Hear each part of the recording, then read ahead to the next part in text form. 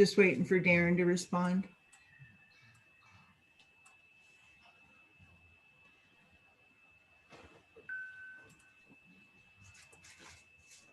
We are live. Okay, thank you. It is 6:01 p.m. on Monday, November 30th. I'd like to call to order this special meeting of the Palo Alto City Council. If the clerk would please take the roll. Councilmember Cormack. Here. Vice Mayor Du Bois. Here. Councilmember Filseth. Here. Mayor Fine. Here. Councilmember Niss. Here. Councilmember Koo. Here. Councilmember Tanaka. Here. 7 present. Great, thank you. I hope everybody enjoyed the Thanksgiving holiday and the long weekend. And now back to work. Our first item is a study session on community and economic recovery strategies and engagement. I believe staff has a presentation to kick us off, and also want to welcome our esteemed panelists, who I think we'll introduce in a moment. Yes, thank you very much, Mayor, members of the council.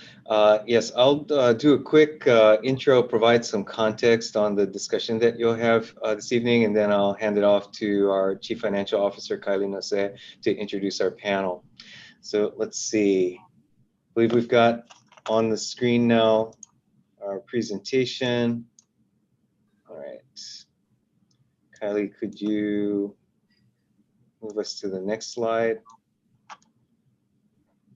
No, it is a bit difficult to talk about coming out of the pandemic in the midst of the surge that we're experiencing at the moment. But as the council has communicated in our prior discussion, it is critical for us to look forward to the day, hopefully soon, where we will be coming out of the pandemic and focusing our energy as to where the city can be most effective for positive impact as we make the transition out of our current situation.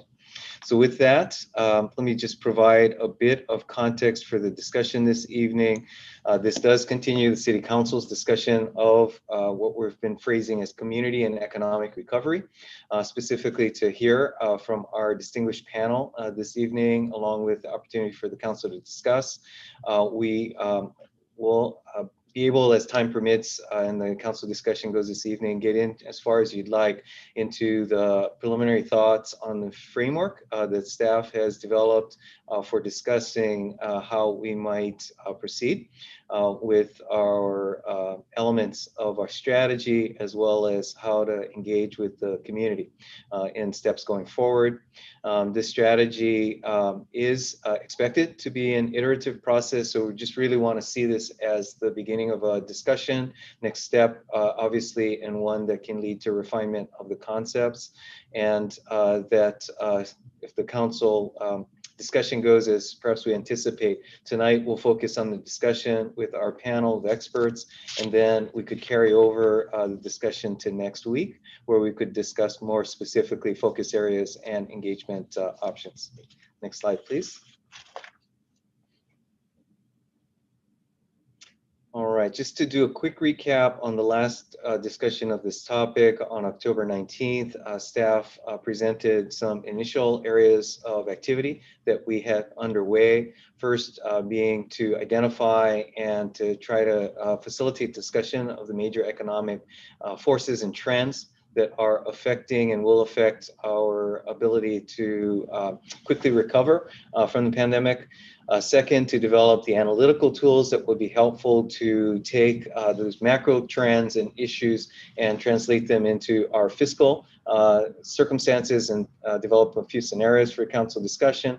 And finally, to identify areas where the city's activities ourselves could be most effective to support our recovery. Next slide, please.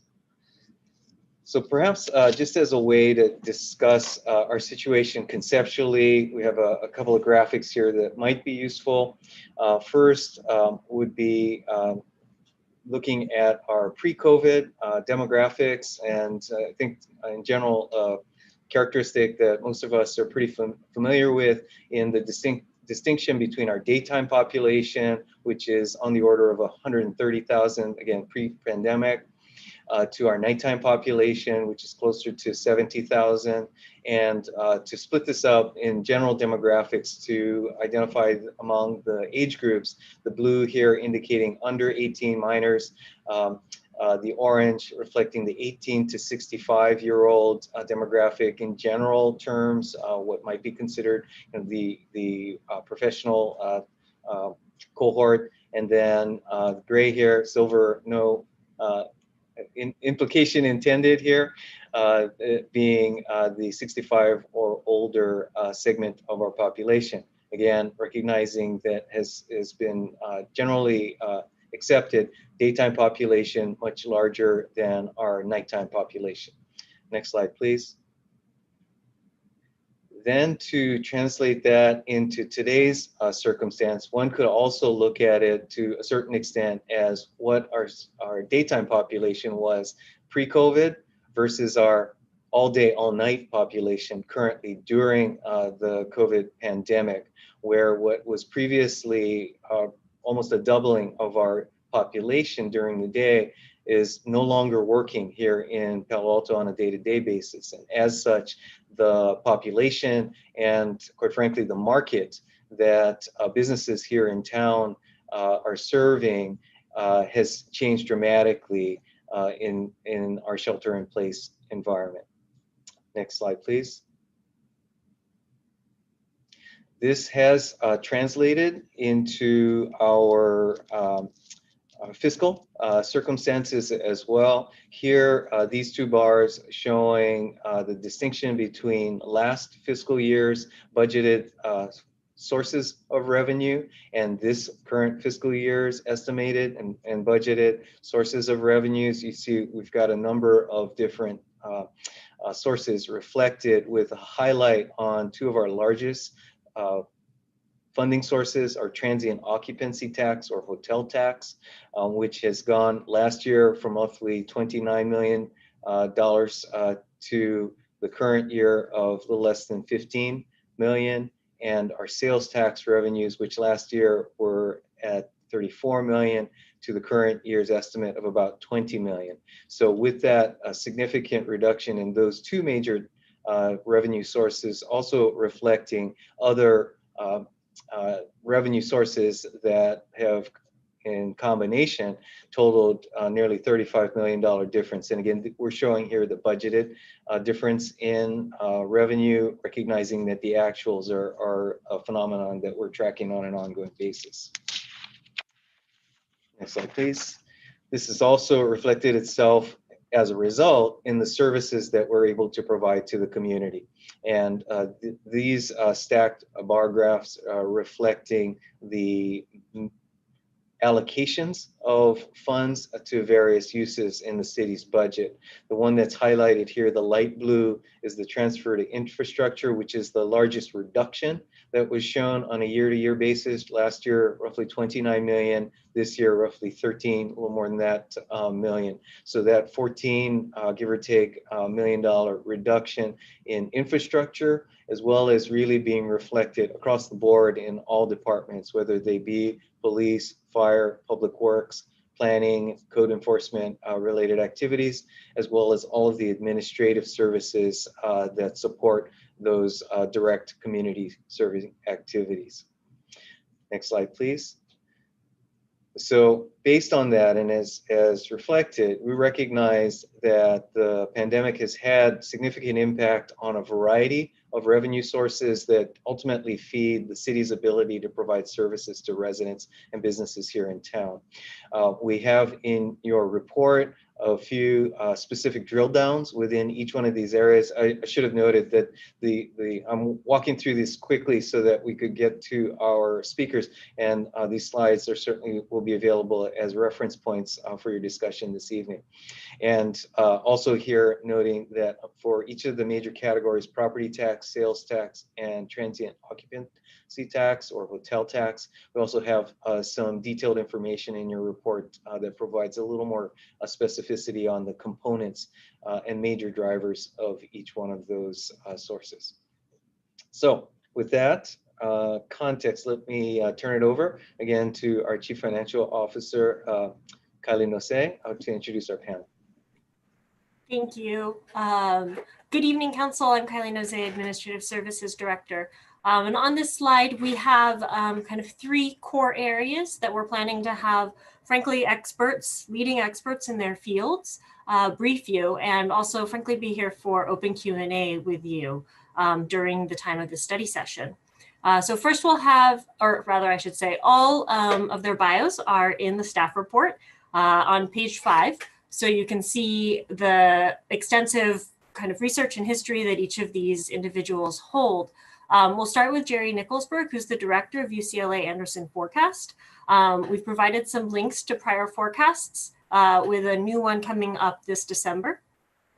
We'll then have our sales tax consultant, Avenue Insights, with both Thomas Adams, our client success manager, and Fran Mancia, the VP of Government Relations, have a deeper dive into our sales tax trends and how that compares across the state. And then lastly, but definitely not least, we have Nicholas Bloom, a professor at Stanford University, who specifically has been working on research regarding the work from home economy, which has obviously become an enormously hot topic as we look at both our current environment and where we are going to go once we have the virus under control. So with that, I would actually like to turn it over to Jerry Nicholsberg, and also just before we kick it off, thank all of these experts for, frankly, their time. These are individuals that are referenced across the nation, frankly, for their respective fields. So thank you, everybody, for spending your evenings with us. Jerry? Thank you, and thank you for the invitation to be here. I forgot whether I was supposed to have slides or not. So I have a few.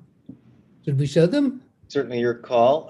If you're comfortable driving and sharing your screen, or we could handle it if you want to hand it off. So I haven't been drinking, so I think I can do this.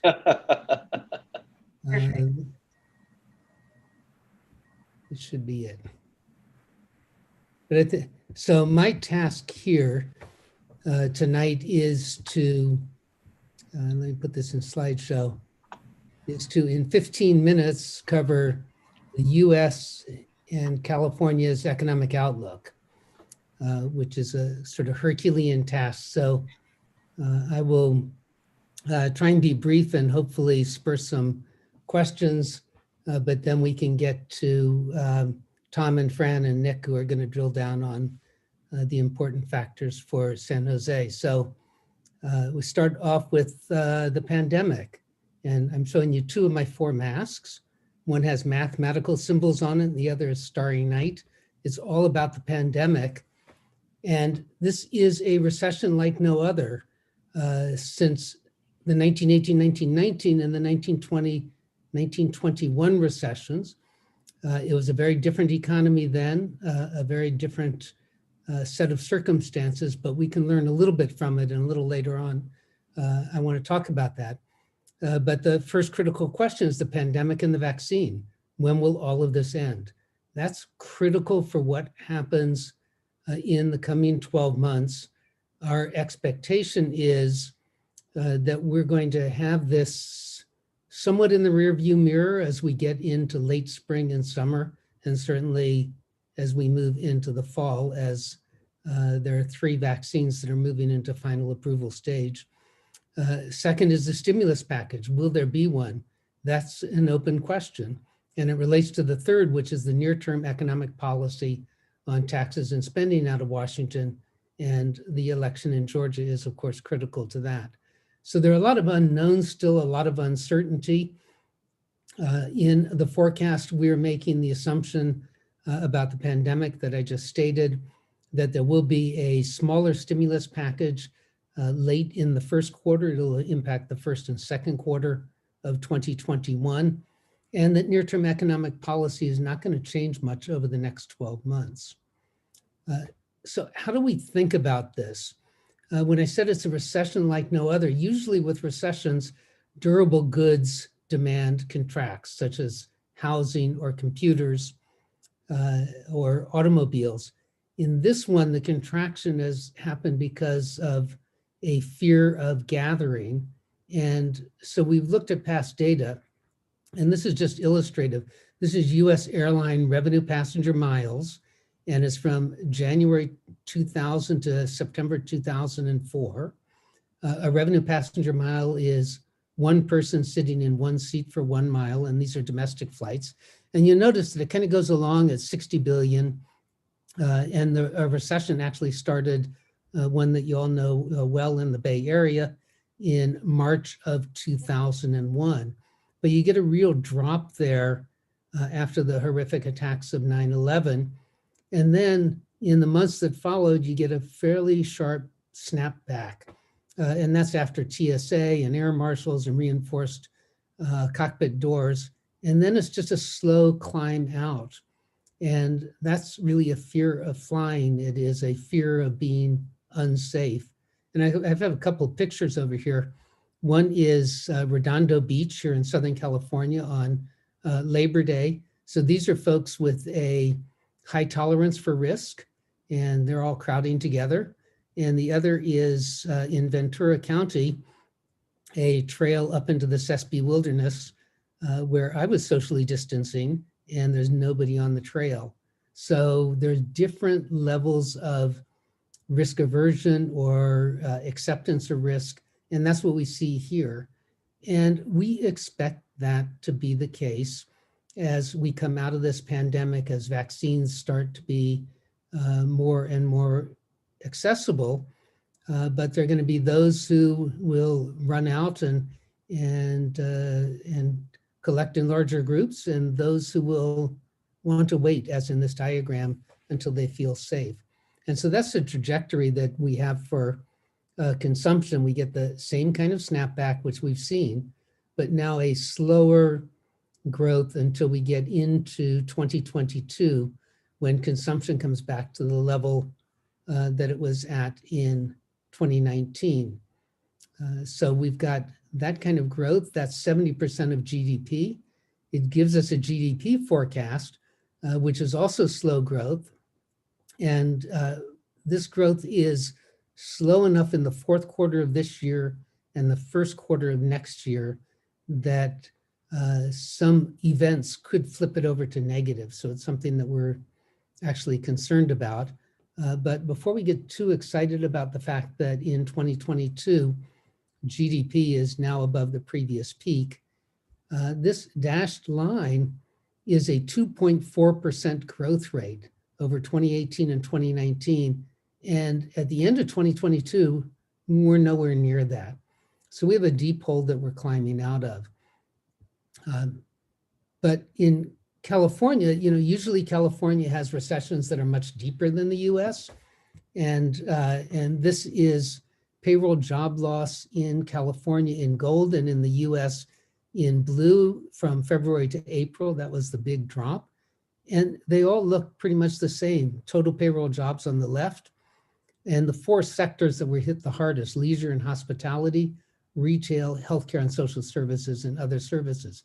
So you'd expect California to start growing as with the rest of the US, but California's openings have been slower, and now we're closing up much more rapidly than many other parts of the US. But this is the unemployment rate in California, and it's quite high relative to other states, which are all of these other blue blocks. So the question is, what does that mean? And there are a number of studies that have been published on the 1918-1919 pandemic. This one by Correa, Luck, and Vernier, and it's available on the web, the entire paper, entitled "Pandemics Depress the Economy, Public Health Interventions Do Not, Evidence from the 1918 Flu." And these three researchers are from the Federal Reserve Board, New York Federal Reserve Bank, and MIT. And the graph here, the green are cities that basically, well, they had NPI, non-pharmaceutical interventions for longer and more stringent than those in the red. So the red are less than median NPI, and the green greater than median. And as you can see, the vertical axis change in employment from 1914 to 1919 that spans that that pandemic and the associated recession, the greens grew faster than the reds. So why is that? So there are two reasons that they advance. One is that in the reds, they didn't close up as fast. So workers got sick, and sick workers can't go to work. So there's a supply constraint. And secondly, people were afraid to gather. And so there's a reduction in demand. And all of that had kind of permanent economic damage. The point of showing this is there's a lot of discussion about are we trading off the economy for health outcomes? And all of the evidence from 1918, 1919 suggests that that's not a trade-off, that if you get better health outcomes, you'll also have better economic outcomes. And so we've done a little bit of looking at this and did some regression on non-farm payroll job growth from October 2019 to October 2020. And so in the regression, we adjusted for the restrictiveness of non-pharmaceutical interventions. And each one of these blue dots represents a state. And you can see Hawaii is way down at the bottom because it's so heavily dependent on tourism. But look at where California is. It's at -4% if you adjust for the non-pharmaceutical interventions, right smack in the middle. So even though California is closed up, it has not really done any serious damage to the underlying organic economy relative to the rest of the US. So just kind of very briefly, this is about all of the sectors in the economy. Over the right-hand side, we have the sectors that are going to recover more rapidly in California. This is certainly good news for the Bay Area. Information, professional and business services, that's where technology lives in those two. In financial activities, the federal government that spiked there is census workers. So basically didn't contract and is not going to have to recover, and then transportation and warehousing. But the two sectors to be worried about are leisure and hospitality, and that includes tourism, but also restaurants, bars, live events, and accommodations, and retail. And those aren't going to get up to this one, which is full recovery in our forecast horizon. Next week, we're going to release our next forecast, and we're extending it out to 2023, and they still won't be there then. So it's going to be 2024 or beyond for those sectors. So those are the real problematic sectors. And then you see education and healthcare, and what's missing here is daycare as part of education, healthcare, and social services. So that doesn't fully recover until those on the right-hand side make a better recovery than we have in the forecast. So just to summarize, we have broken employment relations with all of the unemployment and with firms going out of business. That takes time to heal. The Fed has a new policy with low interest rates for the foreseeable future, but housing is actually a bright spot in this economy. Fiscal policy is going to be somewhat limited, but we're expecting California to outperform the US because of its technology industry. It will be generating high income jobs, also in construction and in advanced manufacturing, but it's going to lag in the low income jobs of leisure and hospitality and retail. So the issue of inequality is only going to get worse in California absent policy intervention. So with that, let me conclude and hit stop share here.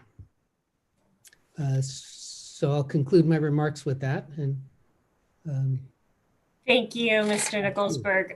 We'll turn it over to Avenue Insights, and I believe Thomas will be presenting for them. Thomas? Sure. Let me just share my screen here and whoops, don't want to do that. Whoops. Let me get to the right screen here. Okay.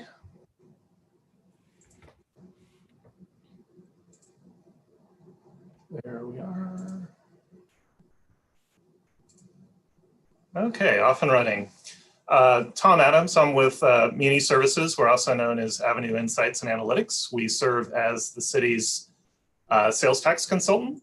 We've had a long-term relationship with the city and appreciate the opportunity to speak with you tonight. So Jerry went through some high-level information on the economy. We're going to get a little bit more granular on some of your sales tax. Sales tax does not correlate directly with GDP or some of the economic indicators, so it's a little bit its own kind of beast to look at. Some of this information is in your packet, so I'm going to go through the first half of the presentation pretty quickly, give you some just quick background. Again, some of this information's in your packet, so I'll go through it quickly, then kind of wind up with the forecast looking forward. So background, again, in Palo Alto, the sales tax rate's 9%. Palo Alto gets 1%. So if you bought something for $100, Palo Alto would get $1. For your top 25, this is roughly about 59% of your total sales tax. You can see some of the stores, some of the businesses that generate close to 60% of your sales tax from local brick and mortar businesses here. These are segregated into 5 main categories: retail, food, transportation, construction, and business to business. There's also sort of a 6th category called miscellaneous, which is health and government and some other things, as well as an increasingly important category, the county pool, which covers online sales, third-party vehicle sales, and other transactions that are sort of outside of your brick and mortar businesses there in Palo Alto. So if we break down your top 25, we get about 12 that are in the general retail category. We get about 6 that are in the transportation category, 5 in the business to business category, and 1 in the food products category. Again, your sales tax is, each city has its own distinct mix, and each city is being impacted in a unique way by the pandemic. A lot of the information is confidential by business, so we cannot share it by business tonight, but we can share with you some kind of more kind of roll-up information on what some of these different categories are doing, as well as some of the different segments within these categories. It should be noted also that in B2B, the leasing category is largely related to auto sales. So when we go through that, that leasing that you see there under business to business, is a lot of that is related to auto sales. So what has been the impact of the pandemic recession? Jerry went through some of these sort of things. For our purposes, we work with staff on trying to forecast how your cash budget is going to look each year and how it's going to look in out years. There were some kind of specific things that went on with the state related to the pandemic, giving some businesses extra time to pay their taxes. This affected Q1 cash. And oddly enough, today the governor offered through executive order a new program similar to what was offered back in April. So I think as we're entering this sheltering, kind of a new sheltering period with increasing regulations, the governor is aware of these things and is trying to provide some relief to businesses in California. We did see particularly large economic declines in Q2 related to regulatory actions on business activities, shifts in consumer behavior, and that sort of thing. Some of this did change in Q3, but again, we seem to be entering it kind of midway through Q4. We started to enter a new kind of regulatory effort again on the state's part. Some of the things that are happening: large increase in internet purchasing and new Wayfair related revenue. Wayfair is a Supreme Court case which allows the state to collect sales tax on out-of-state businesses doing business here in the state. These are largely internet-related businesses, and Amazon third-party affiliates that sell through their platform is a big part of that. Q3 is we do not have the data yet. We have the cash results, but we don't have the data. That will take a few more weeks to get from the state. But we do think Q3 provides a bit better snapshot of what a new normal might look like. However, again, we are seeing some kind of fits and starts with opening and reclosing and new regulations and that sort of thing. So as Jerry had mentioned, there is continuing uncertainty on what the economy is going to look like in the next few quarters. A few more things on the recession. This recession's a bit unusual in that it really kind of came upon basically overnight for California especially. We had pretty strict regulations for the San Francisco Bay Area, followed shortly by the rest of the state. Ordinarily, a recession might take anywhere from 6 to 9 months, maybe longer, to kind of play out over time for consumer patterns to change, for really things to kind of slow down, basically. Another thing to mention is that most recessions impact, say, large purchases, autos and construction, sometimes business to business. Again, this is related to sales tax.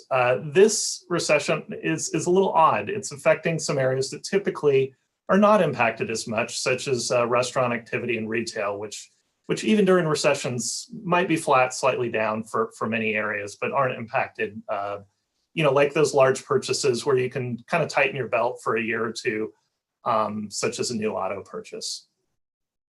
So this pandemic recession is really kind of an artificially created recession in a sense, due to constraints on regulations and kind of consumer behavior related to perceptions of safety and that sort of thing.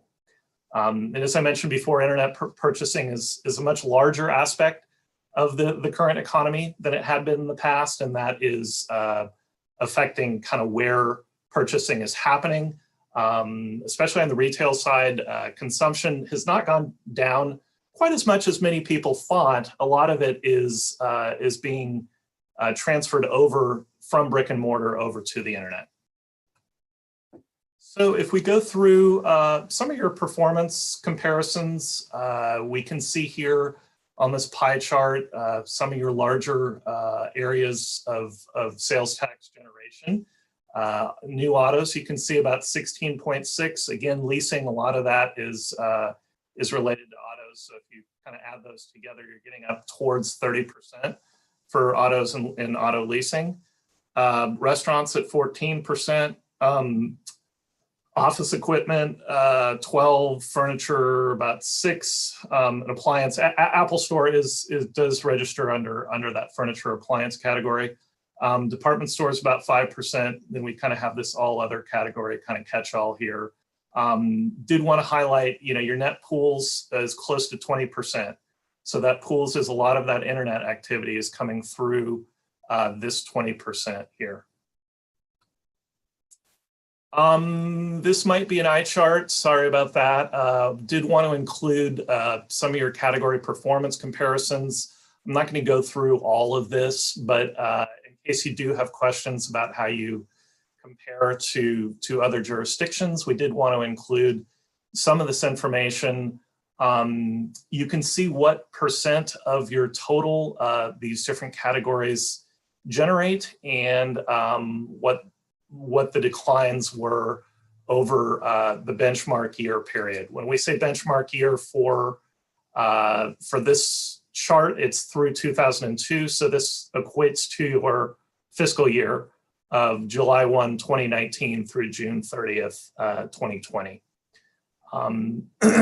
As we can highlight here, I'll just compare you to statewide, is you're more than double the decrease in general retail than the state. Food products, you're down about 18 versus the state being down about 13. Transportation down about 29 versus the state being 11.5. Pardon me. B2B, you were actually up. So that was a good sign there versus the state, up close to 12%. So that is offsetting some of your declines in other areas. Then some of the miscellaneous other areas, that's a very small category, as you can see there for you, only 2%. You were down, but again, that's overall for your sales tax. I would sort of ignore that because it's a small piece. That includes construction, which is not a big segment for Palo Alto. Again, happy to chat through some of this later if you have questions. One thing I did want to highlight is the county pool has become increasingly important, especially during the pandemic, especially with this new Wayfair-related internet sales tax coming in. Over time, you were growing, from 1718 to 1819, as you can see, up close to 1.6 million. Then in 1920, you did come down from that peak in 1819, about, as you can see, 600 close to 670,000 from the prior year. And in Q2 alone, you were down about 435,000 from Q2 of the prior year. Now, why is this important? The county pools is a formula that the state sets up. It's kind of administrative convenience, you might call it. And it's basically the way they distinguish how much sales tax you're going to get is they take all of the qualifying transactions, again, a lot of internet related activity, as well as some other things throughout the entire county. Then they apportion that amount based upon how your brick and mortar businesses are doing compared to how other jurisdictions within the county are doing. So if your brick and mortar are doing relatively weaker than the rest of the county, you're going to have your county pool numbers are also going to be doing relatively weaker. So there's a little bit of a knock-on effect if you're relatively performing a bit worse than the rest of the county. That will also impact your county pool revenues. So as you can see here, whoops, sorry about that. Your range is typically 6 to 8%. However, in Q2, you were about 5% of the county pool. So let's go to some cash comparisons. This is Q3 information. Again, we don't have the data. I would have loved to share the Q3 data with you, but the kind of high level cash does tell us a bit. We chose kind of a few local cities to Palo Alto there. And the highlight here is that for a lot of jurisdictions, Q3 was fairly flat, all things considered, compared to a year ago. Palo Alto was down about 23%. Mountain View likewise down, fairly significantly at 24%. And I think this gets back to perhaps Ed's slide about daytime and nighttime populations. Being a university town, obviously, if the students aren't there, that's going to affect things. But I think, given your kind of sales tax mix, there's also other things going on, such as, apparel, as people working from home isn't as important. So some of that luxury apparel stuff, people aren't buying as much as they may have in the past. So, so while you can look at statewide numbers, each jurisdiction's its own entity and has its own trends. So if we look towards the future, I'm just going to kind of end with this slide, look into our crystal ball.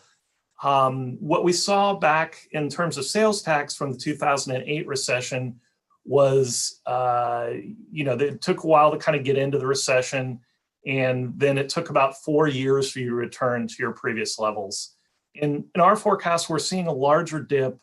You did have pretty aggressive growth since the end of the last recession, as you can see there, kind of between the two middle lines.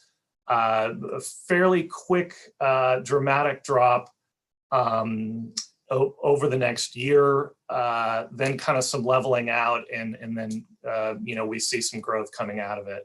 So we're looking at about 4 years. We're hoping, depending upon some of the things, again, that Jerry had mentioned, the fiscal stimulus and, how the new administration is and how the vaccines work out, and, a variety of other factors that maybe it won't take quite that long. But currently our modeling has you kind of looking at about 4 years to return to previous levels. So that was about it for me. I am going to stop sharing. Happy to answer any questions after the third presentation. Thank you, Thomas. And we have Nicholas Bloom, a professor from Stanford University, who will talk to us about the work from home culture. Nicholas? Okay, thanks very much. I'm going to share my screen. Well, as you can see, I'm at home right now, so it's like weird working from home, working from home. Okay, so let's talk about the implications of for Palo Alto working from home. I should say this is based on a paper. As an academic, you should always mention your co-authors, Jose Barrera and Steve Davis. So, it probably doesn't take much to imagine that working from home has exploded in the media. I thought I'd put this up because it has a bit of local color here. This is coverage of working from home in all US daily newspapers. There's about 2,000 of them. So I have a database, we scraped it. You can see that basically the pandemic has just absolutely exploded interest in working from home. So at the peak of the pandemic, 1 in every 40 newspaper articles talked about it. You can look back, by the way, a couple of the previous spikes. One of them was our local Marissa Mayer when she temporarily banned it in Yahoo in 2013. And then there was a weird incident in 2019 when Mitch McConnell and Rand Paul were both injured for different things and were working from home in August 2019. But anyway, working from home has totally exploded, both in terms of media coverage and, as I'll show you in a minute, in actual realization. So to set the scene, what do we know? So before COVID, only 2% of Americans work from home full time. I'm guessing probably most people right now listening are probably working from home full time, but that was extremely rare before COVID. So this is data from the Bureau of Labor Statistics. They ran an amazingly detailed survey in 2017, 2018 called the American Time Use Survey, and it surveyed around 10,000 Americans. What you see here is before COVID, only 15% of people ever had full paid days working from home. So to be clear, I know a lot of people work in the mornings, the evenings, but the critical thing for Palo Alto and in general for commuting is full paid days. So only 15% of people had that before the pandemic and only 2% were full time. So you should have in mind, not many people did. Because that was skewed more towards high educated people, as shown in a minute, it was probably higher in Palo Alto, but even so, in Palo Alto, pre-pandemic working from home was frankly pretty rare. So what happened during the pandemic? So I'm going to explain in a minute, but I've been running monthly surveys of 2,500 working age Americans. Here's some snapshots from this data. So here on the left is May, which is kind of peak lockdown, at least the first wave, and the second on the right is October. During the pandemic, working from home absolutely exploded. So we went from 2% of people across the US working from home to 42% in May. So a 20-fold increase. You notice in May, there are 33% of people not working and 26% of people working on business premises. So May was pretty awful, huge rise in unemployment, as Jerry talked about, but an explosion in working from home. It's dropped back a bit but in October, but it hasn't fallen back that much. So still, there are more people now on premises than at home, but they're both very high numbers. So I'm kind of positive on working from home. I've been working from home for more than a decade. I ran a couple of big experiments. I just want to point out under COVID, it's pretty horrible. So here are some photos from Stanford students, grads and undergrads on the left and in the middle. So, having calls with students, I've been seeing weird things in the backdrop of Zoom calls. And Nikhil in the middle, I could see a shirt hanging next to his ear, and it turned out it was in his girlfriend's walk-in wardrobe. And Scarlett on the left has this setup whereby she has the closed closet in the morning and her husband has it in the afternoons because of the noise problem in their apartments. And on the right is a more personal thing. I have 4 kids. So I'm sure that anyone that has kids, which slightly more than half of the labor force starts children under the age of 18, that's also been a big issue with schools. This is my youngest, she's at Escondido in kindergarten, but she's Zoom schooling at the moment. So that's been a huge issue. So I'm positive, and, but we should be clear that working from home right now is very problematic. There's also not a lot of consensus, if you read the media at least, on how things are going. So here's a quote from Reed Hastings, CEO of Netflix, who's pretty negative. He said, "I don't see any positives." Despite that, Reed Hastings later on in this interview goes on to say Netflix is going to allow people to work from home probably 1, maybe 2 days a week after the pandemic. And as I come back to later on, that's very, very standard, in fact, for most high tech and a lot of professional service firms. On the other end, Hayward Donegan, so I put her up because it's a kind of the opposite view. She runs a large retailer. There's no Rite Aid in Palo Alto. There's one in Mountain View and I think Redwood City. Obviously, we've got CVS, but there are a lot of kind of brick and mortar firms that are actually very positive on working from home. So as I'll come back to, the results I show are true for high tech, but they're also more generally true across industries. So I'm going to talk very briefly just to give you some confidence about the data. I'm going to tell you about data, but I've separately just talked to so many managers. I've been doing a bunch of exec eds, I've been working from home for a while. And so since the pandemic, this, interest has exploded. So I've talked to endless CEOs, a lot of exec ed, a lot of consulting, multiple parts of Stanford University. So I'm going to mix hard data with anecdotes, but they're pretty consistent. And then I'll talk about current working from home, talk about future, and then implications for Palo Alto. So what do we do? I've been running per month a survey of 2,500 Americans. They're aged 20 to 64, and they earned $20,000 or more last year. So they're basically people we would expect to be working this year. We reweighted them to match the current population survey. I don't want to bore you with all the details, but we want to make them representative of the US. And so they're pretty representative, not perfect. So we reweight by earnings, industry, and census. So this, in effect, is a high frequency, very large sample survey of working Americans. So what do we see? So here's another way to look at working from home. On the y-axis is the share of paid days work from home. So the first dot pre-COVID is really just a summary of that initial bar chart I showed you. So if you were very fast, if you're in some kind of maths prodigy, you probably could have done it in your head. 2% of people are full-time plus another 1% of people are 4 days a week, which is 0.8 plus, et cetera, et cetera. But you end up calculating about 5% of working days before COVID were from home, 95% were on business premises. If you look at May, you can see that surged. A lot of people are not working, and those that were, the majority in May were actually working from home. So, quite astoundingly, from before COVID, basically January to May, in the course of 4 months, the US economy in Palo Alto went from primarily business premises to primarily a working from home economy, which is honestly just, astounding. It's dropped back a bit, but it's still very high. So even now, in, end of October, early November, we're still roughly half of working days are spent working from home. So one really important point for Palo Alto is who is working from home. You probably figured this out already, but it is far from uniformly distributed. It's very unequal across income and education. So here is working from home by level of education. And if you look at the top, you can see those with less than a high school degree. So basically, these are people that left school at about 14, 15, 16, or maybe they're immigrants that didn't have much schooling abroad.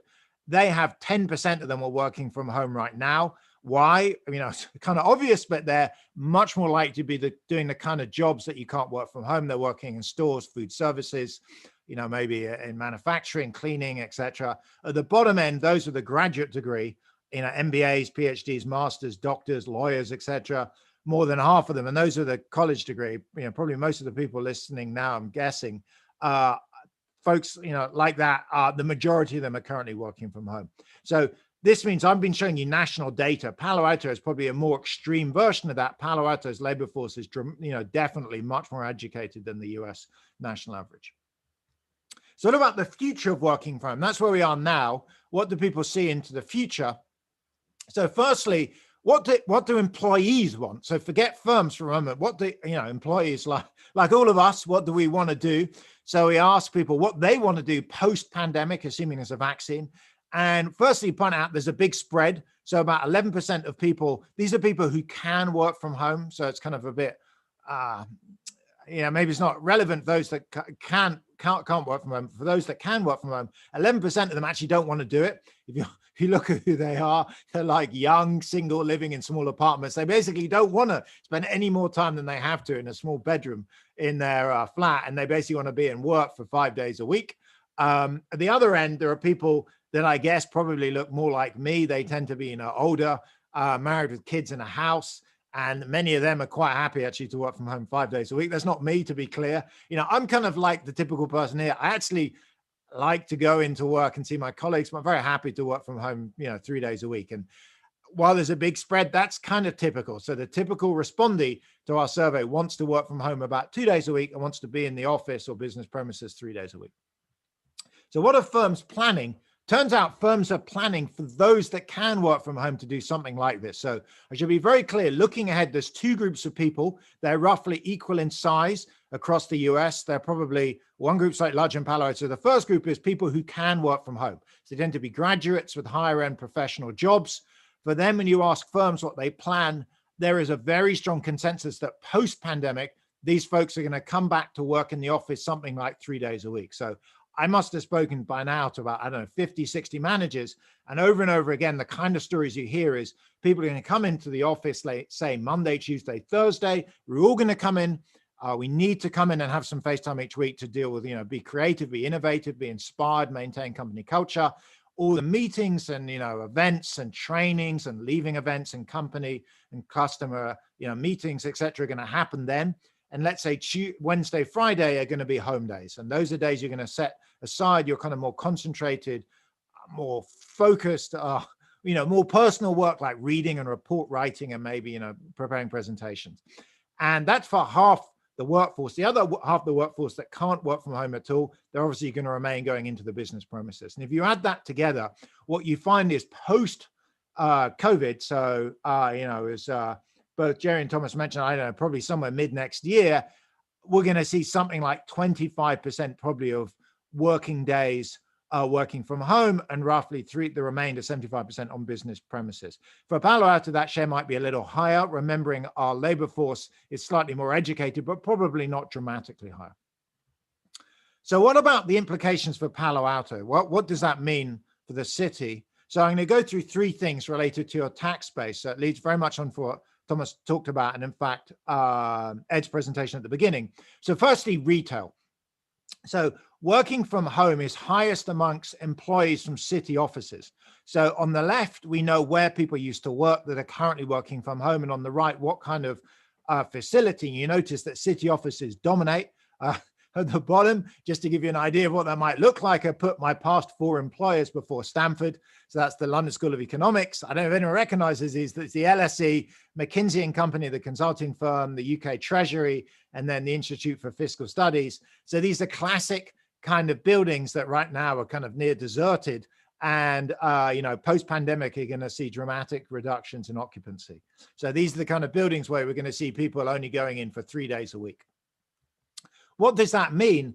Well, that is pretty bad news for city centers. And I should be clear, because Palo Alto is not, as I see it, and I don't think many people would argue this, a central city center. It's not a central business district. So I have a photo of Manhattan. We did the calculations for Manhattan and for post-COVID. So forget now is obviously far worse, but post-COVID, if you go to the numbers, for Manhattan, we're predicting about a 10% reduction in total spending. Now we can do those calculations because we know from our survey data how much people are spending on food and drink, how much on entertainment, and how much on retail during the working day. And those numbers are pretty big. So what about for Palo Alto? Palo Alto, I think, is less impacted. I saw the spending figures and sales tax numbers are well down. I think a lot of that is probably driven, as Thomas said, by people, as more consumers. It's less probably in the long run. I don't think it's going to be down as much because what's been called the donut effect. So what's looking like happening for a lot of workers is because they're going to come into the office, let's say 3 days a week, they're not moving to Alaska or Wyoming. They're just moving out to the suburbs. So places like Palo Alto may honestly be net up on this. It's not really clear, but certainly the center of San Francisco is struggling, but East Bay, South Bay, Palo Alto may actually net not be down. It's kind of hard to say, but it's certainly not the case that people are, fleeing entirely the whole Bay Area. They're just moving slightly further out. And in some senses, Palo Alto may benefit from that. So I think by mid next year, local retail and dining may recover.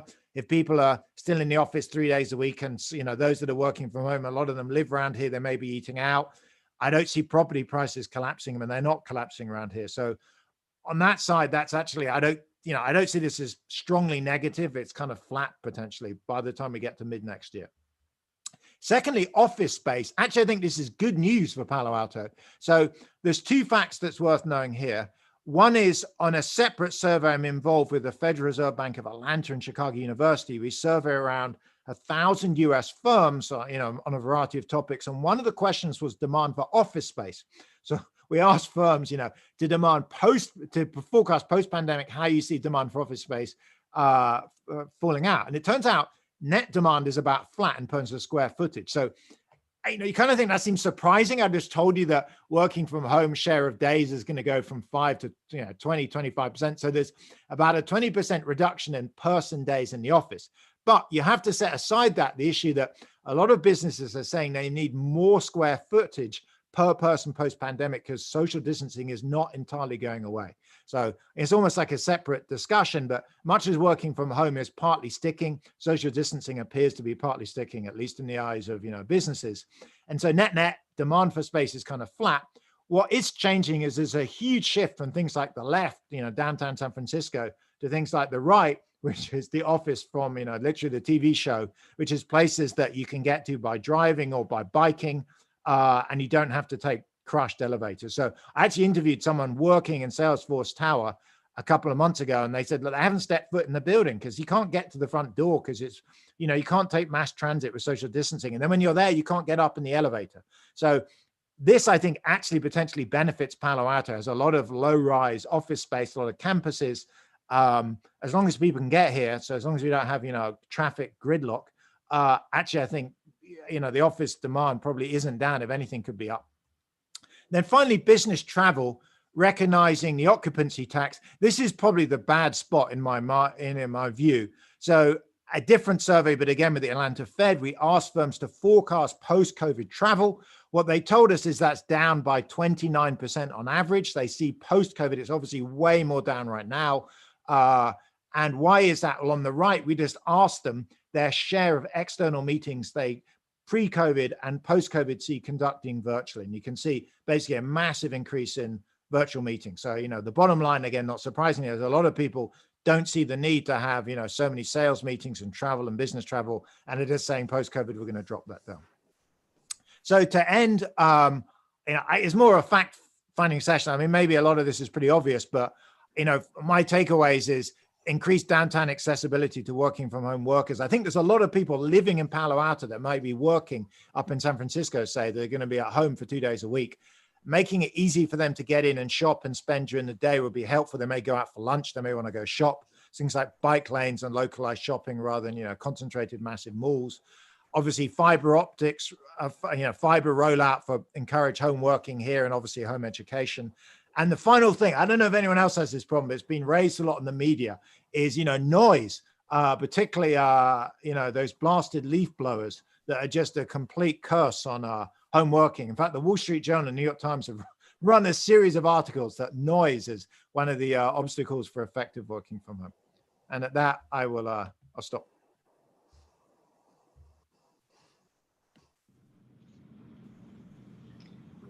All right.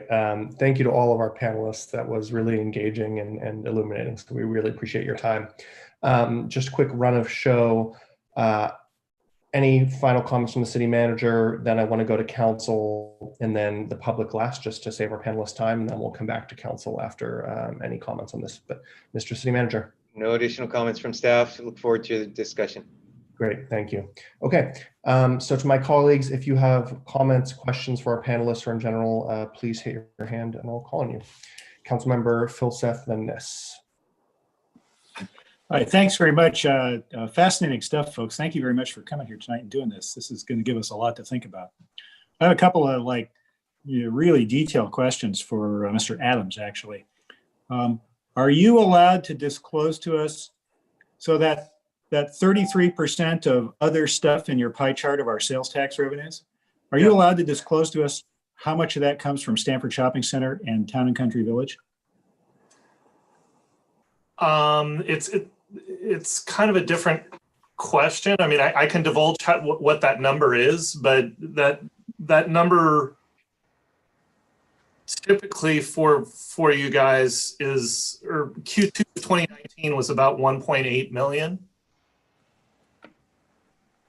from Stanford Shopping Center. Got it. Over the course of the year, I could look up the number right now. I actually have it here if you want me to share it real quick.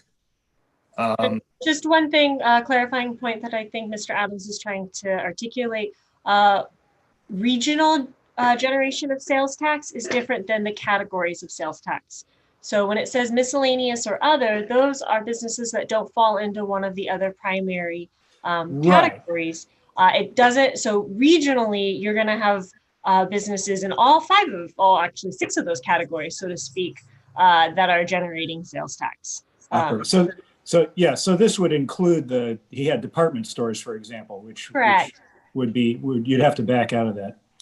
Right. Okay. So that, when we look at regional, we're going to look at all categories.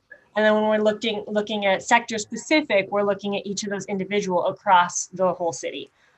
So just 2 different views, physical location versus type of business activity. And likely, if you were trying to narrow between those 2, we would get to a level where we cannot disclose. Understand? No, this is enough that what I'm that's sort of curious about. Okay. Is Town and Country Village, is it a quarter that much, or half that much, or 10% that much, or? I didn't look that one up, but I can look that up after your question and get back to you on that. Okay. All right. Thank you very much. Sure. Thanks, Councilmember. Councilmember Niss. So I'm intrigued by the work from home, work in the office.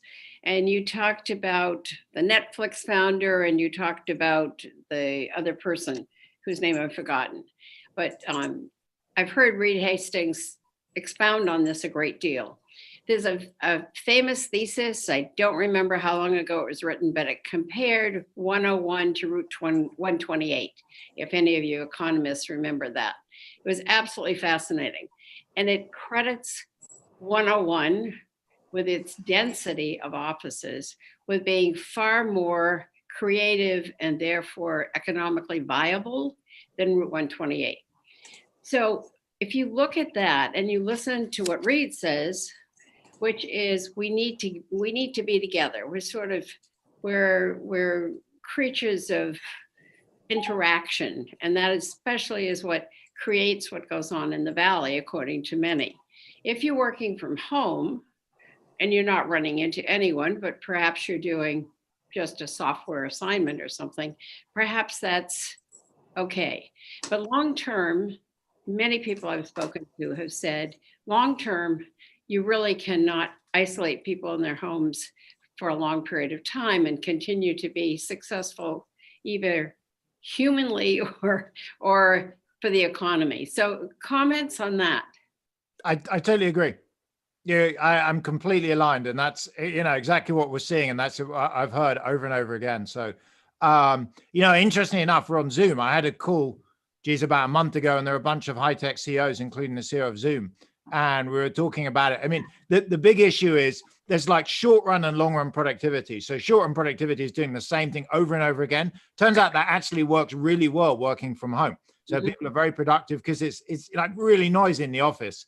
I've done many studies. I can tell you horror stories of people complaining about, people in the cubicle next door to them clipping their toenails and stuff in the office. It's like, but then long run productivity is basically being creative. And this comes up a lot. So when you talk to execs, the 3 things they worry about in order, by far the biggest is creativity. If you're at home 5 days a week, the second is actually company loyalty and culture. And the third, I'm kind of always impressed they raise this, is mental health. So, this is why the consensus seems to be we're not going to remain at home 5 days a week. We're also not going to go back into the office 5 days a week. We'll probably be in the office 3 days a week. And so if you step back, if you think of when you're in the office before, you probably weren't with people all the time. So you're kind of having 3 hyper-social days where all day it's a bit, exhausting, but you're like in meeting, event. And then the other 2 days, you just kind of rearrange your tasks a bit and do your quiet time. So yeah, I'm totally aligned.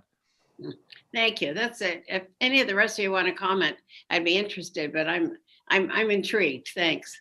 It's a bit of an issue. I mean, it's an important opportunity, I don't know, for the city as well, for Stanford University. The university as a public sector agency, often can't compete with private sector firms, but we can be flexible on working conditions. And one of the things we can do is say, hey, look, we can, flexibly let you work from home 2-3 days a week. And that's in our survey, it turns out people value that at equivalent to about 8 to 10% of earnings. So it's a pretty valuable perk.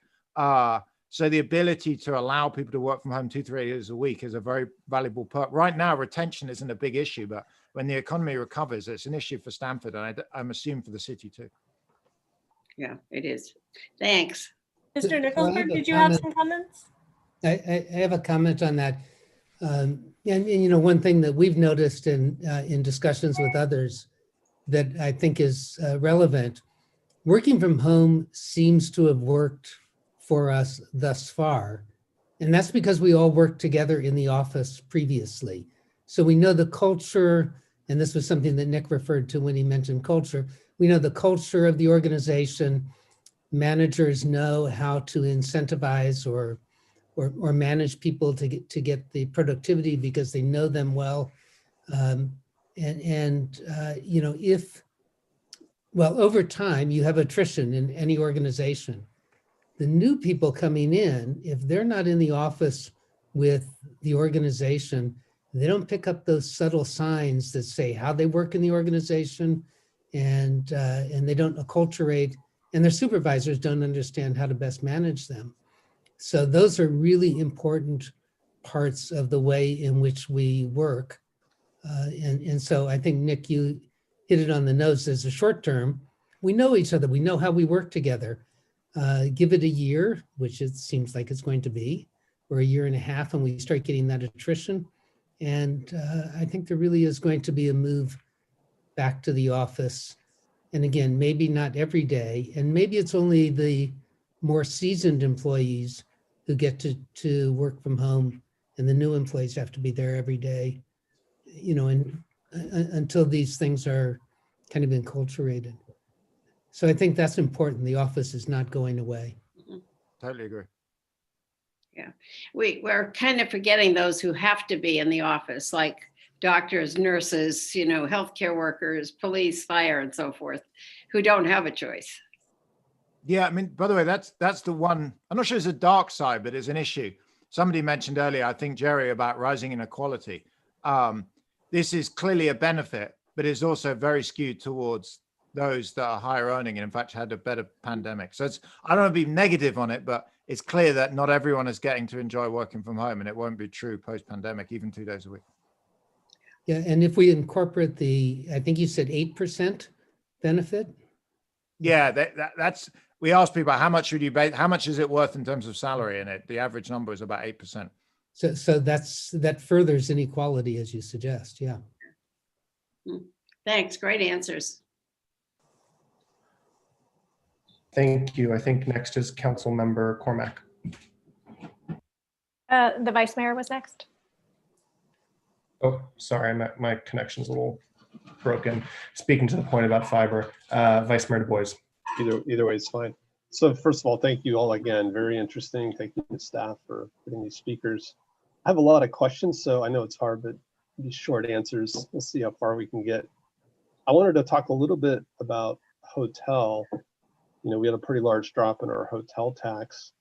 And I wondered if any of you have looked at the interrelationship with Airbnb, and if the city, shifts Airbnb to 30-day stays, could we help increase our hotel demand? Curious if Jerry, Nick, or Thomas, any of you have looked at that. So I don't have any studies on it. I think one of the aspects of accommodations that affects you all is students not going to, not on campus at Stanford, right? So parents aren't coming in and alums aren't coming in. And that certainly affects accommodations, local accommodations. In terms of Airbnb, are people feeling safer going to an Airbnb than a hotel? I think, to me, that's an open question right now.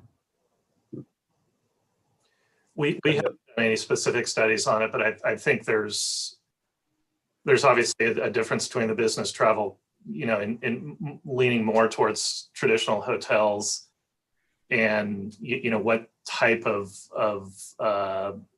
occupants you have in your hotels there versus the travel that's using the Airbnb, which maybe, as Jerry was saying, lean more towards personal travel, or may lean more towards people visiting people at the university, parents or something like that. So I think there may be a little bit of two different demographics you're talking about there. Okay. Actually, Thomas and Fran, so it strikes me that this county allocation method is going to get more and more out of whack. And I'm just curious, like, what do they do for a bedroom community like Monte Sereno or Los Altos Hills, where maybe they have zero or near zero brick and mortar retail, but they have a lot of people shopping online? Are those cities not getting any of the online shopping revenue? Yeah, it can be an inequitable way of distributing sales tax revenue. So depending upon how your local economy is doing is going to generate how much pool revenue you're going to get. So on the other hand, there are policy considerations such as should there be reasons to encourage more sales tax generating businesses within cities that say smokestack related industries that people may not want. If you went to just purely based upon bedroom communities, it's going to favor those communities that are wealthier and have fewer businesses serving the overall community. So I think there are some, and especially as more things go online, if say one business is operating within your community and servicing the community next door, who should get the sales tax revenues if those goods are being purchased online? So right. And this is starts to get to be a complicated issue. Yeah, and this is Fran, just to jump in. I think we have some challenges because the portion of the pool you get is based on the retail sales in your community. So it does not favor the bedroom communities, to your point, Vice Mayor. I think one of the challenges I know we've worked with in the legislative side, the political side, working with the League of Cities and other groups, is how do we get around the fact that we have an outdated tax system that really doesn't keep up with the way business is transacted today? How do you address that? There's winners and losers, so that's a complicated issue. I expect there'll be conversations around how do we make this more fair and equitable based on origin sourcing or destination sourcing in the coming legislative year. So I'm sure we'll be hearing quite a bit about that, and we'll be certainly involved in those conversations and share as we learn more. Yeah, I mean, it certainly seems like there could be a much better solution. I get it's going to be a very political discussion. I think everyone agrees with that. It's just how you get there is kind of the key question. Yeah, I'll try for one more question. So on office space, assuming there's a vaccine, do you guys expect the density of the office to go back to the same, or will offices actually make a comeback? Are we going to still see kind of shared workspace? I mean, it's slightly hard to know. I just reveal what we have. So we got two pieces of information from surveys, one from firms and one from consumers. So on that panel of 2,500 Americans per month, we actually have this question, which is assuming there is a vaccine post-pandemic, 2021 plus, what do you see your activity doing? And, there's return to pre-pandemic, and there's return to pre-pandemic, except I'm nervous of things like riding in the subway or getting in a crowded elevator, and there's more and more restrictive stuff, down to continue social distancing. And, if you believe it, it turns out that 75% of Americans report they're still nervous post-pandemic of getting in the subway or in a crowded elevator.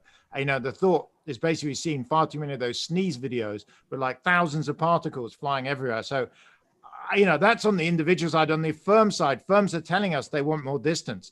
So my assumption is, if you kind of put weight lambda on full social distancing and 1 minus lambda on we're kind of going back to 3/4 of the way back to where we were before, but I don't think we'll ever be as crowded as we were beforehand. So Yeah. the evidence we But have people from firms, they want more space. It's not now, but it's certainly not back to what it was before. But even configuration wise, are they talking about like private offices? Oh, so the other, okay, so great question. So the other thing is the layout of offices. What's optimal now is completely different from what was optimal post-pandemic. So let's set aside now, that's kind of all private offices. Post-pandemic, if you follow the working from home model, what you want in the office is open space. Because when you come in to work with other people and to have meetings and presentations and lunches and events. So actually what you don't want at all is lots of little cubicles, because basically your quiet time is at home. So in an odd way, I know we're cubicalizing everything now, but as soon as the vaccine's out and we're back to normal, it'll be much more open plan offices and meeting rooms and conference rooms, etc., because you're there, to meet and work with other people. Great. Okay. Thank you very much. So we do a survey across California of developers of office space. And what they are telling us is they expect to be developing the same amount of office space as they were developing between 2016 and 2019. And if you think about that, well, are they going to be building high-rise buildings? No, I think that picture that Nick showed, the demand is going to be for low-rise office buildings and for reconfiguration. So on the construction side in offices, we see that's not in a downturn, and that in fact in the industry they're actually reasonably optimistic about the next 3 years. Interesting. Thank you. Thank you both. Councilmember Cormack. Thank you so much, Mayor Fine. And, I think this report, attachment A, Professor Bloom's article from June are required reading for anybody in Palo Alto who is wondering how this is going to affect the shape of our city, for decades to come. So one of the, most insightful, I think, action items, it's not an action item, study sessions, I think we've ever had. So kudos to everyone, and really deep thanks to each of you who are experts in your field for coming here and spending some time with us.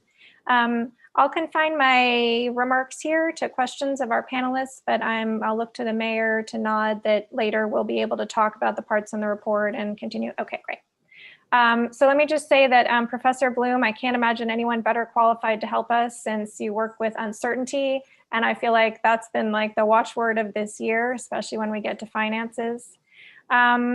I am interested, healthcare is actually our major industry in Palo Alto. It's the #1 employer we have with Stanford Hospital, with the Veterans Administration, and with Palo Alto Medical Foundation. And we haven't spoken much about that, and it wasn't directly covered in the work from home. Any thoughts on that from our panelists about how we think about the healthcare industry here in Palo Alto?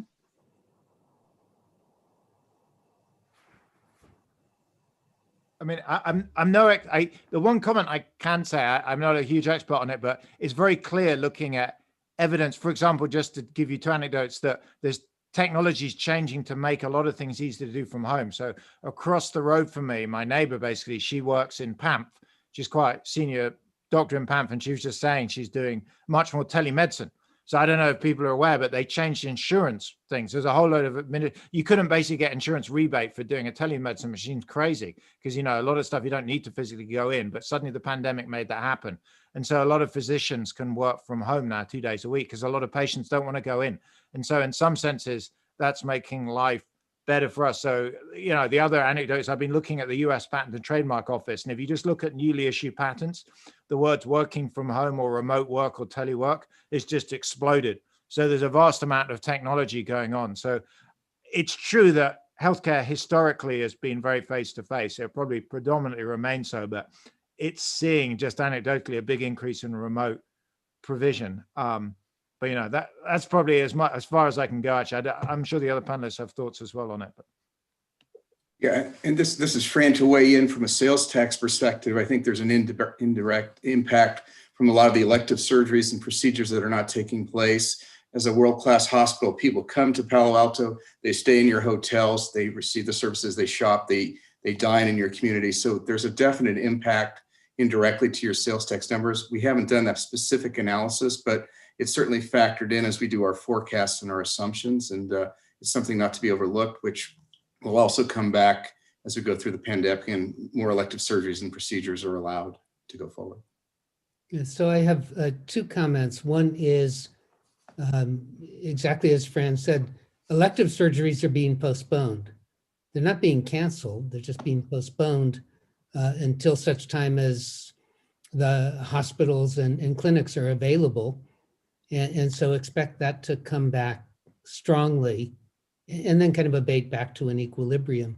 And the second, as Nick suggested, the medical profession is going through disruptive technology now. We knew it was coming. We didn't know it was going to come this fast. And that means that productivity of individuals who are working in the medical profession is going to go up fairly dramatically. So that's going to affect their income, the income of the institutions that are providing medical care, how that impacts people actually coming into Palo Alto to visit the hospitals and clinics and then going out to eat or shopping afterwards. That's an open question, I think. Thank you. Yeah, go ahead. I was thanks again for the very kind comments. I was going to say your question spurred on one other thing I think is important for the city in terms of planning, which is there's a lot of evidence across the US for what's called massive reallocation. So in the surveys, it's clear that certain industries we saw are down, but they're just permanently likely to be reduced. So for example, gyms, I don't think gyms are ever, the surveys we get, if you forecast from entertainment, leisure, travel, some of these sectors are just permanently reduced. Some are bouncing back like healthcare. Others, I'm not sure they're ever going to bounce back. And so I conceive in terms of planning, things like allowing, honestly, gyms and some, cinemas and some other things like that to be repurposed as office space or something else, maybe something that's going to be important because the demand, some of these things are seeing permanent demand shifts, some are temporary, but there are sectors, in the surveys, you see that the businesses do not predict is ever going to return back to trend. Thank you so much. That means that we're not the only household that's bought some exercise equipment over the past couple of months. I see that my time is up, and if we end up doing another round with our guests, then I look forward to that. And if not, I thank you all. Thank you. Councilmember Tanaka. Yeah, I just also want to thank the panelists and staff for assembling this. It's really great, so thank you. So just want to follow up on some of the questions asked earlier. So as you guys mentioned, the hotel tax revenue has really dropped a lot. I noticed also that some cities like East Palo Alto that were thinking about raising their sales tax decided not to, mainly because I think the economy is pretty soft right now. Any ideas, and I don't know if any of the panelists would be willing to take this question, but what if we were to lower our sales tax? Because our hotel tax, because right now our TOT is one of the highest in the state, maybe in the nation, perhaps. I think it's higher than Anaheim, Disneyland. And we don't have Disneyland, although I guess for them, they don't have it either. Not now.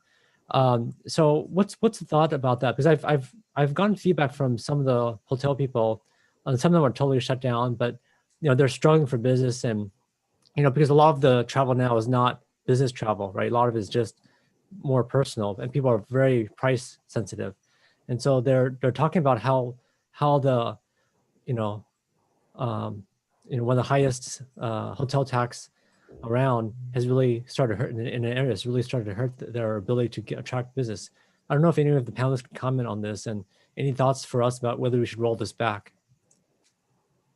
So let me start. So I don't have any research myself, but have read recent research from behavioral economics, which sort of strongly suggests that people don't look at sales tax when they purchase goods. So when they book a hotel, they're looking at the hotel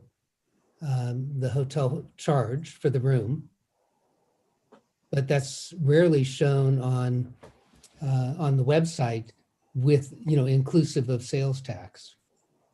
And so I think the sales tax elasticity of demand is fairly low. Are you going to get a significant number of additional people traveling to Palo Alto and staying in hotels if you lower the sales tax 2 or 3% on the hotels? my instinct is probably not. We haven't done any specific research on this, but we would agree with Jerry on this, that both in terms of sales taxes as well as on TOT, it's not really, we don't see it factored into the purchasing / consumption behavior. So I do not think lowering your TOT rate would have a substantial impact on demand, especially at this point. It also, has to do with what other goods do they have available, goods being the hotel room nearby, and what is your ultimate kind of savings? Well, it's not ultimately the same good you're purchasing if you're staying, an extra 15 miles away from where you actually want to be. So you somewhat have a captive kind of audience for things like TOT and that sort of thing, because it's hard to compare or have that same experience if you're staying in another community. Yeah, I think the hotels I talked to, like some of them have hotels here in Mountain View, and we're just a couple miles apart, so it's not 15 miles away. It's like 1 mile away or 2 miles away. So Yeah. So they spoke about like pretty big differences in demand, even though I don't know. I mean, I for one, I look at my total cost, and I think a lot of the sites these days, like Orbitz or Expedia, they actually tell you the total cost. So the tax is not hidden. You actually see it when you bill it and when you book it. But okay, anyways, let me move on to the next question. Let's see. So I got that chart on our share of the net pool, and I think like I could say for my household, we recently buy a lot more online than we did in person now, and I think that's probably true for a lot of people in our city. So while our consumption of online is up, our share of the sales tax is actually going down, right? Which is a little bit kind of backwards. And so you guys talked about that, but I guess the bigger question is a question that you guys said we should ask. I want to ask it is, how do we change that? Like what does it take to kind of make it more, because I mean, it's the consumers in our city paying for this, right? And right. I think there's no question that it's gone up a lot. I mean, I see all the Amazon, boxes that people are chucking, right? So what's the process on that? How does that change? No, go ahead, Fran. Okay, thank you. It's a great question. The issue is it's based on the state laws, and then the Constitution's distributed based on point of sale, and it doesn't equate to the online sale. So that would require some state legislative changes and things of that nature. So that becomes complex. Not to, and then some cities have a special transaction and use tax, which is an addition, and that's based on destination sourcing. So to your point, all those online sales would go directly to your city. Kind of goes back to my comments earlier. We do have an antiquated system that, again, does not reflect how consumers are currently working. So that's something that, is a conversation perhaps with League of Cities and others to address. So there's not an easy answer to that problem currently without legislative change. Great, thank you. Sure. So my understanding, council member, is that it would take a constitutional amendment. So it would need to both go through both legislatures, signed by the governor, and then go to the voters in order to change it to destination based for. And there has been some efforts in recent legislative sessions to do just that. Those did not move forward. The most recent one, I think, was 2 years ago, maybe 3 years ago. But there has been a lot of interest in doing this very thing that you're talking about. So I think come back up as revenues important for the state and especially for localities. And as Fran says, I think working through the league is probably the most appropriate way to approach it. Thanks, Councilmember Tanaka. Councilmember Ku. Thank you for the interesting presentations. They're pretty eye-opening and gives us an idea of what the surveys and what people have said, what they're like. I know that, for working at home, for example, my husband and I were very, very different. He likes the office. There's an energy there for him, and he likes going there. It keeps him very, very structured and disciplined. Whereas I like to work out of the home. There's always something to catch up on during the day. So there, to be able to offer different work schedules, whether you work at the office or work at home, is definitely something I think a lot of companies should be considering. So it's good that the surveys has been done, and so we have an understanding of that. The other thing is actually for Thomas, there was a chart that you had, or a list of companies where we got most of our sales tax dollars. I was wondering if I could see that again. I didn't read it very carefully, but Sure. I think let me share my screen here, and if that's okay.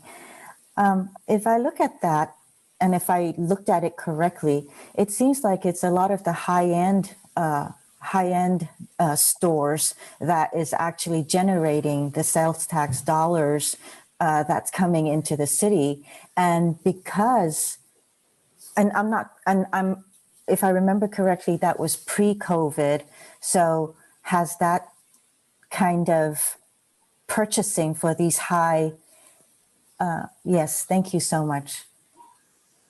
For these items at these high-end locations, well, except for Lucille Packard Children's Hospital. But the others, they seem to be mostly high-end. And I just wondered, during COVID, this pandemic, has the purchasing been on par for the high-end, or are we looking at things that are more necessities that is actually being purchased by residents? And if it's not located and available in Palo Alto, do we have a way of monitoring and tracking where they go? I know we go to Costco a lot, well, not a lot, but when necessary. So we definitely have seen a shift in consumer behavior away from certain categories, as I had mentioned before. Definitely a shift away from apparel, as people aren't going into the office, aren't dressing up as much, aren't going out at night, those sort of things. So if you look through this list, you can see, some of these businesses, Hermes, Louis Vuitton, Tiffany, Shreve, Richmond, Nordstrom, Neiman Marcus. So a lot of the kind of traditional luxury items, just, there hasn't been the same demand over the last few quarters for these types of businesses. Also just for more traditional sort of retail, apparel as well. Have you seen if car sales has remained on par with pre-COVID, or has that gone up or down? We did see a decrease initially, as some of them were having both some manufacturing / sourcing issues for a bit, kind of towards the start of the pandemic. Then we saw some, it depends a little bit upon the area and the dealership and et cetera. We did see a return. We expect to see a return in Q3 for some of the dealerships, but I think it's going to depend a bit upon regionally of what we're seeing, upon what we're seeing as in terms of results. So this is an area that I am curious for Palo Alto when your data comes in a few weeks, to see how specifically your car dealerships are doing, because that is a large part of your overall sales tax mix. So we do anticipate that bouncing back, and I think in a lot of areas we'll see that bounce back. I'm not sure whether we're going to see that for Palo Alto. So yeah, that is an area that we have seen some softness in many areas towards the beginning. Then there was a bit of a rebound as things started to open back up. Again, as some of the closures start happening again, we might see some softness again. So there's a little bit of some volatility with some of these areas, just depending upon what sort of regulations there are. And when you talked about leasing, you said auto. So auto leasing, right? That's where the leasing dollars are coming from. Yes. And we get taxes from that, sales tax also? Yes. What's the percent? I'd have to check with our auditors on the exact numbers. It's based upon, I think it's the first 3 years of the lease, the value of what those 3 years are. Of the car? Yeah. Oh, okay. Of the amount of the lease. I see. Well, thank you. Yeah. Thank you for the information. Sure. Thank you all so much. Just a couple quick questions and then maybe we'll go to the public. Councilmember Tanaka mentioned, all the Amazon boxes, and it strikes me, we've really moved to like this delivery first model for many goods and services nowadays, whether it's your laundry, your lunch, or whatever you're getting in your Amazon package. And I guess that raises two questions for me. One is, are we yet measuring or seeing impacts from that in terms of it's much easier for me to buy, lunch from Mountain View than Palo Alto? And then also just in terms of the change in the labor force, actually, right? Like, these companies like DoorDash and Amazon are hiring like none other. So just a thought around that.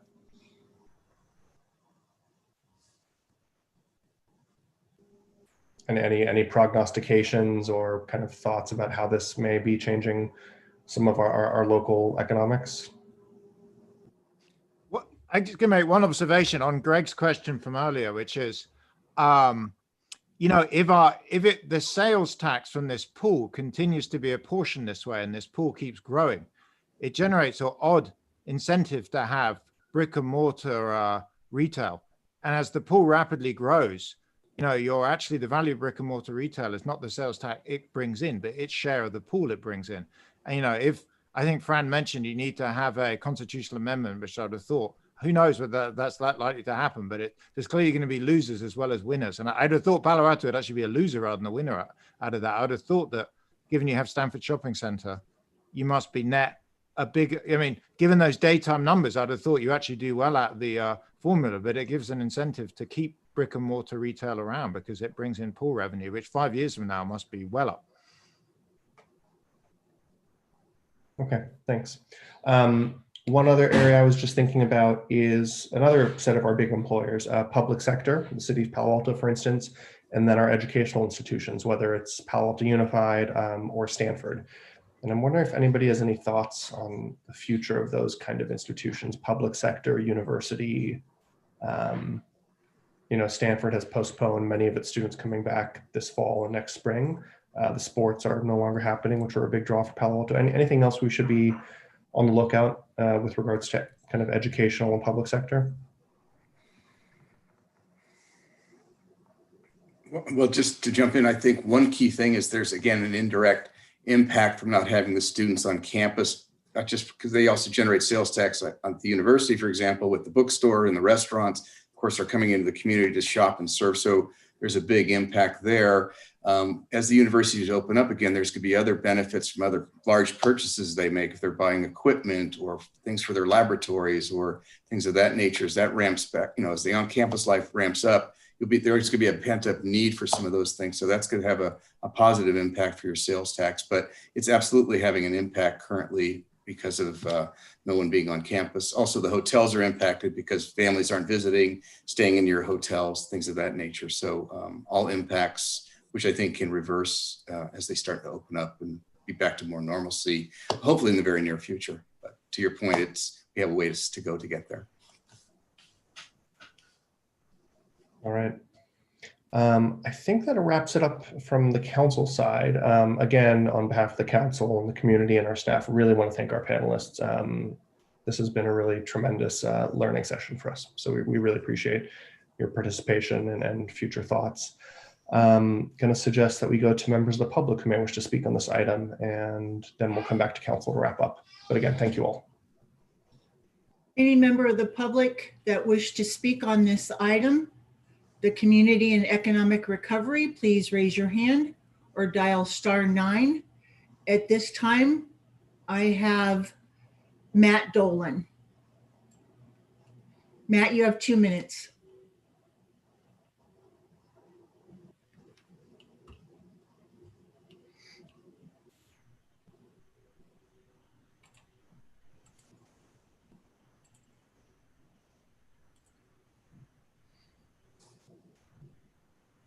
Mr. Dolan, would you like to speak on this topic?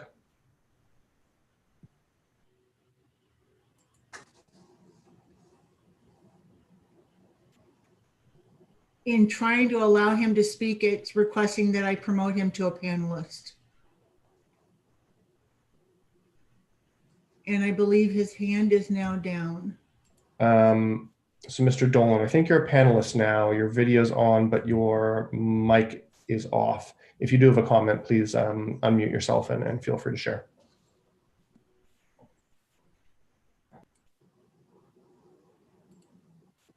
Can you hear me? Yes, go ahead. All right. Good evening, Mayor and council members. In observing the presentations and the questions from the council and the staff reports regarding the economy recovery and the framework, I'd have to say it's quite impressive that it is as comprehensive and community-wide as it can be. And as we all know, the devastation of this pandemic, public health and economic and otherwise, has really been detrimental to across the board within Palo Alto for businesses large and small. But I'm also aware of, and working with the Chamber of Commerce as the board chair, is, I know from my own personal perspective in navigating this business climate for the hotel, for Homewood Suites, and I see the disparate amount of hotel tax paid to the city. I would just like to offer that for the Chamber of Commerce, with 500 plus members and the aligned goals of trying to create a vibrant economic, opportunities and community within Palo Alto. I'd say at the Chamber, we share equally on these priorities, and I would urge the city to utilize the Chamber and the Chamber resources and connections when it comes to the implementation and the strategies that are being discussed in this framework. And I could confidently say the Chamber would be a strategic partner to support the city's efforts and to promote business in the community. So thank you all very much. Thank you, Mr. Dolan. Any further members of the public that wish to speak on this item, please raise your hand or dial *9. Our next speaker is M. Horst.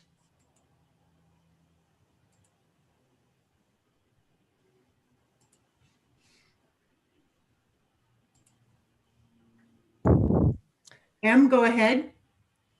Hello, and thank you for the opportunity to speak tonight. And thank you to both of the guests for their very helpful comments.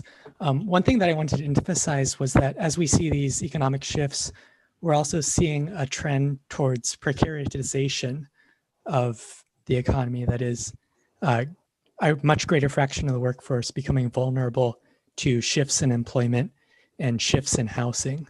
And so I would urge the City Council to consider these issues of economic recovery as closely tied to the issues of housing availability and the construction of affordable housing that have been brought up in previous council meetings, and would also urge the board to do as much as possible to provide support for lower income members of our community during these times. Thank you.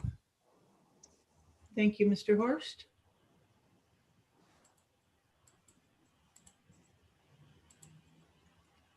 Any other members of the public that wish to speak, please raise your hand or dial *9.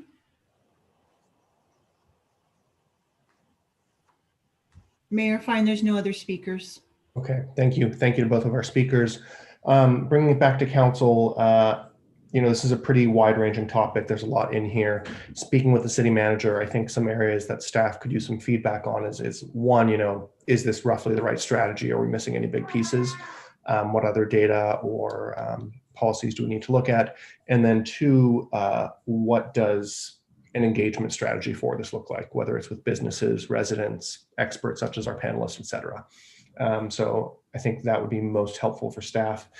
I'll just kick it off really quickly. Again, thanking the panelists, really appreciated your engagement here.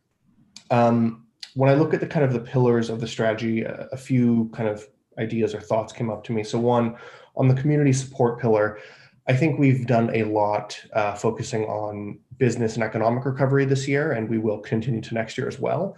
A few of us touched on something else though, which is, kind of and I've been thinking about it myself, with winter coming and stuff, is the mental health of our community, and what do, residents need or desire, given, this isolation and the lack of sporting events and the lack of, the Mayfete parade, whatever it may be. And that may be one way to think of the community support pillar is, what are people's mental health looking like, and how do we support residents in their homes who may not be, showing up to council meetings as often, or going out into town as often, and what do they need? That's one area I was thinking about.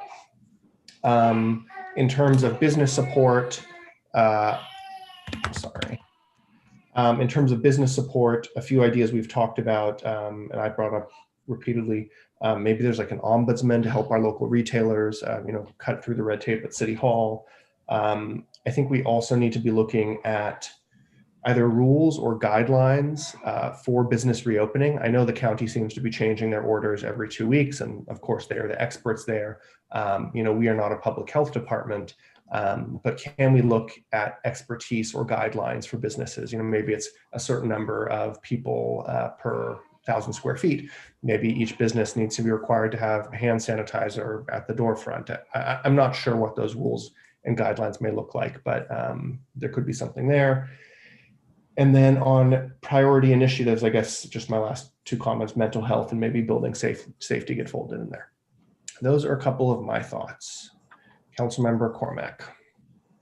Thank you, Mayor Fine. Before I move on to that, I just wanted to sort of connect one of the pieces of data that one of our panelists showed us about external meetings on video tripling from 16% to 50%. Let me just ask staff, is that, to me, what the alarm bells that go off for me are, TOT, hotel tax going forward. So I'll just rely on the fact that you all heard the same thing, and when okay, great. I see nodding, and staff obviously picked up on that as well. I do just want to touch on the county pool part. I anticipate this being a topic at Policy and Services next week when we talk with our legislative priorities. This, I think, is actually a long-term issue for our community. I'm not looking for the inequities. I'm looking for it to be accurate across the state. That just needs to be fixed. So let's get going on that. Now shifting gears to the four, the mayor said pillars. I see like ovals on my thing. I don't know what you call that, like the Venn diagram. Just ticking through on managing through the pandemic. I just want to highlight that first bullet on how important the communications has been. I have heard repeatedly from people, and I've sent maybe a tenth of the compliments on to our chief communication officer. But this has been the number one thing the city has turned on a dime this year, is communicating with people and letting them know what's going on. So that's been fantastic, and it needs to continue. Supporting vaccine distribution efforts, everybody's mind is shifting to this, right? Where will this be? How will I get this? Will this come from the county? Will this come from PAMP or Kaiser? So not to be decided tonight, but definitely something on people's minds. I was prompted to wonder if we're going to have like, 5 minutes on City Hall stairs when you go up, and like 10 minutes up and 5 minutes down. If we're not all going to be able to get on the elevator, I'll let you all think about that. But, as we shift from managing through the pandemic into other things, with community welfare and well-being, I think there's something that's been missing for me this whole year, while we've all been busy, fighting fires, both virtually and literally. And that, I think, is a missing component of how we are all interacting right now, which is hyper-locally, right? In our local neighborhoods, we're meeting neighbors who used to be gone during the day, et cetera. So I have a lot of thoughts about what we could do there. And I think, frankly, we need to build a program of neighborhood leaders. People who are connected at the block level, and who are going to be willing to be connected to the city to flow information up and down. Information, opportunities, volunteer. We can talk more about it next week. But But I think that's the part that's missing. People's need for timely and targeted information is increasing, and not everybody subscribes to and pays attention to various social media platforms, but they do trust their neighbor.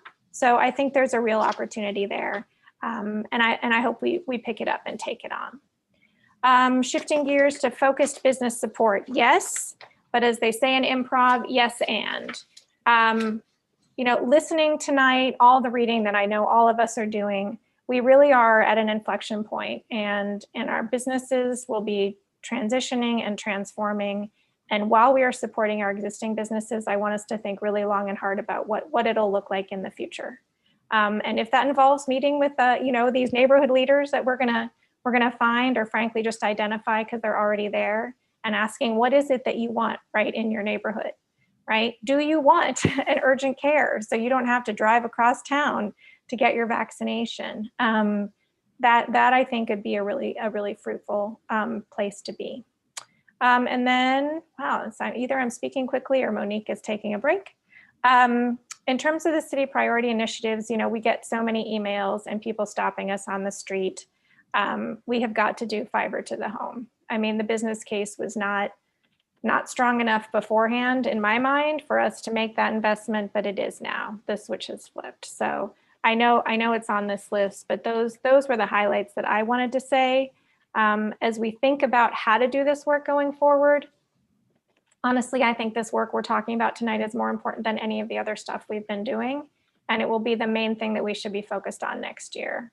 So, you know, my first thought is, you know, committee of a whole.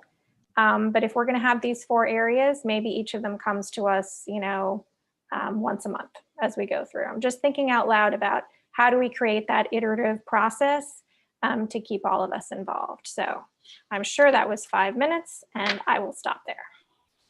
Thanks, Council Member. Vice Mayor DuBois. Yeah, I echo a lot of what Councilmember Cormack just said. I think that was well said. So I agree with the comments about, in terms of the vaccine, like focusing on, you know, distribution.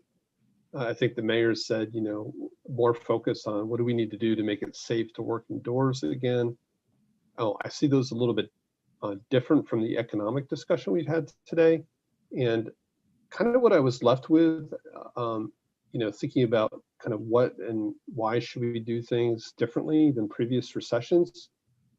And our guests could tell me I'm wrong, but kind of what I took away was this is going to look like a lot like other recessions, and it's going to have about a 4-year recovery period. And, you know, there are these macroeconomic conditions, and the country will recover, California will recover, Palo Alto will recover. You know, I'm still not entirely seeing from an economic standpoint, you know, where the city should put its dry powder. Again, I think the reminder that 17,000 people missing from an area completely surrounded by Palo Alto and Stanford is, you know, is a big hit, and that's going to be hard to replace for some time. I continue to support fiber from the home. You know, I'd really like to see us accelerate the work we're doing with our current consultants. I do think we need to understand the business model there, but maybe that model has shifted for the better. And I also kind of came down on, in terms of an engagement strategy, I think a committee of the whole will probably make the most sense. I anticipate this will be one of our top priorities 2021. I think it's going to be important to every council member. So I think that makes a lot of sense. Thanks. Thank you, Councilmember Niss.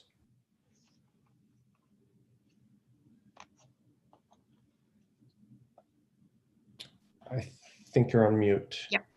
With your permission, I want to make one comment that was more on the previous line we're going on, and it'll feed into this one. Has our panel all gone home? I think they must have. I think they got excused. I'm on another board that happened to meet today for a long period of time.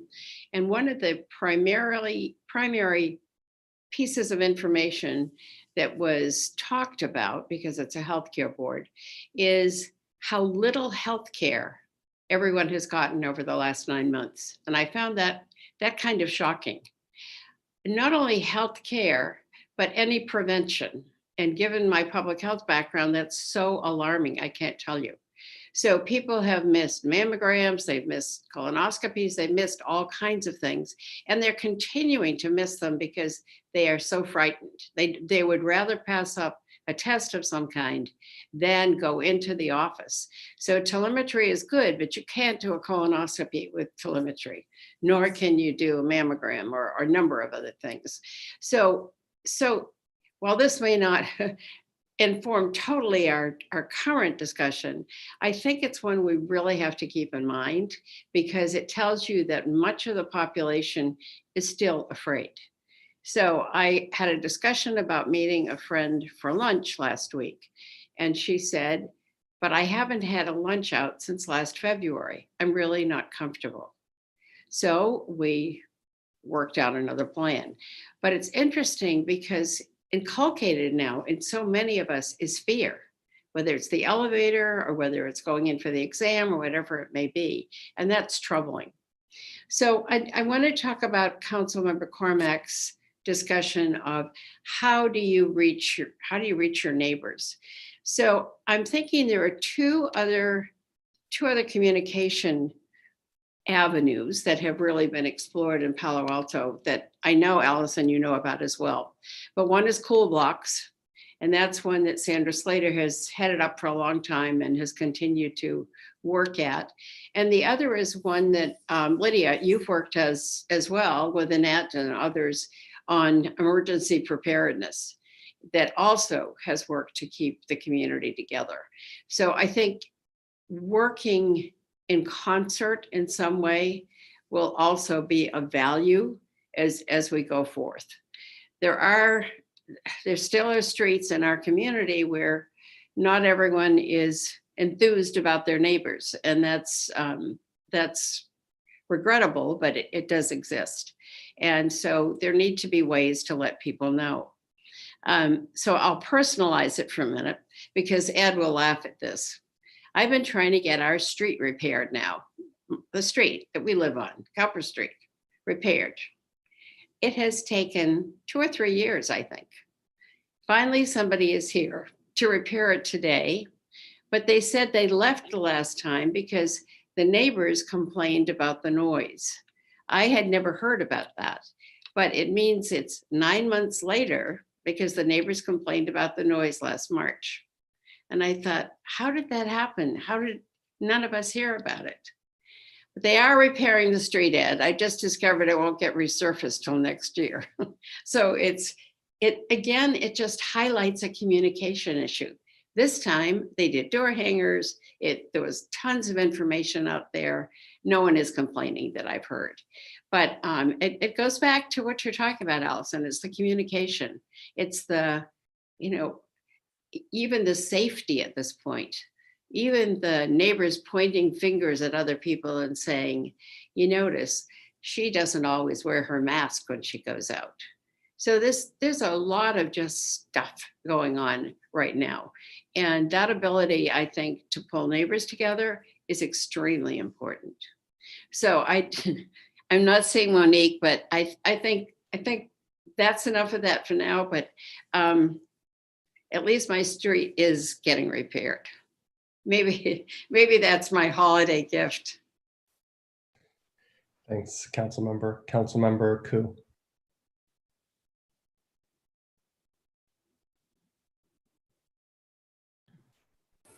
I just want to say thank you to both Councilmember Cormack and Councilmember Nis for bringing that up, communications, and utilizing what we have right here in the community. Our fingertips is the leadership that is here within our community, and I wanted to also add additional is, the PAN organization, Palo Alto Neighborhoods, and our neighborhood associations who do have the pulse of the neighborhoods. So that would be another community engagement tool that I think that we should be utilizing, and they're established. They have the email list. I know Barron Park has a very robust list. I know Midtown has a robust list. I know Crescent Park, I mean, there's a number of neighborhoods that has a robust list that is not just on Nextdoor. It's also a developed listserv that has been going for years and continuing to be added on. I also agree with the fiber to the home. I think a lot of people will need that. I also wanted to point out that on the staff report, and thank you for the staff report, it's very, very robust. Page 7, where you have the circles, I was wondering if maybe, I don't see any circle there for developing, for making sure we have the strategic plan in developing the kind of businesses that we would like to see in the community that would serve community, since we're actually going to be going more inward, reclaiming localism and having our residents be the force, the driving force in going to the restaurants and going to buy things here locally versus going further out.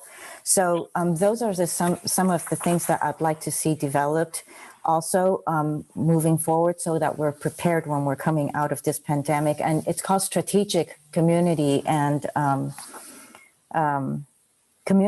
economic recovery strategies. So that's also long term. It's not just tactical for the time being. Other thing was, I also agree with going with a council of the whole, so that we can all have, we can all be involved in developing this. I just want to make sure that as we're coming out of it, we don't go back to an as is what we have pre-COVID. I would like to see it become more robust and have more diversity in the businesses that we have in town, and not just geared and have plentiful of just a few things.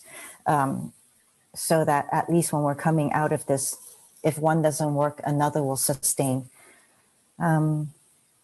So those are my comments. Thank you. Thank you, Councilmember Tanaka. So I completely agree with my colleagues on the vaccine testing, contract tracing. We need to kind of get that managing through the pandemic basics down. I think that remains a top priority. And like the others, I totally agree about, we really need high speed, reliable, affordable internet. I mean, I think for everyone, I think especially if working from home is going to be more standard, which I think it is, and I think it's going to be around here longer. Now, how we actually do it, whether it's we build it all ourselves, at great capital expense, or we do open access, or some other thing. I'm not really particular on, but I think we need to do it. In terms of the different options, I actually like what staff did tonight in terms of having these experts online. I think that was great. I would like to encourage more of it. I think for the future of 7 council members next year, I think we could always augment our knowledge base by tapping these experts. So I think that while we may be a community as a whole, or what do you want to call it, I think we should do, we are fortunate to be next to Stanford. We're fortunate to have some top-notch economists in our city, and I think we should use them. So I think, the blue ribbon type of setup is not bad either. I think we could use all the horsepower we could get, because we're facing one of the worst economic disasters, certainly in our lifetime, and perhaps in 100 years, as one of the panelists said. So I think that's something we should try to reach out into the community and harness the brain power that we have. Likewise, I would echo what Matt Dolan said earlier, and I would work with the chamber, right? I think, they have a depth of business expertise. They're kind of connected to the business community. I think that's important to work closely with them. In fact, I was kind of surprised not to see them kind of incorporated in this report, but I think that's also important. I think the other big challenge is, I think Councilmember Phyllis said this earlier, but we are kind of having a case type of recovery. There's some companies like Google, Facebook, Apple that are doing extremely well, right? Record stock prices. And that's kind of holding up a lot of the stock market. And then you have a bunch of other businesses like our restaurants, like the childcare providers, who have been devastated, right? Absolutely devastated. And a lot of restaurant owners aren't sure how they're going to last through winter. I mean, hopefully some sort of federal stimulus comes in or something, but it's looking pretty dire. So I think continue to focus on that. How do we figure this out. The childcare providers, it's also pretty tough, right? It's gonna be hard to reopen the economy if all the childcare providers are, I mean, it's hard for childcare because we're looking about like a year or so when the business model for a childcare provider doesn't work anymore or doesn't work. And so how does that pencil out? So I think there's businesses like that we have to think about. How do they survive? And then how do we help them survive? So I think those are things that we have to think about very carefully. The other thing, and I was going to ask the panelists this, but students coming back. I know some of my kids' classmates, they're pulled out going to private school now, or they're doing these pods, self homeschooling type stuff. And then there's, even some Stanford students who are thinking, is on campus the right thing to do? So I think there's also some disruption on the educational side as well, and I think that's something for us to also think about, because a lot of the reason why people come to Palo Alto is for the education, and how does that change as the education model changes? So I think that's the other part that needs to be thought about carefully. At the start of this pandemic, Mayor Fine actually set up a Slack channel, which I thought was great, because I for one get like 500 plus emails a day easily, right? I'm sure a lot of you guys are in a similar situation. I mean, a lot of people in the community get flooded by emails, and so I think we should utilize a lot of the more modern tools out there. I kind of wish that the Slack channel actually continued, or we did something. It doesn't have to be Slack; it could be something else. But trying to harness some of the technology that we have, because I think the traditional hierarchy method, I think that's okay, but I think we could do better, given that we all have smartphones and there's all these great communication tools out there that I think allow us to disseminate information better, and also get more kind of two-way feedback, not just the broadcast model, but kind of the conversations that we want to have. And along those lines, I think the other part that, and I talked about this before, but I think it's even more important now for the city, is the idea of a net promoter score. So I know the Art Center is doing that, and I think that's great. But I look at my office hours and what are people complaining about? Complaining about some of the interactions with the city. And so I think doing what all the modern consumer companies in the world do, which is some sort of feedback mechanism on how good it is the service, I think is really important. So whether it's the development center, I can't tell you how many office hours I've had on that. And if you guys want to go to my Facebook Live feed, you guys can watch all of them. But there's a lot of complaints there, right? Or if people complain about the utilities or complaining about this or that, I mean, we could do better as a city. We could do better, and especially if you have a remote workforce, it's a way to have accountability and to ensure that there's better customer service. Because in the end, the city is a customer service organization, right? We are.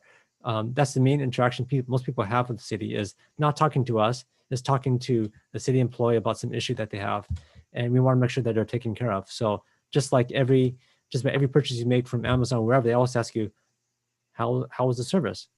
How likely are you to recommend to someone else? Is it 5 stars or is it 1 star, right? I think that feedback is really important, because some folks in the city don't think it's so great. So I think we can do better.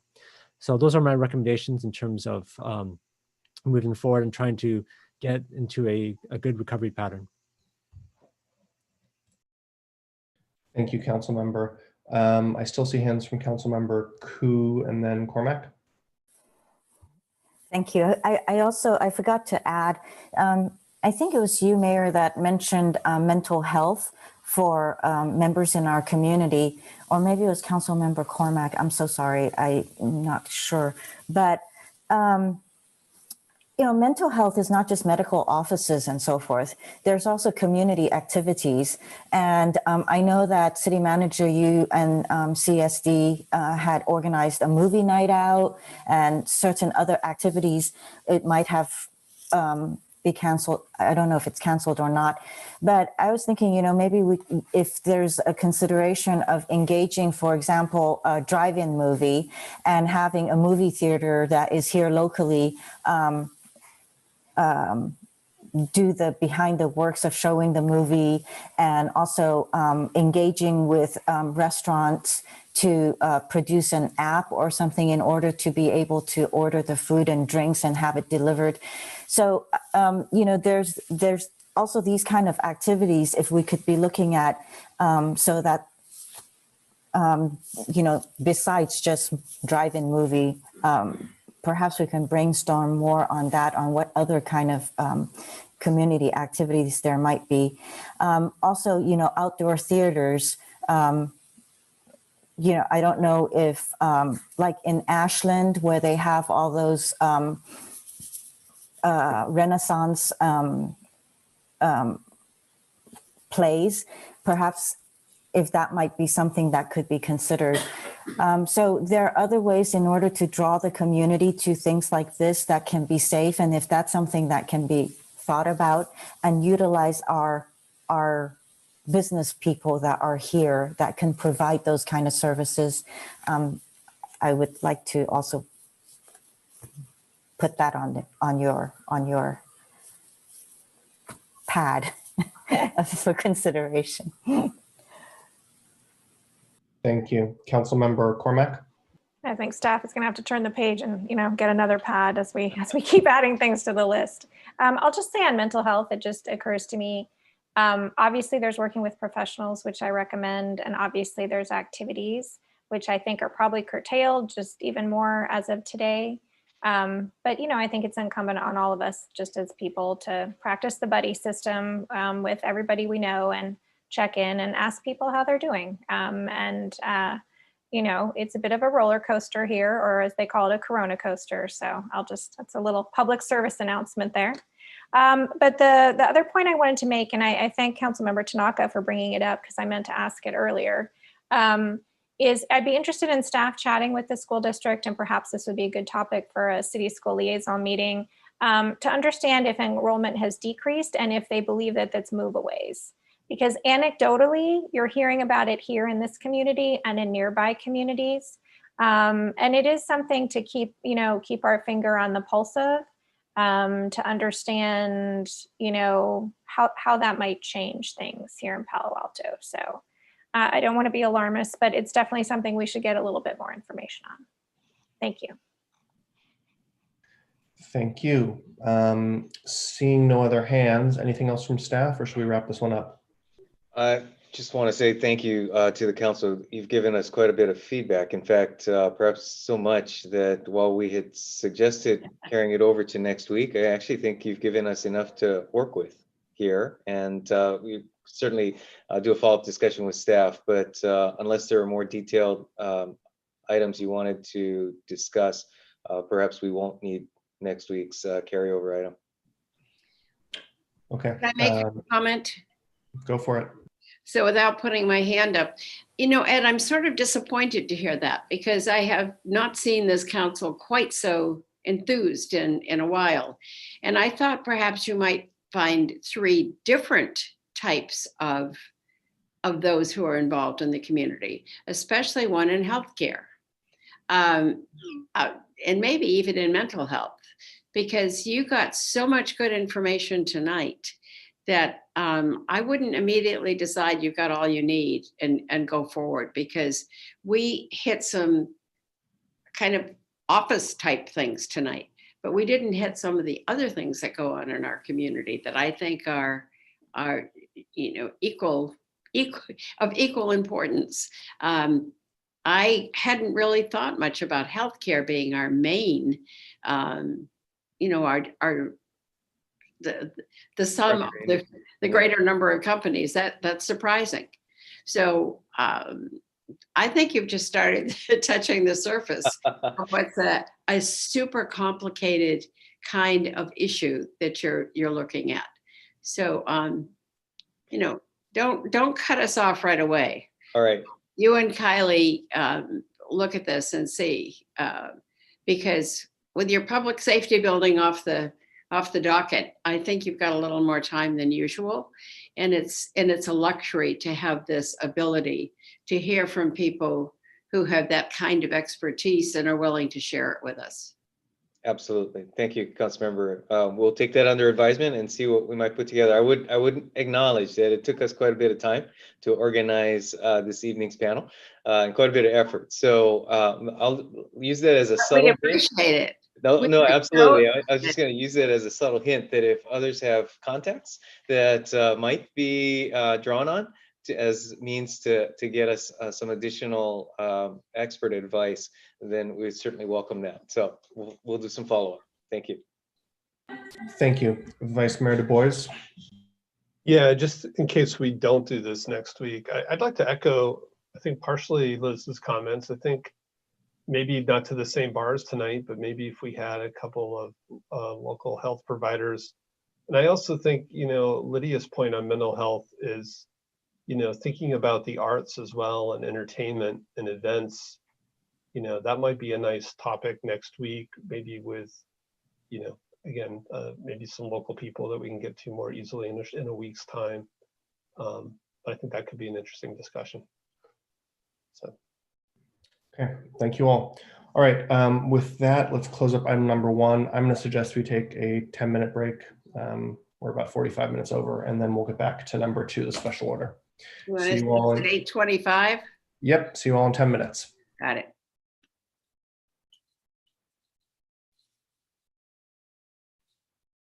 Good job, Kylie.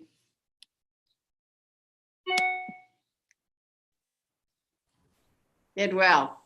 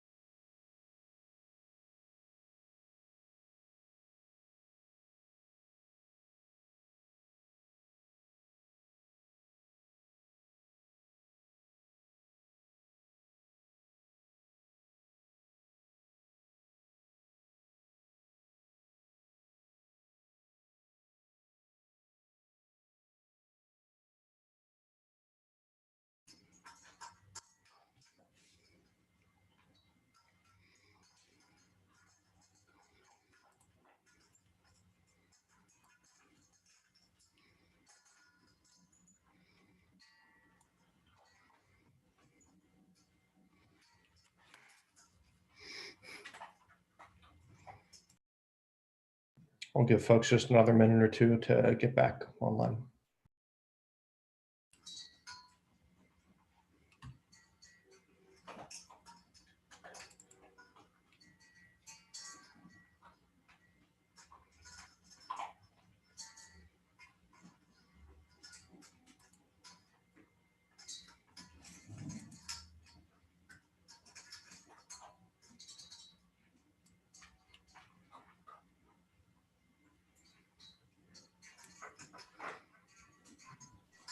Okay, well, we do have 4 of us, so we've got a quorum, 5 and 6, and Councilmember Niss, I'm sure, is on her way.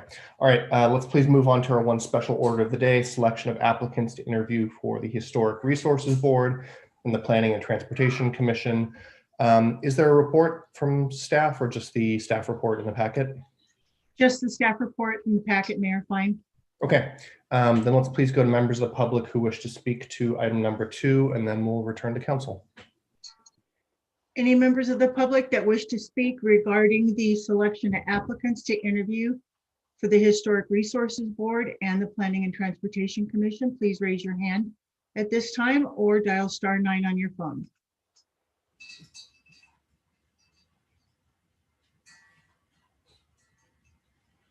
Mayor Fine, I see no hands up. Okay.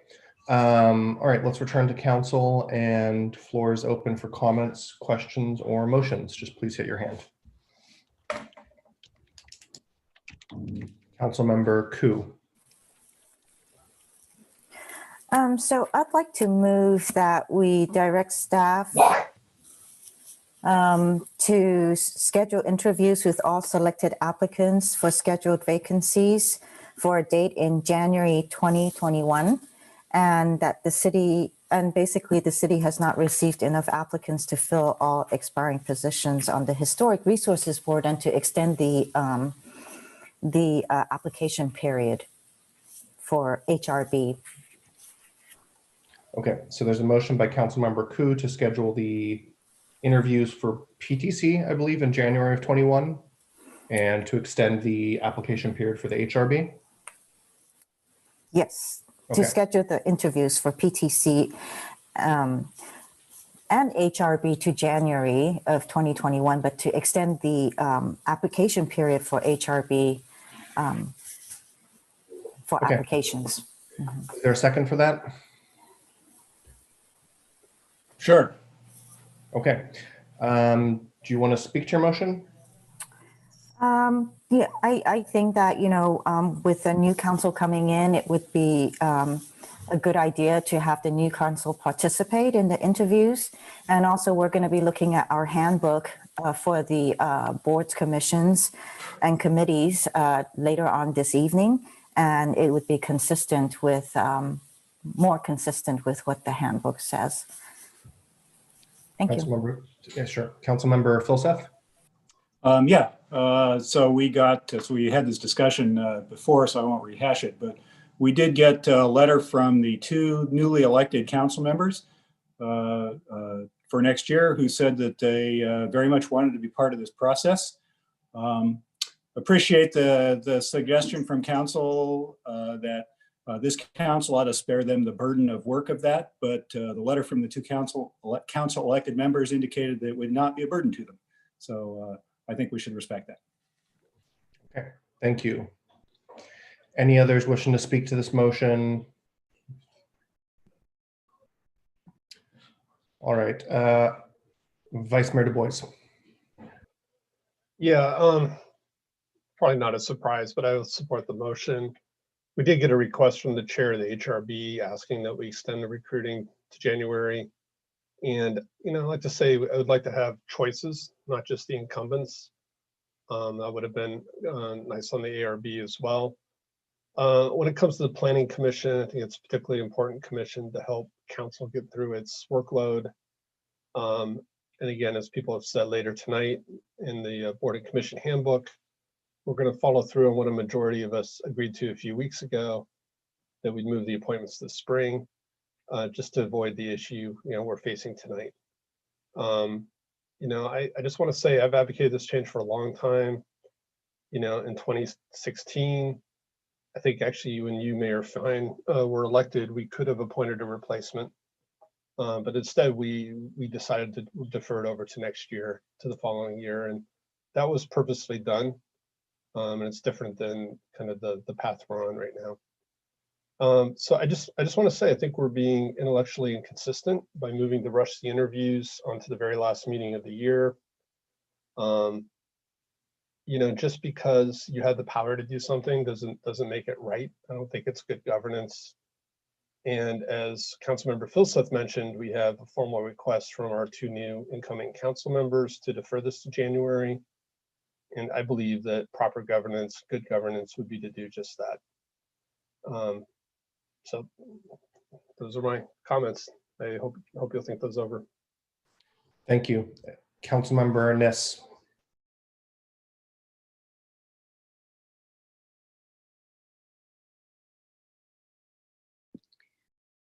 Just to remind us of what the history is of the current ordinance, which is the middle of December.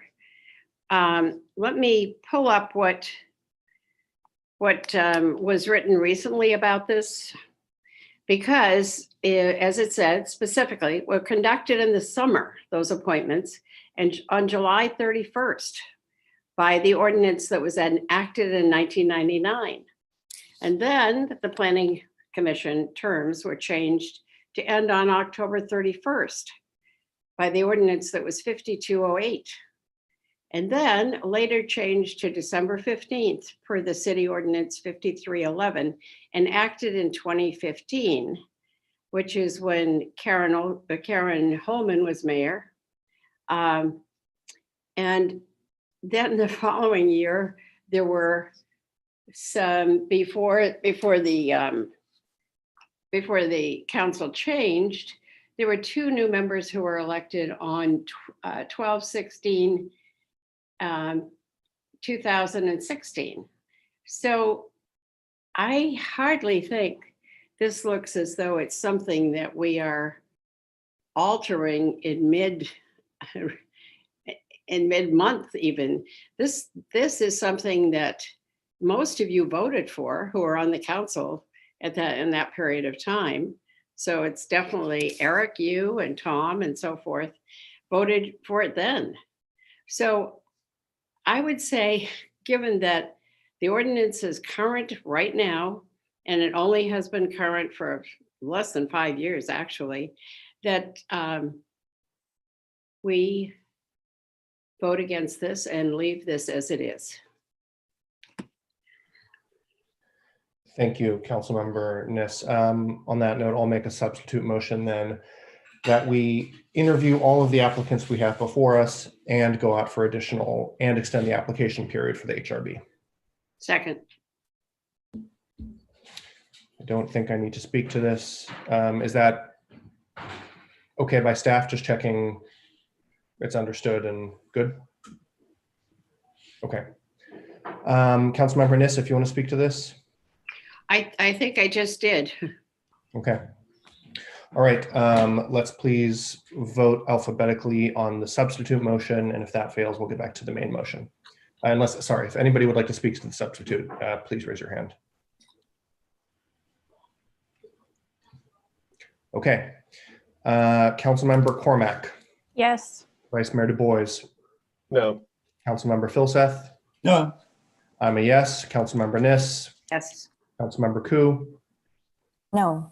Councilmember Tanaka. Yes. Okay. The substitute motion passes by a 4-3 vote with Vice Mayor Du Bois, Councilmember Filseth, and Koo opposed. Staff need anything else from us on this one, or all done? We're all done. Okay. So the substitute motion passed. You're going to interview all the applicants for both boards at this time. Yes, and extend the HRB.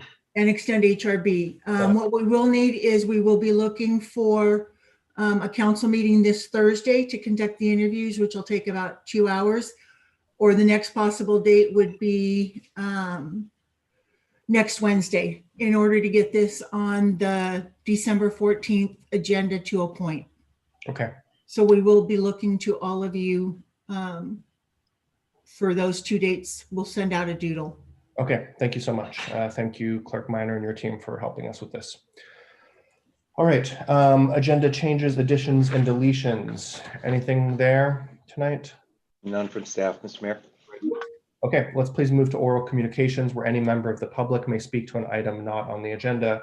I apologize, we're running about 45 minutes behind schedule. So let's please go to our members of the public. Any members that wish to speak to anything not on the agenda, please raise your hand or dial *9. Our first speaker is Hal Mickelson, to be followed by Rich Green.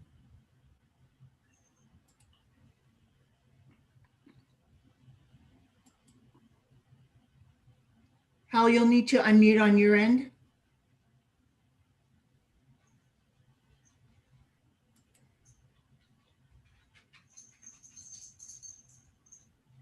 Now can you hear me?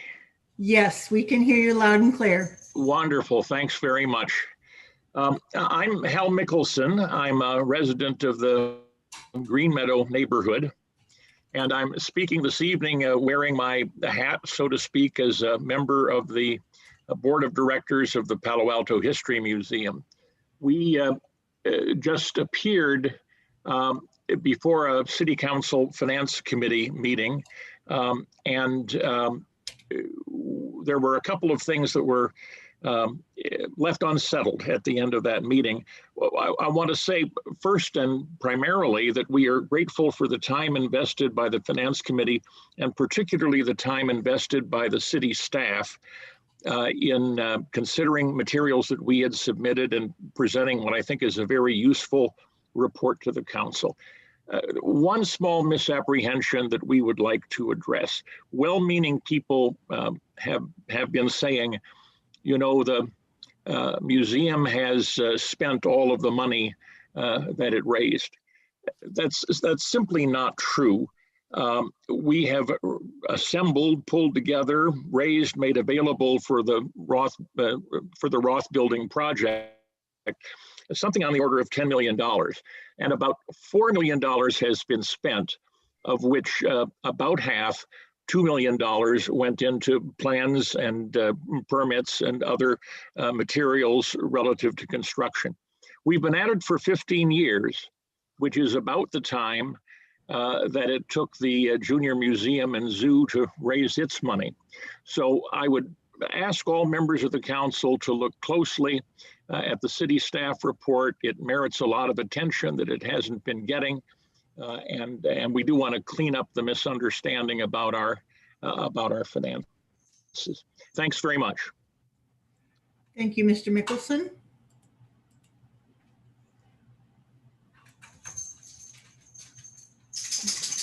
Our next speaker is Rich Green, to be followed by Peter Druckmeyer. Mr. Green, go ahead. Okay, good evening and thank you. My name is Rich Green. I'm the president of the Palo Alto History Museum, and I live on Homer Avenue. I'm following up on the council's November 17th Finance Committee meeting, which considered the future of the Roth building and prospects for the city of the Palo Alto Museum to work together in transforming that historic landmark into a community resource. At the Finance Committee meeting, there seemed to be some confusion as to how much money is needed to fund the balance of the rehabilitation budget. Confusion that continued into the media reports, unless the reader was diligent in reading the details. The answer is less than $4 million toward the $10.5 million rehabilitation of this city-owned building. The museum has already secured funding for 2/3 of the $10.5 million total, and we've spent an additional $1.8 million toward permits, fees, and plans to make the project shovel ready. With sufficient funding, the project could be completed within 1 year. The museum is eager to continue our discussions with city staff in preparation for future council action on this matter. You can find the funding details cited above in the city staff report of November 17th, page 9, table 1. For any of you who have not yet heard, a major step forward for us has been the naming of our 4 new honorary chairs. We now have 5 in all. They are Dr. Claiborne Carson, Dr. Dean Clark, Dr. Gloria Hom, Dr. David Kennedy, and Susan Packard Orr.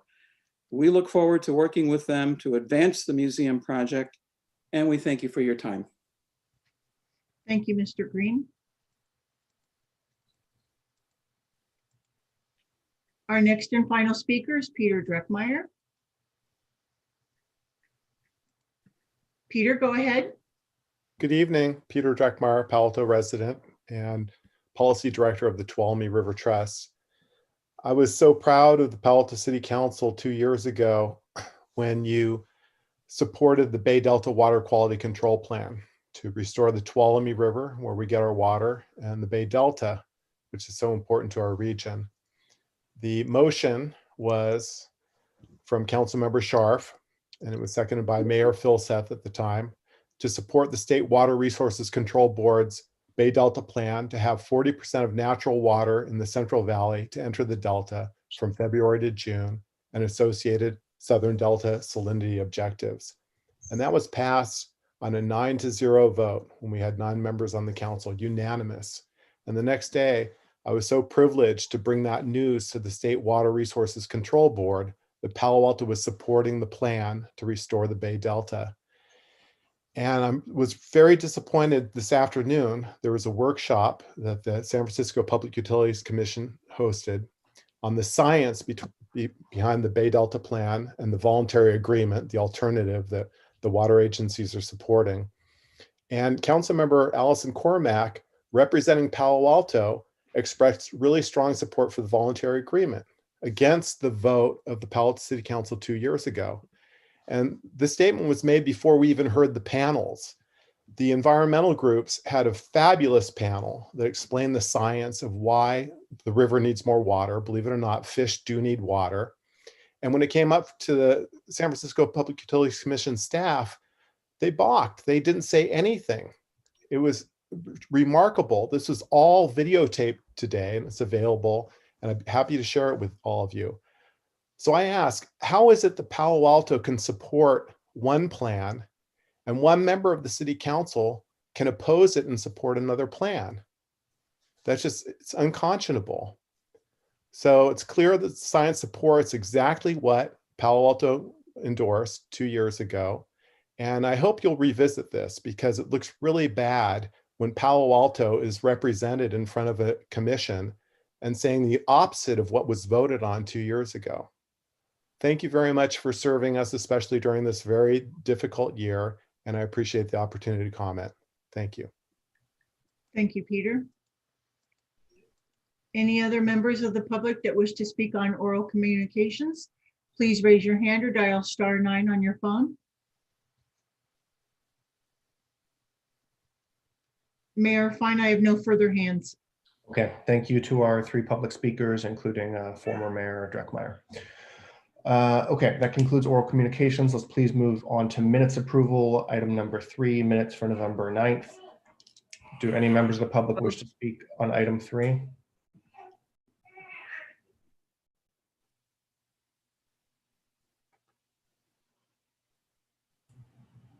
Seeing no hands, and that people rarely want to speak to minutes, let's return to council, and the floor is open for motions. Move the minutes. Second. I think I heard Councilmember Niss and the Vice Mayor moving the minutes. Okay, Vice Mayor Du Bois. Yes. Councilmember Filseth. Yes. I'm a yes. Councilmember Niss. Yes. Councilmember Koo. Yes. Councilmember Tanaka. Councilmember Tanaka. Sorry. Yes. Can you not hear me? Sorry. I couldn't hear you the first time. Sorry. And Councilmember Cormack. Yes. Great. That passes unanimously. We now move to the consent calendar, items 4 through 9A. Let's please go to members of the public who may wish to speak to the consent calendar. Any members of the public that wish to speak on the consent calendar, please raise your hand or dial *9 on your phone. Our first speaker is Michelle Dauber, to be followed by Aram James.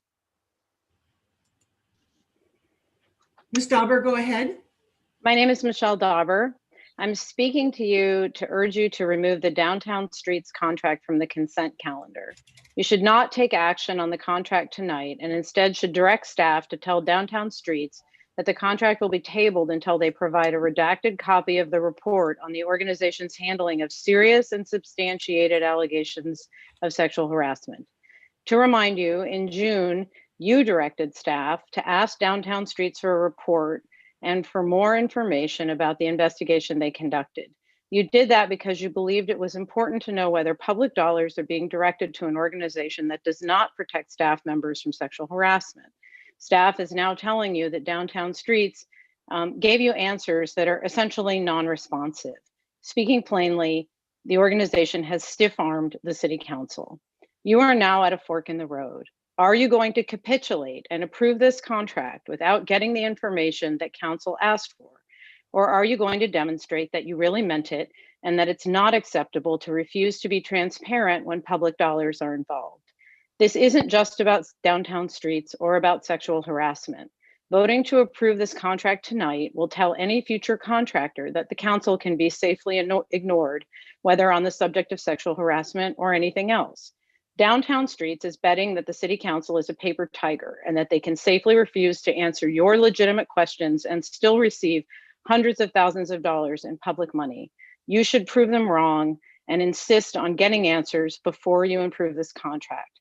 I urge you to table this matter and instruct staff to obtain a redacted copy of the sexual harassment investigation report prior to approving any contract. Thank you.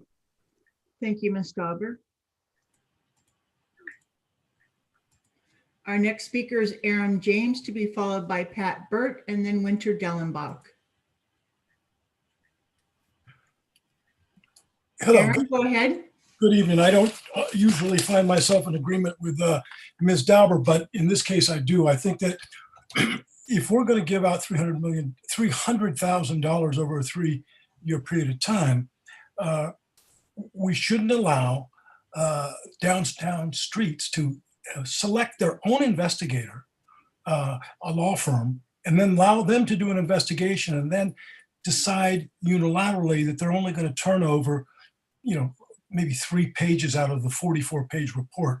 That doesn't make sense. I know as a criminal defense attorney, if I want to get an expert witness to agree with a particular theory of the defense, it may take me 4 or 5 times, but then once I get that person, the other side is going to look askance and say, they probably got somebody that needs to be thoroughly cross-examined because it's only one expert speaking to the issue and the defense selected it, the expert. So I really think, along with the Perone matter where I've talked repeatedly about a lack of transparency on the city's part, that doesn't make any sense. The downtown streets team, they do great work.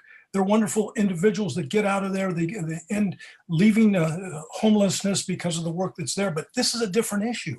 This is an issue of us giving public monies to them yet again without doing a full vetting of the alleged incidents that, as Ms. Dauber said, are very, very serious allegations. So we really don't want to get in the habit of giving away public monies to organizations, because there's other people out there that could do this work and could do it effectively. Maybe it would take a little time to find the right vendor, but no, we need to see the reports. The HRC has said this, the public has said this, so come on, let's do our job. Let's get the report in our hands, let's review it, and then see what our conclusion is to whether or not they're the appropriate vendor to do this for another 3 years. Thank you. Thank you, Aaron. Our next speaker is Pat Burt, to be followed by our final speaker, Winter Dellenbach.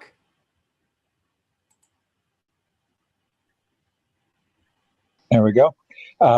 Good evening. I wasn't planning on speaking on this, but hearing the commenters, I would encourage the council to take this item off of consent on the item number 4.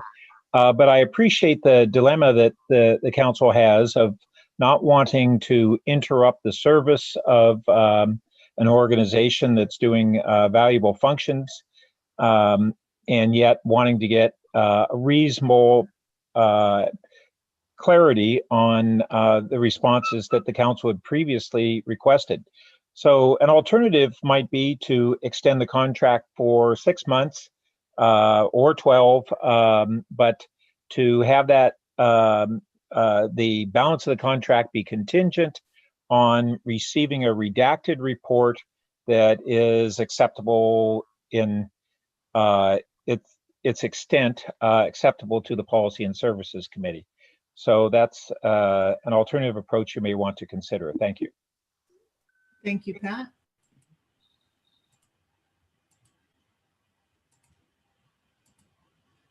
And our final speaker is Winter Dellenbach. Winter, go ahead. Yes, I actually am in close agreement with Michelle Dauber on this. I don't think it would, I think that the responsibility, I can imagine that city council members may be thinking this organization provides, and it does, an extremely valuable service to the city and to the people that participate in downtown streets team. That is true. But the responsibility here doesn't lie on city council members. The responsibility here lies on those folks that are the administrators and the board members of downtown streets team. So be very clear where the responsibility lies here. And they have the choice of releasing this report. I used to work for an agency that got CDBG funds, and I know how closely we were monitored about how, if we were behaving properly, using those funds properly, and all that sort of thing. And they need to simply produce this report. And they can do that quickly, and they don't have to delay these funds. And that report can be redacted pretty quickly. It's not a matter of 6 months or 12 months, and that needs to happen. And so they just need to get along and do the responsible thing. The responsibility is theirs to not interrupt these wonderful services. So I really ask you to keep these standards in place. Thank you. Thank you, Winter. And that's our final speaker, Mayor Fine. Thank you to all of our speakers. We now return to council for the consent calendar items 4 through 9A. I would like to pull item 9A. Second. Second, third. Second and third. Okay, seconded by the Vice Mayor, thirded by Councilmember Niss. I'll suggest we move 9A to the end of the agenda. Is that okay to the city manager? Certainly, that will work. Okay, thank you. And now let me see what other hands we have. Councilmember Koo.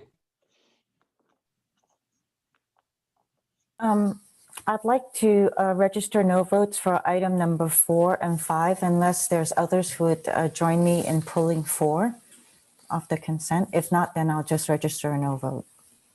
Okay, I see a few more hands, and let's see if there's 3 for either of those. Councilmember Niss, I see your hand. So I think we may have, I don't know quite how you put it, Lydia, but I think we also need to pull downtown streets. I don't know if we'll have time to do that tonight, but pull it to a date uncertain. Okay, is there a third to pull item number 4? Third. Okay. So item number 4, the contract with downtown streets, has been pulled by council members Niss, Koo, and Cormack. Let me just write this down. Thank you. Councilmember Koo, so you're just registering a no vote on 5, correct? Correct. Thank you. And to the city manager, item number 4, date uncertain. Well, I will consult with our staff on that. I do believe we have a fairly short timeline before the current services would be discontinued. So we may need to bring that back quickly. We'll discuss with staff. Is it appropriate for me to say something to the motion at this point? Well, there is no motion on the general consent calendar. To the city attorney, I don't know if we're supposed to speak on these items substantively. So we don't speak substantively, excuse me, on consent items. They can be pulled, or council members can vote no and then speak after the vote to explain their no. So unfortunately, Councilmember Niss, no. Councilmember Koo, sorry. Anything else from your perspective? Okay. Councilmember Niss, I see your hand. No, that's for what I just did. Okay. Vice Mayor Du Bois. Yeah, I'd like to register a no vote on item 5. Okay. With that, I will move the remaining consent calendar. Second. Okay. So this will be items numbers 5, 6, 7, 8, and 9. And we have council members Koo and Du Bois voting no on 5. Councilmember Filseth. Yes. I'm a yes. Councilmember Niss. Yes. Councilmember Koo. Yes. Councilmember Tanaka. Councilmember Cormack. Yes. Councilmember Tanaka, sorry, I didn't hear you again. I'm not sure if you were on mute. I said yes. I don't know. Maybe something up to my mic. I don't know. Sorry about that. Could be my end. No worries. Vice Mayor Du Bois. Yes. Okay. The consent calendar items 5, 6, 7, 8, 9 passes unanimously. 9A will be at the end of this night for a date to be determined. Council members Koo and Vice Mayor Du Bois, if you want to speak to your no votes. Thank you. So for the TMA, I feel that one of the obligations and function of the Palo Alto TMA is that it's also supposed to fundraise and approach business owners and tech offices to provide funding as well. To my knowledge, through the efforts of Mila Zelka, who at the time worked for Palantir, she was instrumental in getting pilot program funding, I believe of 100,000 from a couple of tech companies to test a TMA at California Avenue. Otherwise, only the city of Palo Alto has been providing the funding. Last year, I believe there was also the Manzanita talks to bring companies together to discuss regional TMA, which is now up and running. Yet I have not had an opportunity to hear about what this regional TMA might be able to offer. And I believe this council should know what this regional TMA offers and if perhaps Palo Alto should leverage it. To date, I have actually, we've spent over $1 million plus on the TMA, subsidizing them. And I really think that it's time that they have better showing of what they've been doing in not only just using city funds, but also to be out fundraising through the companies that we're subsidizing. Also, the city should not be deciding on appropriate funds in this climate where revenue is uncertain, and we should be reviewing this funding at the same time when we're looking at the next fiscal year's budget during that planning. Thank you. Thank you, Vice Mayor. Yeah, my objection was short and sweet. I mean, just given our budget issues, I'd prefer to discuss the TMA's request during the budget update process, and that was the reason for my no vote. Okay, thank you. All right, that concludes our consent calendar, and we now move to city manager comments. Mr. Shikata. Thank you, Mayor, members of the council. Let's see if we can get my slides going here. Or actually, I may get a hand from the unseen hand behind the screen.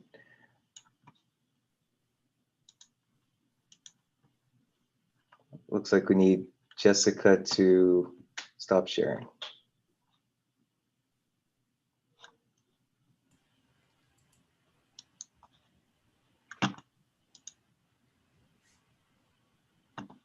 Okay, the wizard behind the curtain is at work. Thank you very much. All right, let's proceed to the next slide, please. Well, and perhaps not surprisingly, my update this evening is all about the pandemic and actions and developments over the last week or so. We'll start with, again, hopefully no surprise to anyone that we've had an escalation of restrictions, really reflecting the increase in cases statewide. As you can see from this graphic, the purple and now extends over 99% of the state's population, which of course includes Santa Clara County. We do have some additional information coming out of the state related to new relief packages, including tax deferrals, emergency relief, and this California Rebuilding Fund. We'll provide additional information as we have it, and we'll share it as information takes shape. We do have this new modified stay-at-home order through December 21st with a limit on gatherings. Again, this is from the state. Limit on gatherings, restricting activities outside the home between the hours of 10 p.m. and 5 a.m. Face covering requirements and anytime outside of the home, with a very few number of exceptions. And there are some exceptions here for persons that the order does not prevent persons from the same household leaving their residence as long as not engaging in activities with others. Next slide, please.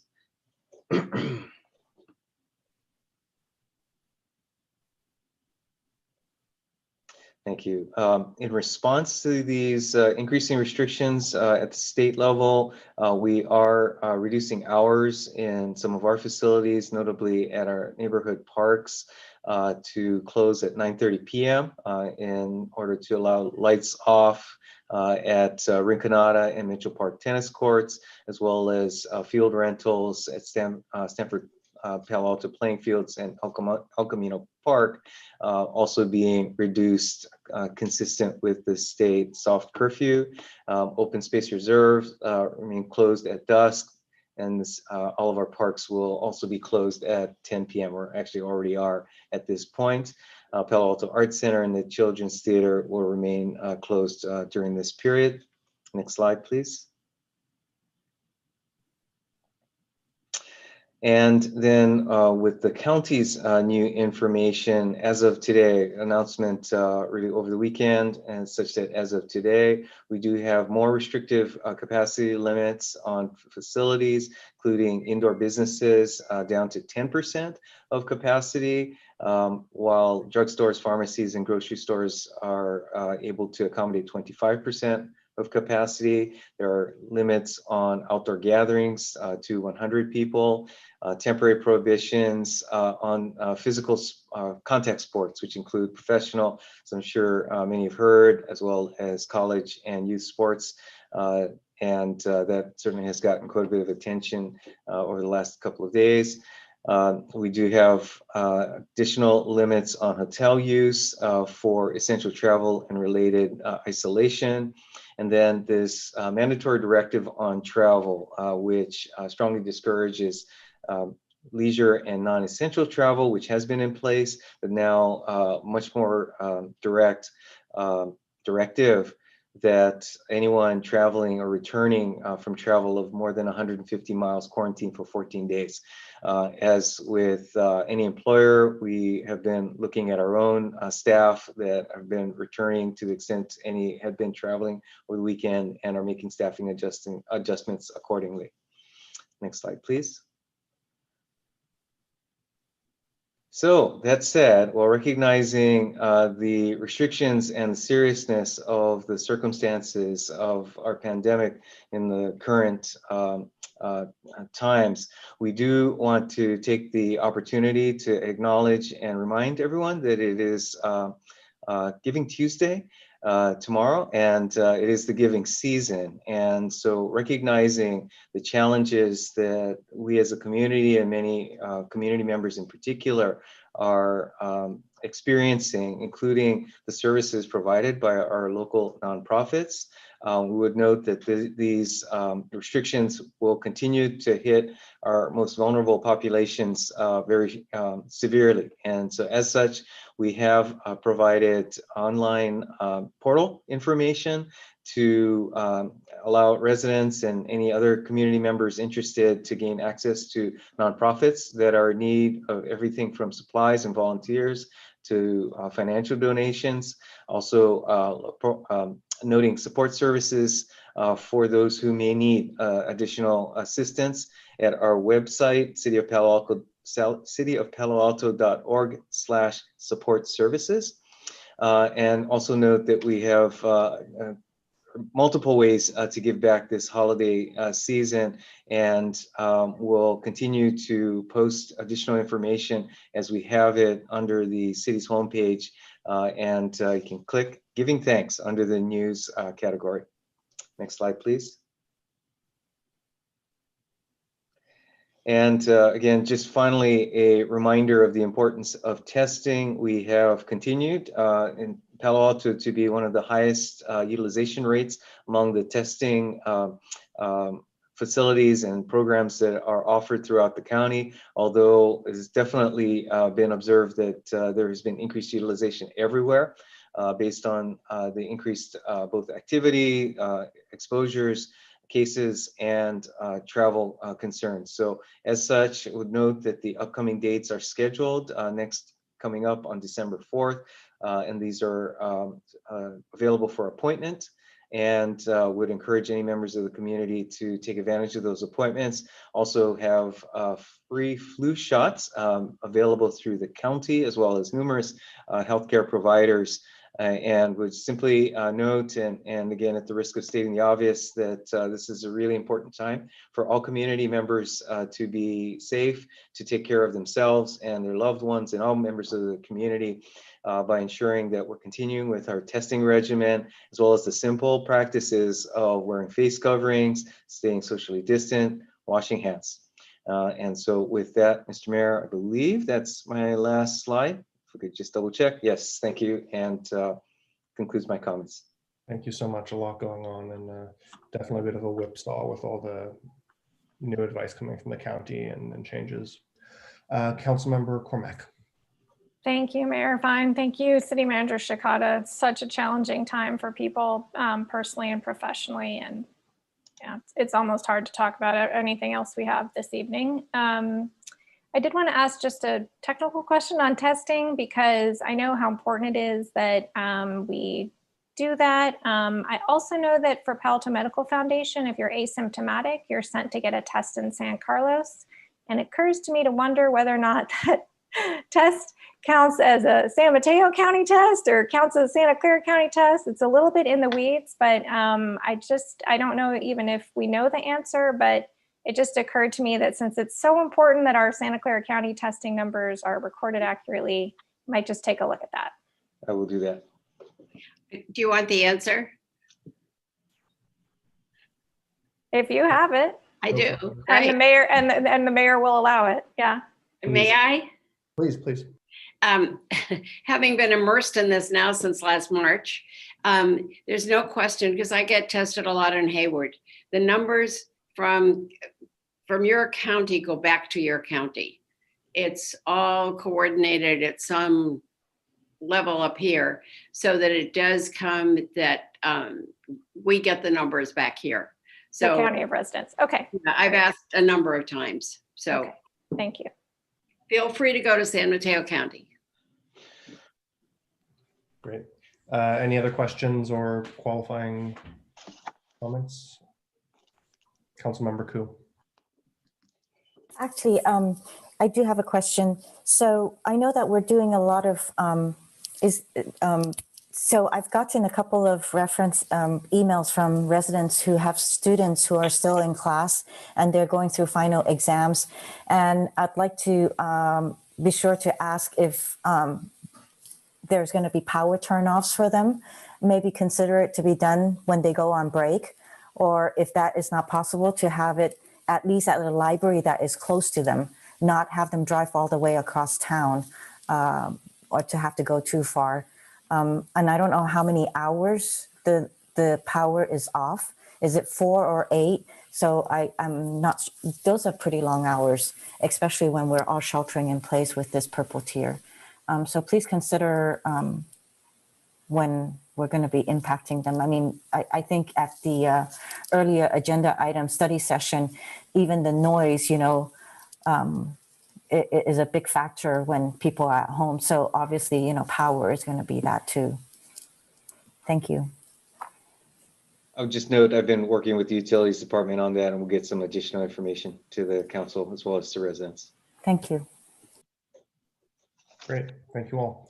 Okay, let's move on to our action calendar. Item number 10 is follow-up recommendations from our City Council Ad Hoc Committee on boards, commissions, and committees, including adopting a handbook and a new application form. I don't believe staff has a presentation here, is that right? That's correct. Staff does not have a presentation. We stand by for your discussion. I know the ad hoc committee members may wish to comment. Sure. What I may suggest is maybe I'll ask the Vice Mayor and Councilmember Cormack to share a few thoughts and kind of where we've been and where we're going. Then we can go to the public and then we can come back to council. So if you two want to lead off. And again, thank you so much for almost a year's worth of work here. Allison, would you like to start, or I can start either way? Sure, I'll go. Thank you, Vice Mayor Du Bois. Back again, and won't reiterate all the thanks from last time, but I do appreciate the input from people who reviewed it carefully and the thoughts that the council shared with us. We've done a couple things since then. One is we've made some, frankly minor but important, that sounds strange, but small changes in the wording that are important in a few of the areas that came up last time. Specifically around speaking with the media, and then also the council removal process. We also had the opportunity to have a session with the chairs of the boards and commissions to just talk through the intent and see if there were any other concerns they had, and to start to discuss what the training might look like in the future. They welcomed that. In fact, they thought it was useful and they would like to meet together on maybe once a year with the mayor and the vice mayor and the vice chairs, just to sort of share best practices. So that was useful. I think the things that we'll bring tonight that I hope everyone will be ready to talk about would be term limits. Each of us probably has our own thoughts on that. I think we thought about doing 2 term limits, a limit of 2 terms. So most of them are 3-year terms, a few of them are 4. We did get some input from both the Historic Resources Board and the Architectural Review Board chairs that having a 3rd term available to people with that specialized expertise might be appropriate. So that's something I think my colleagues should consider. And then I think that was it. And I will let the Vice Mayor pick up what I have left off. Yeah, that was a good summary. So again, I think this meeting we had with the board and commission chairs was really useful. I think they made a compelling point, particularly for things like the ARB or the HRB, which require specific training, that maybe we should consider 3 3-year terms or 2 4-year terms. So it'd be 8 or 9 years as the term limit. There was a feeling that 2 3-year terms for 6 years might be too short, particularly where you needed specific training. And I'll just say that I'm open to that, and I think that was a good suggestion. The one thing that we hadn't decided on is this timing of staff reports to boards and commissions. We had some discussion about maybe trying to mirror council in some way, to have a number of days, before a packet goes out or whatever, to have the material in place. That's still an open, it's not included at all if we pass what's there tonight. Also, there was an App Places memo, the ARB application form. It's meant to be a template for all of the forms. There were a couple of changes there that we thought would apply to all of them, like being clear on, I think, their employment and that they've read the handbook, and maybe a few other items. Hopefully you guys saw, like Councilmember Cormack said, we made a few minor changes. The other one on press was we deleted the line discouraging people from talking to the press, but we kept everything else that says, you're speaking on your own behalf. If we pass this tonight, I think the work of the ad hoc will be completed. If we pass the limits, moving the appointment date to spring, and even potentially the term limits, there would be some code updates that Molly could bring back to us. Those could go on consent. And I think that's a good overview. Happy to answer questions or talk in more detail as we go through it. Great. We heard all your feedback. I think we incorporated everything people said from the previous time. Awesome. Thank you both. Okay, let's please go to members of the public who may wish to speak to this. Item number 10, our boards, commissions, and committees work from Vice Mayor Du Bois and Councilmember Cormack. Any members of the public that wish to speak on this item, please raise your hand or dial *9 on your phone.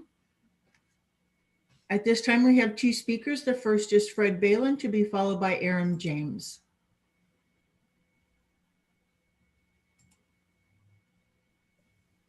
Fred, go ahead. Can you hear me? Yes, go ahead. Great. This has been a worthwhile process with a productive product that continues to improve through input. Here are a few notables from the current handbook iteration. Page 12, Parks and Rec. Thanks to the informative comments of Jeff Greenfield, we're back up to 7 members on the Parks and Rec. Page 24, the very end of the Code of Conduct, a new section. For quasi-judicial hearings, communications with an applicant or any member of the public is strongly discouraged, beginning from the time an application has been submitted until final decision is reached. If any communication does occur, it must be fully disclosed. That's huge. Page 26, proceedings. A nice line was added to value and respect the professional expertise of staff and consultants while providing independent, critical thinking expertise and input. Page 29 of the handbook, removal. A middle paragraph was added.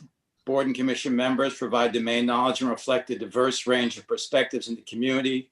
Removal of appointees shall not be on the basis of political perspectives of the council or commissioner. Removal shall be based on performance-related concerns such as legal or ethical violations, apparent of absences, misconduct towards staff, colleagues, or the public, or actions that undermine the public trust in the commission or the council. And then finally, the removal vote will occur in an open council session where any member of the public can speak. I think that's fine. Page 31, public participation. If a board or commission member receives materials or information directly from an applicant, he or she shall notify the staff liaison immediately. Also, very crucial, transparency, inclusion. Thank you. Thank you, Mr. Balin. Our next speaker is Aaron James, to be followed by Jeff Greenfield. Okay, so the idea that was suggested tonight, and that is to give someone with special expertise a shot at, say, a 3rd term, I don't think that flies with a democratically seated city council, because let's say somebody that serves 2 terms develops an extraordinary expertise themselves. Why should somebody with expertise coming in be given a 3rd term necessarily? So I really think that you're going to run into all sorts of problems by treating members differently based on their status and their expertise. Because again, we're supposed to all be equal. And I think there's also the problem, sometimes you select a jury foreman. And I think one of the things that I always tell juries is, look, the jury foreman is just the first among equals. Nobody should defer to the on whether they're going to vote in a certain way simply because somebody's been designated as the foreperson. So I think you really want to look at that carefully. It doesn't read well with me, but of course the idea was just introduced tonight, the first I've heard of it, but I think you really, really want to think about that carefully. Thanks a lot. Thank you, Aaron.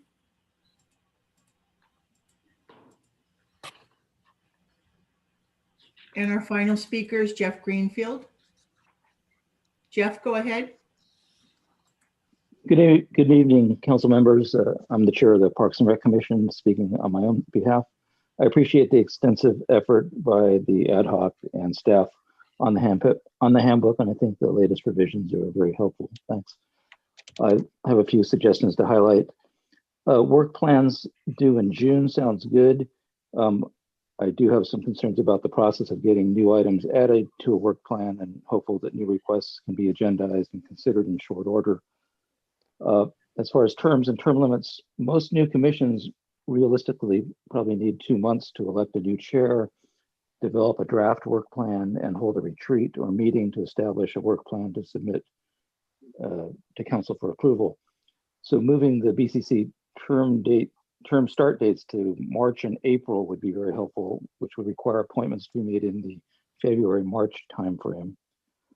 As far as the term limits, I really strongly recommend against a two-term 6-year limit for the BCCs with 3-year terms. For the purpose of continuity, institutional knowledge, and overall functionality, a 3-term 9-year limit or two-term 8-year limits is workable, but 2 and 6 really is going to be a problem. And I think it's important to clarify when the term limits would take effect.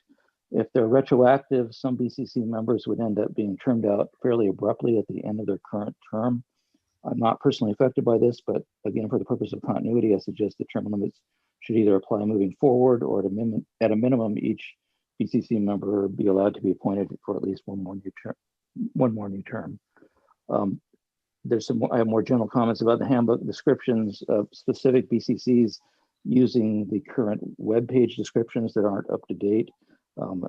We need to get these cleaned up, and if the web page is update, then does the handbook update as well? Probably not. We need to get that sorted out. And there's specific changes to each of the BCCs that would be helpful to get updated. And lastly, on the education, there was discussion. There's a mention of a primer on city budget process for new BCC members. I think that's great, and additional primers that would be helpful could include city staffs, structure, departments, org chart, et cetera, city council operations, council meeting and agenda processes, and maybe even city government in general, the roles of the council, BCCs, the appointed staff and hired staff, public input, et cetera. Thank you. Thank you, Jeff.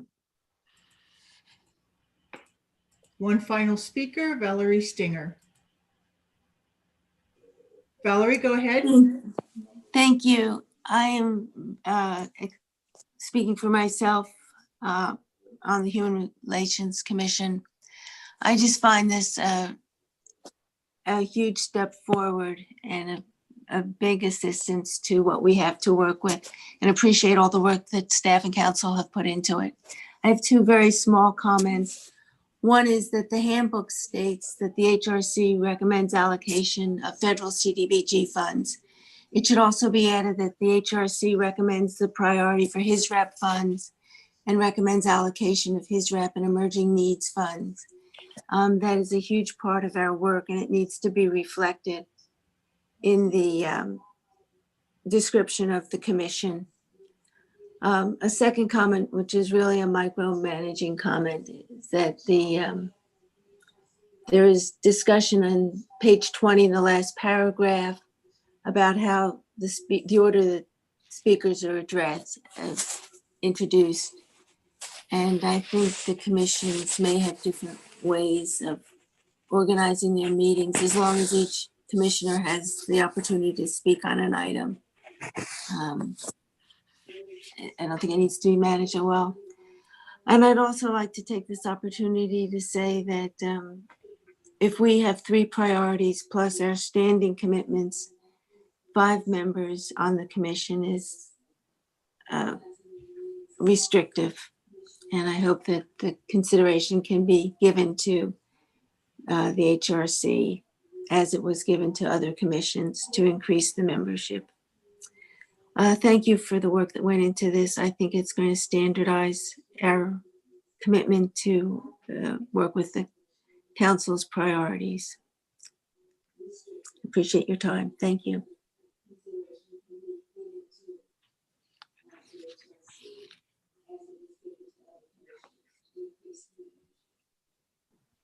Okay, I think that's it. So thank you to our 4 speakers, including some current board and commission members. We appreciate your service.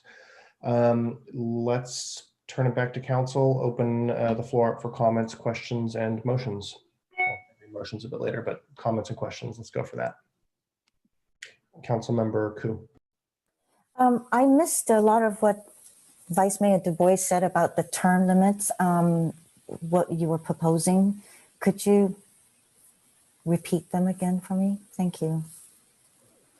You could hear me. Again, it came from our board and commission meeting where the suggestion was that some of these commissions with 3-year terms, so we basically would have a term limit of 3 3-year terms, which would be 9 years, or 2 4-year terms, would be 8 years.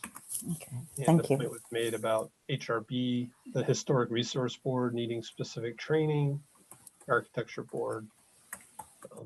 So that was the point. Thank you.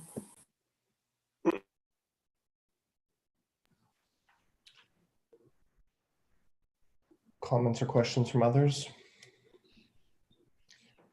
I guess I'll just go with the one question I had.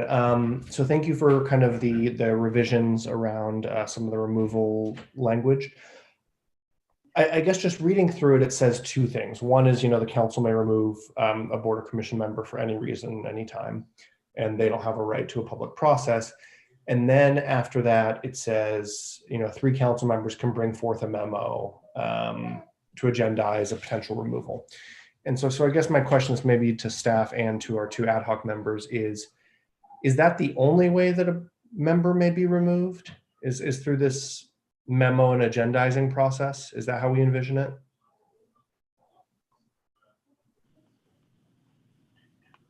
Well, before staff answers, I'll just jump in to say that we added that 3rd paragraph on page 29 for people following along at home, specifically to address concerns that people raised about wanting to be sure that it was done in an open session.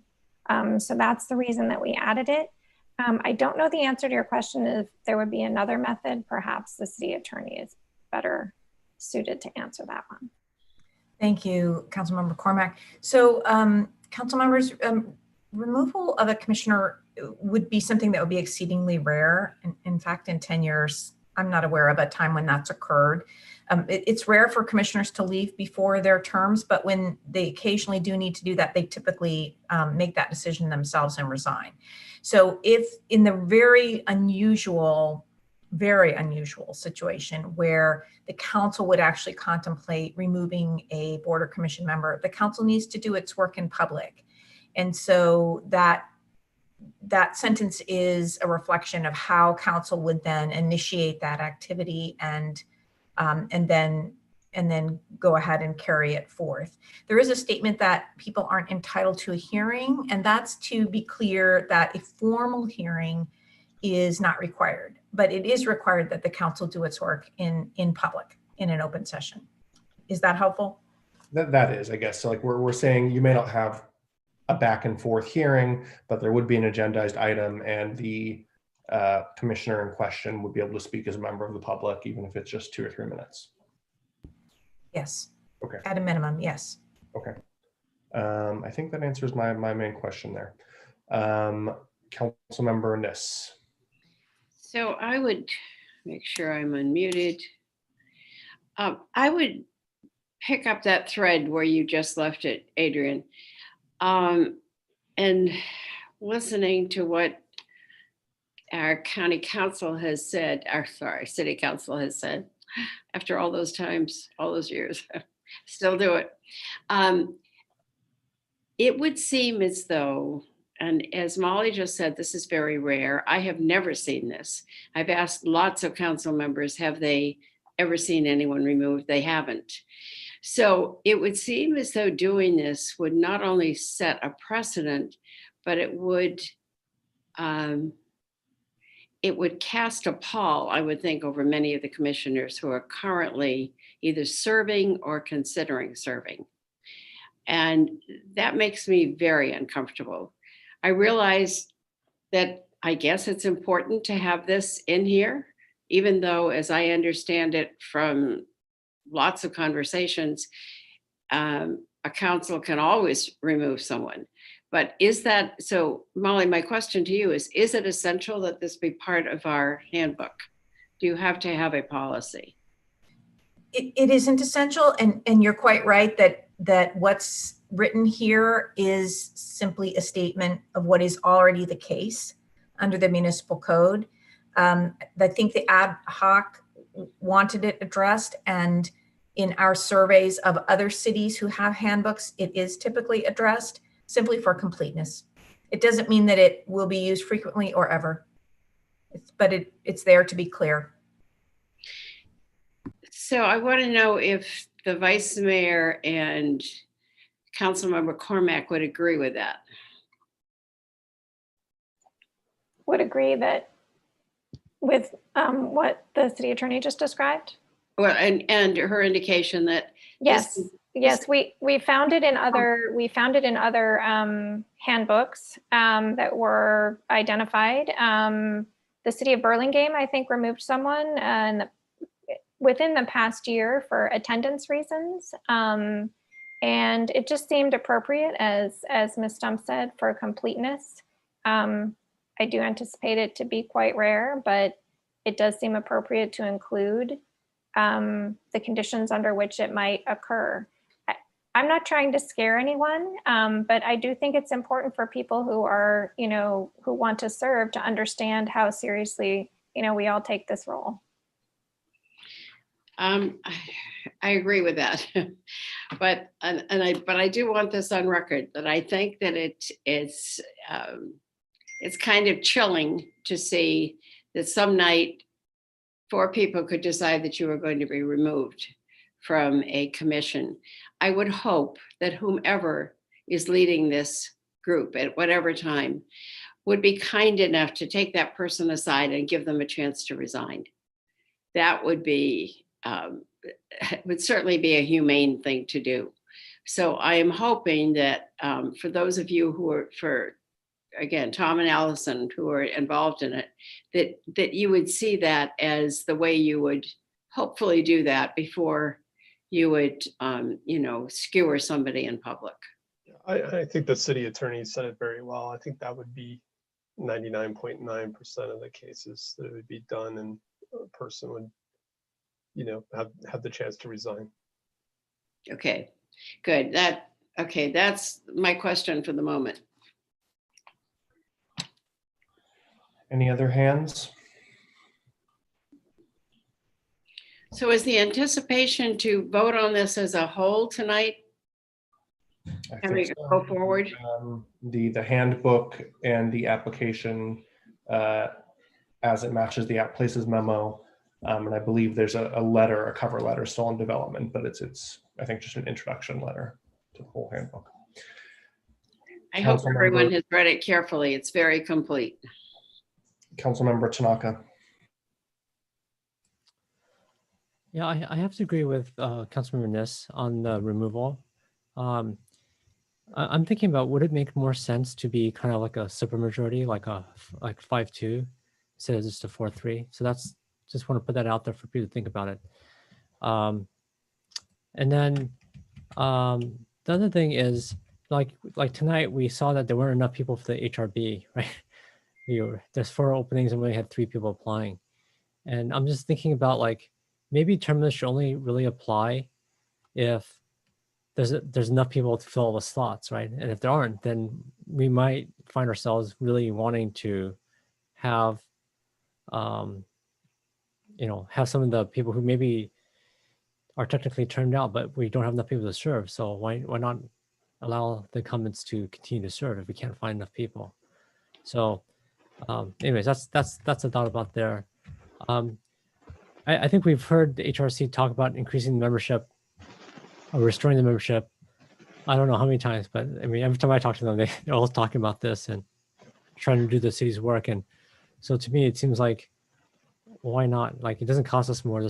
There's interest in it. It's, I mean, there's a lot of work to do. So to me, it seems like that would make sense. And then I don't know if it says in here in the handbook. I'm looking for it, but I actually think that the chairs should be able to set their own agendas, right? Because it seems like it's hard to chair me if you can't even set your own agenda. And to me, that's kind of a weird thing that we have right now. So that's the other if we want to empower our commissions and boards to be effective, I think that's something we should allow them to do. And then last item, kind of in the spirit of trying to empower boards and commissions, I think that if a board or commission makes a unanimous decision, I think it should go to consent. And if on council we think that decision is not appropriate, we can always pull it. But what I think that'll do is allow more efficient meetings. It would also empower our boards and commissions. So I think these are just some streamlining things that we should do, and I think it will help make the city run more effectively. Thanks, Councilmember. Vice Mayor Du Bois. Yes, I will try to get a motion on the table, I guess. I'll move that we adopt the handbook and the application updates, and we direct staff to take the steps necessary to implement the changes. I would also maybe add, unless there's objection, that we update the HRB description to include his rep and emerging needs funding, which I think staff could add.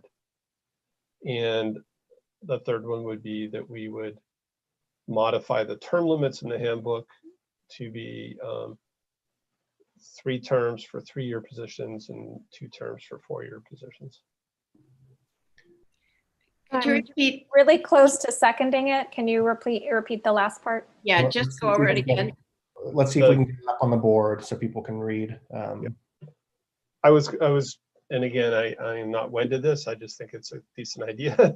My last point was to change the term limits to be 3 terms for 3-year positions, 2 terms for 4-year commissions. So do you want me to second it and then amend that part, or would you prefer someone to second it? Okay. If that's the part you disagree with. I'll second it, and I just think we need to refine the E a little bit. Yeah.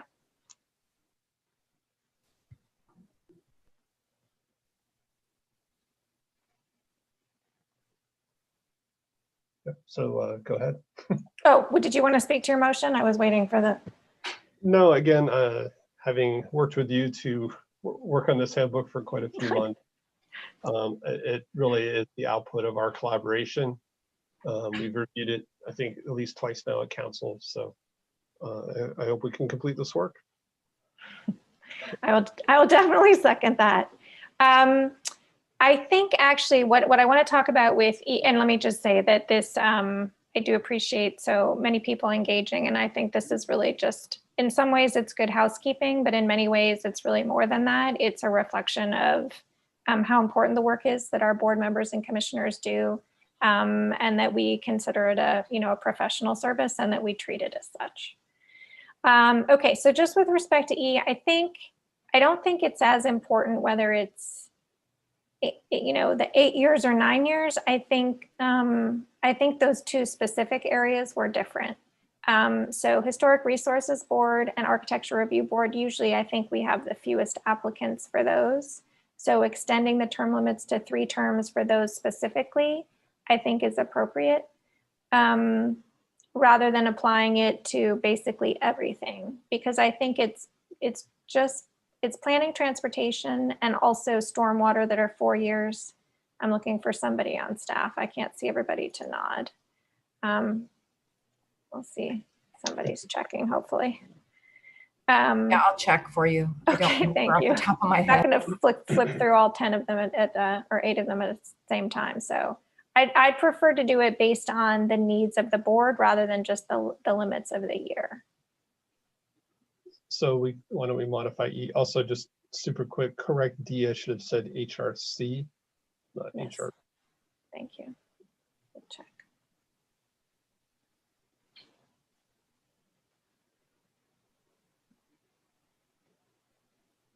So So then in E, my Correct. suggestion would be that it be permit 3 terms for people serving on the Historic Resources Board and the Architectural Review Board.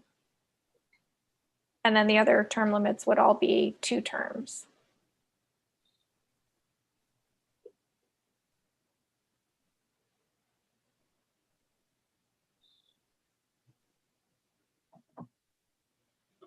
And I'll just speak to why.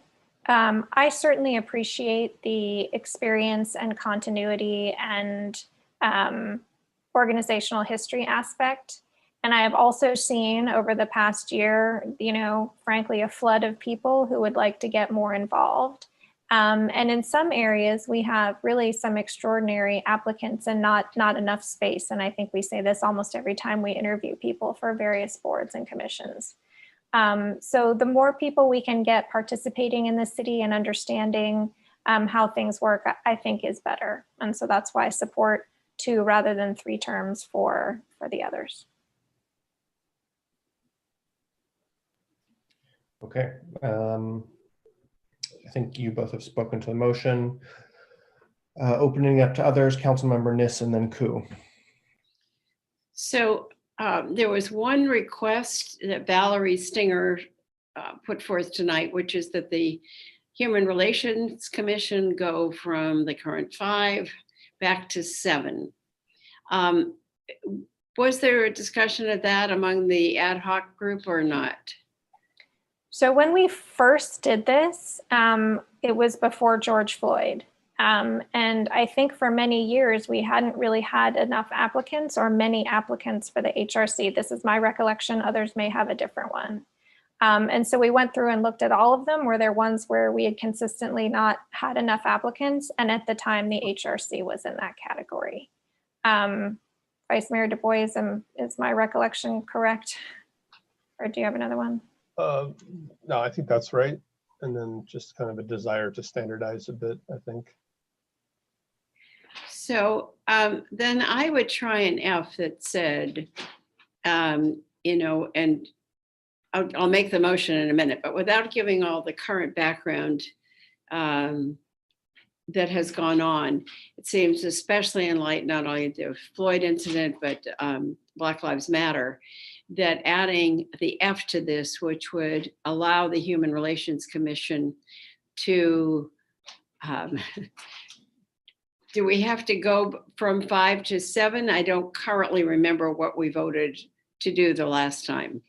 I just need to know what the wording is that allows them to go. Is it back to 7 or to increase to 7? Increase, because I believe we did the municipal code change. I think we did, yes.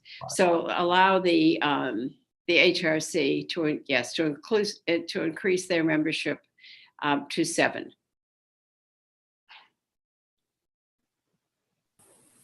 So there's an amendment from Councilmember Niss. Is that accepted by the maker and the seconder?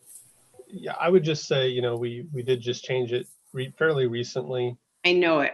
I would accept this as a friendly amendment, but I would ask that we vote on this last one separately, just because it's a new idea.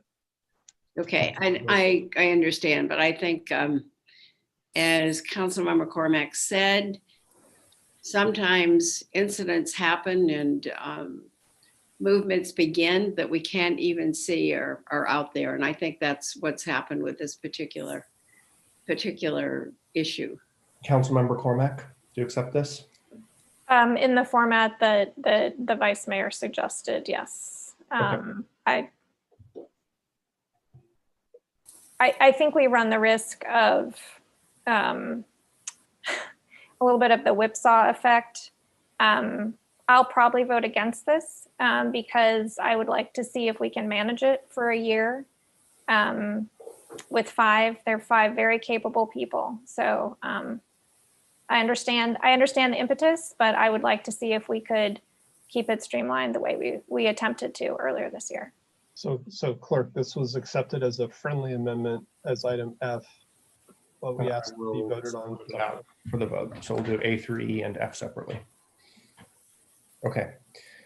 Thank you. I see a whole host of hands. If you've already spoken or don't need to speak, please lower your hand. And I think the first new speaker is Councilmember Koo.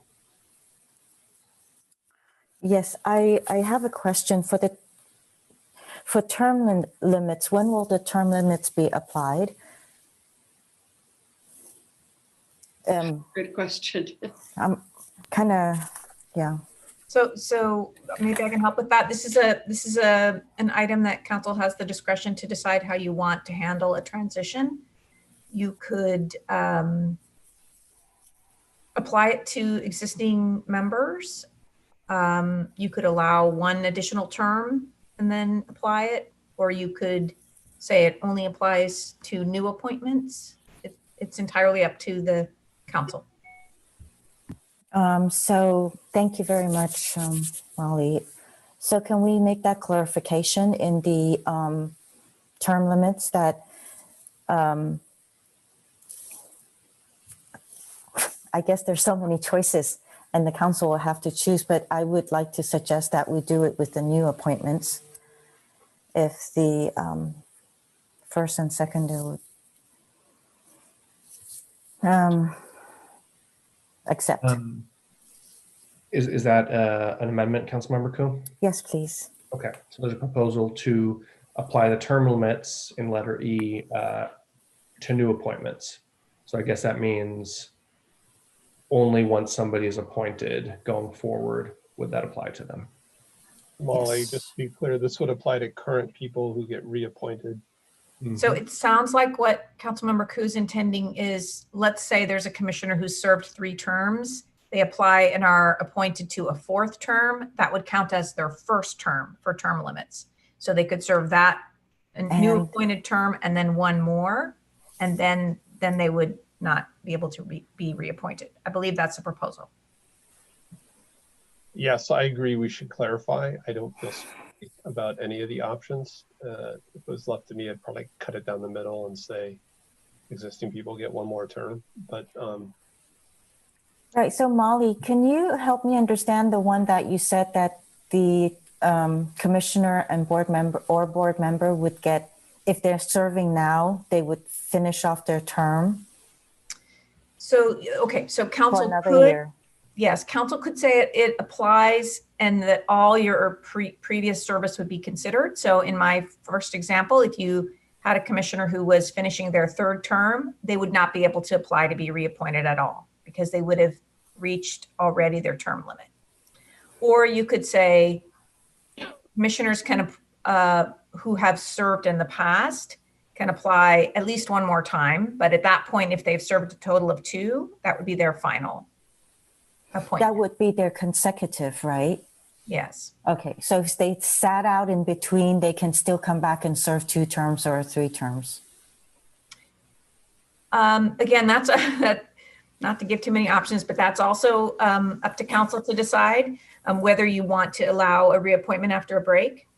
As you know, for council seats, it's a very different thing because you're elected, not appointed, but council members have 2-term limit, but having sat out at least 1 term, council members can then run again and be reappointed. So that's fairly common.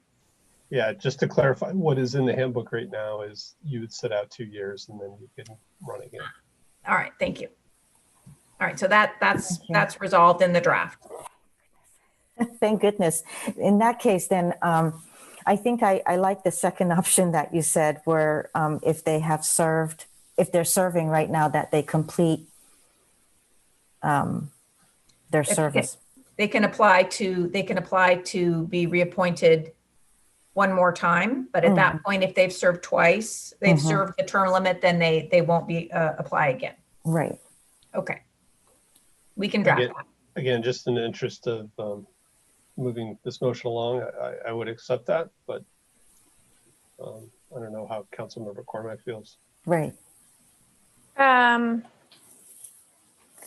We hadn't discussed it until it came up in the discussion with the board chairs. And so that was a benefit of having them remind us that we need to figure out how to apply it.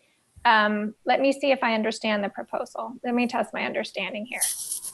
someone is in their second term, and I will use one of the ones that isn't 3 terms for the Parks and Recreation Commission. They may apply and be appointed one more time, but that's it. That's my that's my understanding of what Councilmember Koo is suggesting. Okay, and then the term limit would kick in, and then anyone is welcome to reapply once they have not been serving for a period of 2 years. Although it'll probably be, it depends on the the staging of it. On the same board, they could apply to Right, on the same board. I guess before I make this decision, I'd kind of like to know how many people are in which situation. And I realize that's probably not information we have this evening. We'd need the clerk to sort of tell us where we are on this. It seems reasonable. It seems like a compromise, so I'll accept it for now.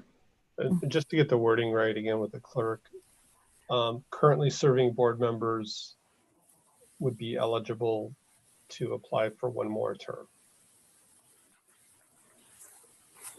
Even if they were completing their second term, parentheses, third term. I'm just saying this out loud. It doesn't all need to be in the motion, but just so staff is listening and we're clear, and they can jump in and tell us if we've missed something. That's clear. Okay. Is that acceptable to the maker and the seconder? Yes. Yep. Okay. Thank you. I have one more. Since I'm Parks and Rec liaison, council liaison, I think there's some wording in the under the descriptions for PRC to change the park master plan to Parks, Trails, Natural Open Space and Recreation Master Plan as consistent with what is on their website. That's fine. I don't know if, I guess we could accept it as a motion. Hopefully staff could just make that correction. Yeah, could you, I mean, as long as staff can make that correction, that would suffice. Can staff make the correction? Yes, I believe so. Thank you. That's it for me. Thank you. Vice Mayor Du Bois. Sorry, I was just up from before. Sure. Councilmember Niss. So let me ask one thing, and I'll ask this of Molly. When we talked about removal and talked about 4 members being able to vote on that, is that the law, Molly, or could you actually say supermajority and have 5 voting instead of 4? Council can determine that. A supermajority would be permissible if that's what you want to do. So if that's the case, then I would like to add that as a friendly amendment, that instead of 4 people being able to remove, is there a smoother way to say this? I think your amendment would be something like a removal requires 5 votes. Yes, thank you. That's much cleaner. Removal of a BCC member would require 5 votes.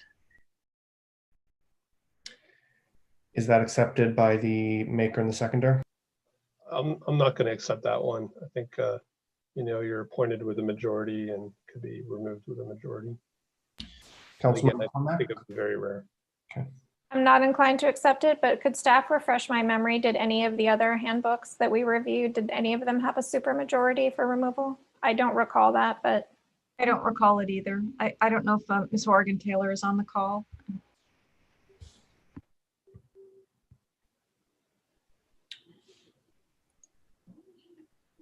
All right, well, since your recollection comports with mine, I also will not accept that. The majority of the handbooks that we did review, the 10 that we reviewed, the majority of those had just a majority. None of them had a supermajority. Thank you so much, Ms. Horgan Taylor. You're welcome. Thanks.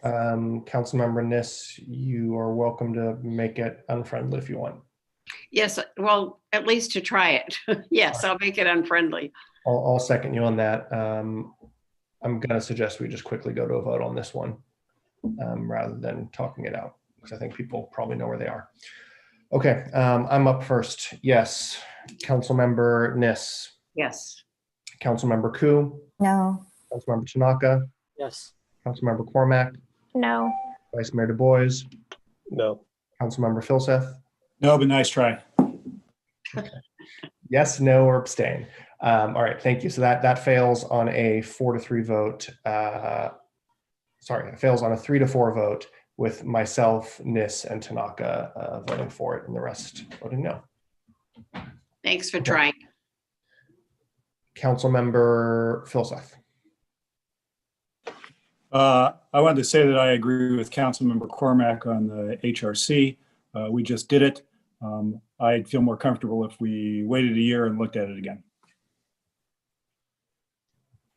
Thank you. I think you both have convinced me of the same there, even though I do harbor some regrets about shrinking that commission.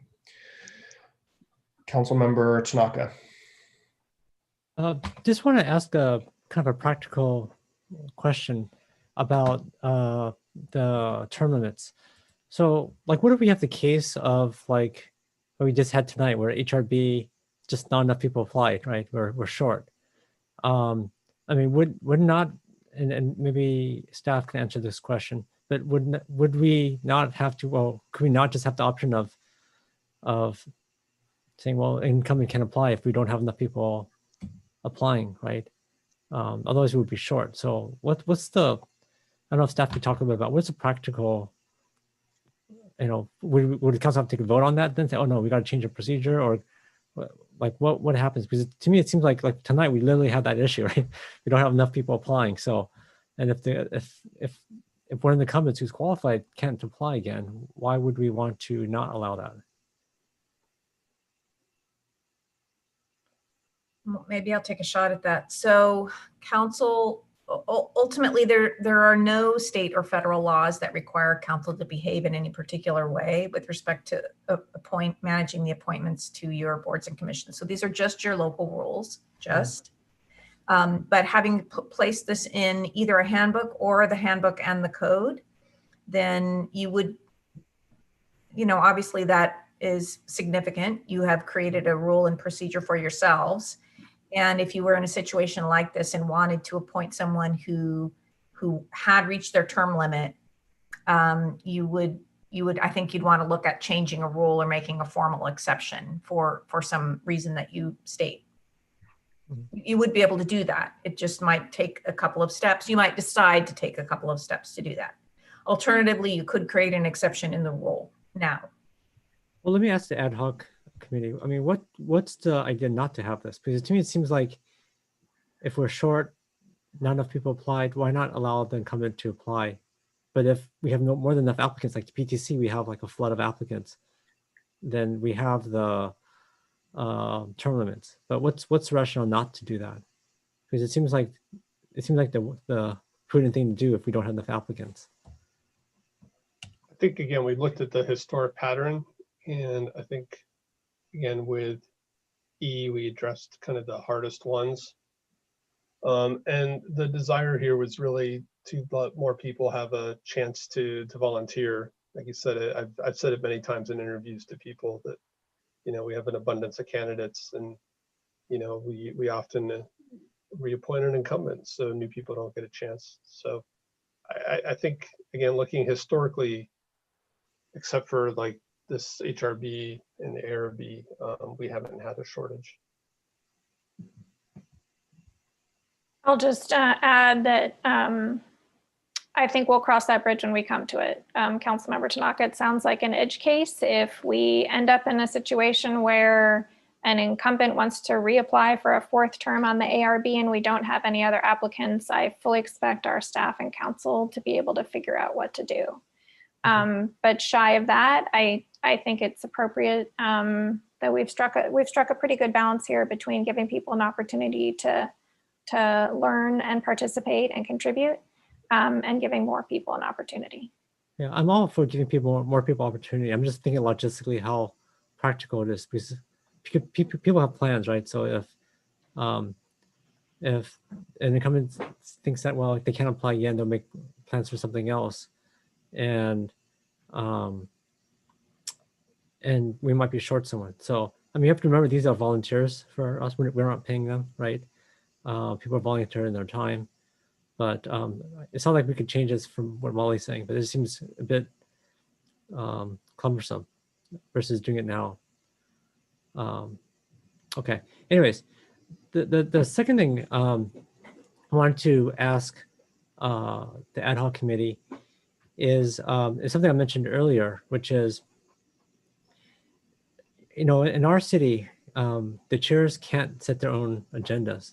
They either have to get majority of council members to put it on an agenda, to let them have something on the agenda, or staff could do it, but the chair themselves can't do it.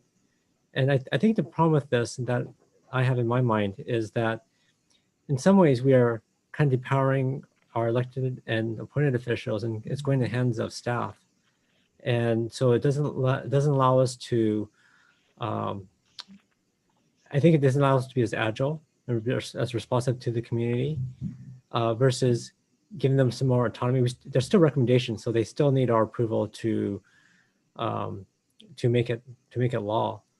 But I think this will allow the boards and commissions to operate more efficiently and get more work done for the city. So I don't know if the ad hoc committee could talk about if they looked at this. I haven't actually looked at it, so I'm asking if you guys looked at this topic.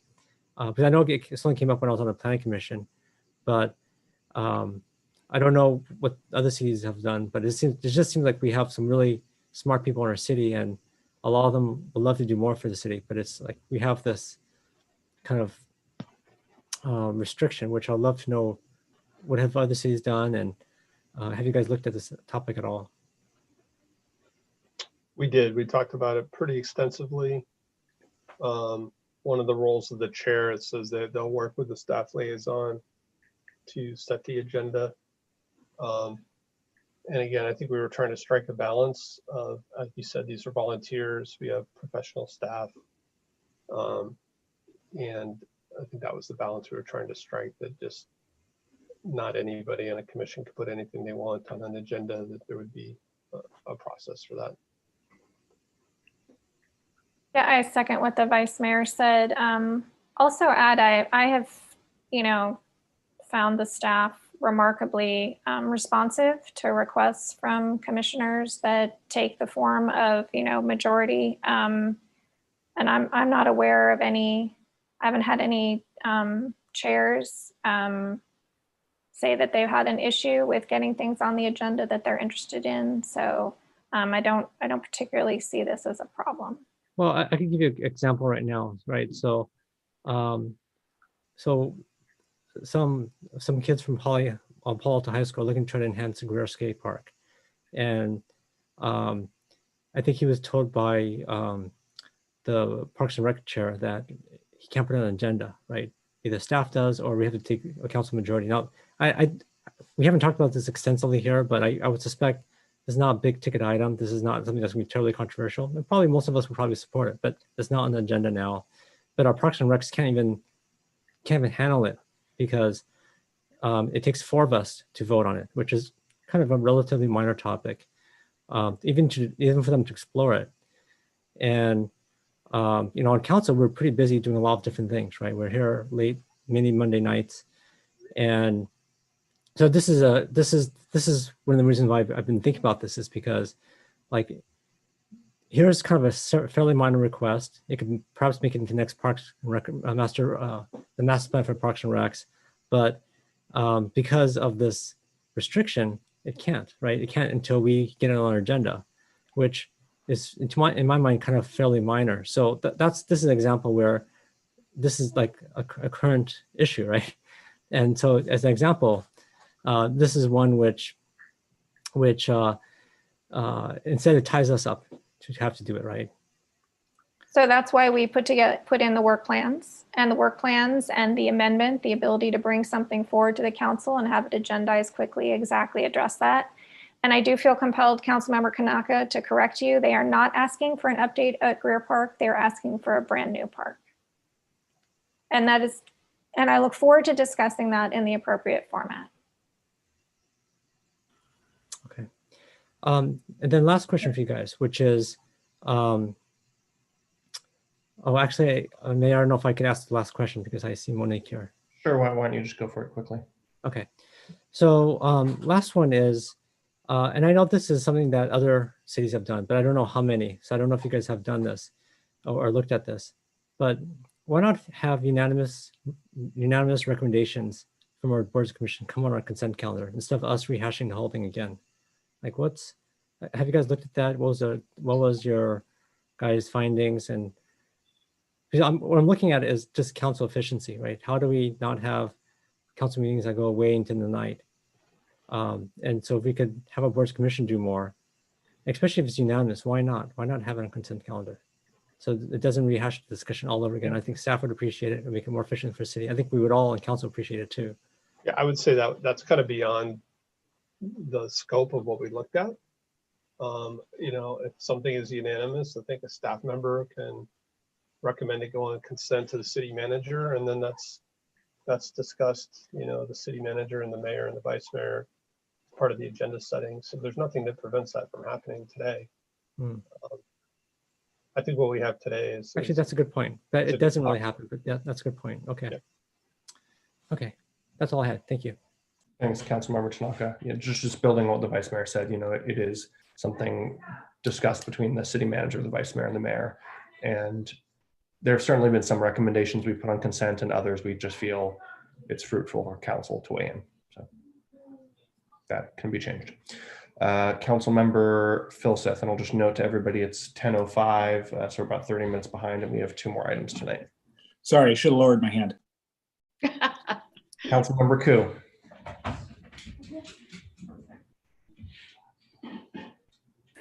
I wanted to add also the timing of documents. I think that might mean the staff reports for the commission and boards. So could I add that in? I'd like to ask the maker and the seconder if I could add the timing of providing staff reports to the board, the BCCs, to mirror council's timeframe.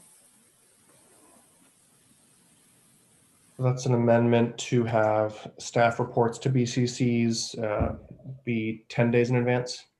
Yeah, I think it's 11 days. 11, correct, sorry. Yeah, Lydia, I'm not going to accept it. I was supportive of some concept of this. I think that's too long and not flexible enough. And unfortunately, I just think. So how many days were you thinking, or was it just it's so broad though? What can they expect? What can the boards and commissioners expect? I think what we got in there was, again, some changes for quasi-judicial items and for board and commission members to bring any new materials to staff immediately. You know, again, I think I struggle with this one. I think the intent is not to have last minute at places substantial materials. So that's the documents, the timing of documents that is mentioned in this staff report here. Not per se. Certainly not a fixed amount of time that material needs to be ready. So what if it's that it should be provided at least 7 days in advance? I think you should try an unfriendly amendment on this one. And I think there's a number of days that make sense. Councilmember Cormack, just going to you for the process. Do you accept this? I don't. Thank you so much. I do appreciate the desire to standardize. I think this is probably arising from one particular board and commission, and in our brief discussions of this with staff, there's a wide variety of ways that the different boards and commissions currently approach it. this is probably something we could maybe have the council liaisons, spend a little bit of time on, or maybe take a run at it next year when we have a little bit more information. But I don't know that we can standardize this effectively at this time. Okay, Councilmember Koo, are you going to make this unfriendly and seek a second? Yeah, I would take it. Yes, I would like to, but I would use 7 days instead of 11. Okay. And let's just take out the Mirror City Council part. Okay, Yeah. there's a motion, Thank you. amendment by Councilmember Koo to have staff reports to BCCs be published 7 days in advance. Is there a second for that? I ask one question. What's the current time, usual time? I don't believe there's a standard for all the boards and commissions. So they don't know what they're going to see until it's, what, a day or two ahead of time or not? Well, No, I think it varies. I think, right. It certainly meets the Brown Act requirements, but then it varies beyond that. And the Brown Act requirements for the boards and commissions are what? 72 hours. 72. Ah. Is there a second for this amendment? I could second it, but I just wanted to understand from staff, like, what's your argument against this? But maybe I have to second it so we can discuss. So I'll second it. Then maybe staff can tell me why the heck not? Well, if you put the heck in there, I might change my response. But I think Vice Mayor described it quite well. I think it's a situation that has varied among the boards and commission. So I think we're, quite frankly, just reluctant to set a standard that creates some unintended consequences. So it'd certainly be something that we could evaluate further. Okay. I'm going to suggest we vote on this unfriendly amendment to standardize BCC reports at 7 days. Councilmember Niss. I'm a yes. Councilmember Koo. Yes. Councilmember Tanaka. Yes, I didn't get to speak to my second, but I don't know if I can say that now, but maybe we should just keep going. Okay. Just keep going. Sorry for that. Councilmember Cormack. No. Vice Mayor Du Bois. Yes. Councilmember Filseth. No. And I'm also a no. So that passes on a 4-3 vote with myself, Councilmembers Cormack and Filseth dissenting. Okay, can we wrap this up? I see a hand from Councilmember Niss. No, that was a question. Oh, yes, I do have one comment. I want to thank, in particular, Tom and Allison for doing all this. This, I know, was a year's worth and lots of interaction with other groups and so forth. And just to say, I am sure that I'm talking for everyone, but I'm really grateful that you did this, and that it will give real guidance to the boards and commissions in the future. So thank you. Councilmember Filseth. I'm looking at the motion here. Were we going to vote separately on F? Can we do that? Yes, we will. Mm-hmm.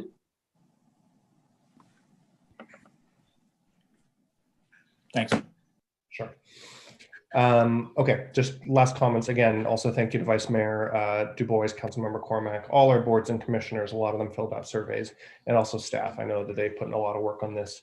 I think this is bringing some needed updates and rationalizations to our boards and commissions. So I really want to commend you both for leading this. I know there may be a little bit of wrap-up work over the next week or two, so maybe we'll cease that board and commission ad hoc in a week or two. So I'll leave you there. Okay, let's please vote on the main motion, which is A through E, G, and H. Councilmember Koo. Yes. Councilmember Tanaka. Yes. Councilmember Cormack. Yes. Vice Mayor Du Bois. Yes. Councilmember Filseth. Yes. I'm a yes. Councilmember Niss. Yes. Excellent. That passes unanimously. And now we'll vote on part F, which is to increase the membership on the Human Relations Commission to 7 members. Councilmember Tanaka. Yes. Councilmember Cormack. No. Vice Mayor Du Bois. No. Councilmember Filseth. No. I'm a no. Councilmember Niss. Yes. Councilmember Koo. Yes. Okay, and that fails on a 4-3 vote. with myself, Vice Mayor Du Bois, Philseth, and Cormac voting no. So F does not pass, but the rest of the motion does. All right. Thank you, everybody. Thanks to our ad hoc members and staff. I'm going to suggest we take a 5-minute break before our next item. So back here at 10:30 or so. Or sorry, 10:20.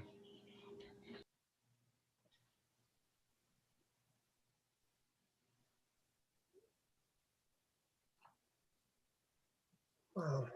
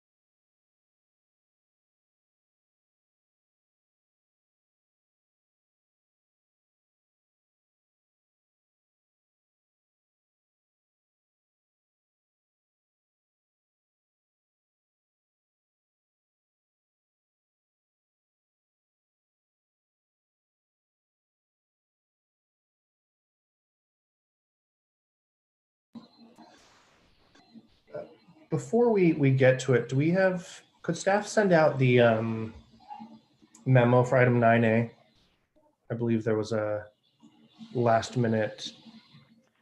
Yes, we had an at places. Sorry, maybe it's on the new agenda. I will, well, actually, yeah, so the at places transmitted information we received from Joe Samadian's office. So we will check on that real quickly. It is on the agenda and it should have been emailed to you Okay. earlier, like right before the meeting or right after the meeting. I found it on the web, so it's okay. Cool. Thank you. Okay, we have 1, 2, 3. Once there's 4. Okay, we have 4.5 council members and 2 more coming. Okay, let's return from our break. 10:22. Let's move on to item number 11, a public hearing, an appeal of the director's interpretation about Palo Alto Muni Code section 18.01.025. Does staff have a brief presentation here?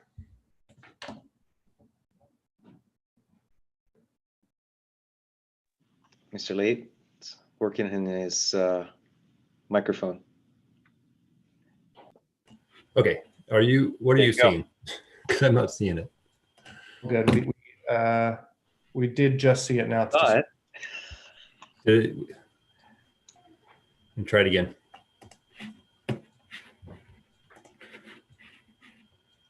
There you go. Okay. Okay, that's strange. I'm not seeing it on my presentation computer. mode.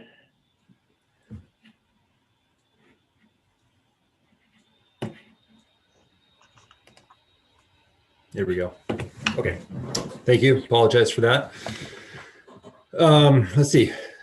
Good evening, Mayor and City Council. Jonathan Late, Director for Planning and Development Services.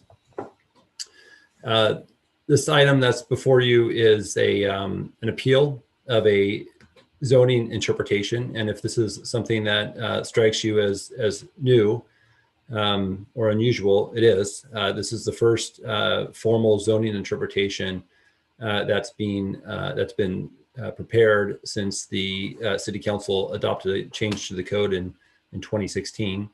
And it's also the first appeal that was filed of our first interpretation. So I'll go over briefly the interpretation that's being presented before you, summarize the appeal arguments and council's action going forward.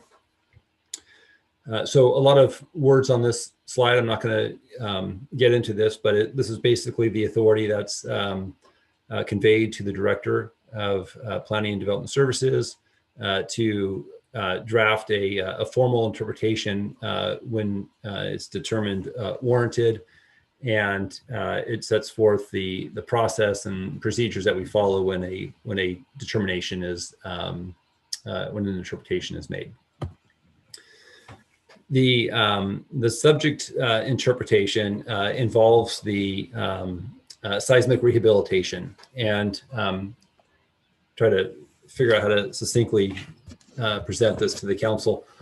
Our zoning code today currently allows downtown property owners with seismically vulnerable buildings to rehabilitate those buildings and receive a floor area bonus of at least 2,500 square feet. In the past, the city allowed for demolition to be a qualifying activity to remedy the seismic vulnerability of the building. A few years ago, staff moderated its perspective on that code provision, following on the strict application of the code, and no longer allowed demolition to be a way to achieve the floor area bonus. And what this interpretation does is it offers a narrow band of properties or building typologies that would qualify for the floor area bonus through demolition, It does not apply to historic resources. It still would require a lot of structural analysis and peer review of those reports, and ultimately a determination from the building official that it was infeasible to rehabilitate the building. That's the interpretation that's before you. Consistent with the previous code provision that was on the slide, this interpretation was published in late June.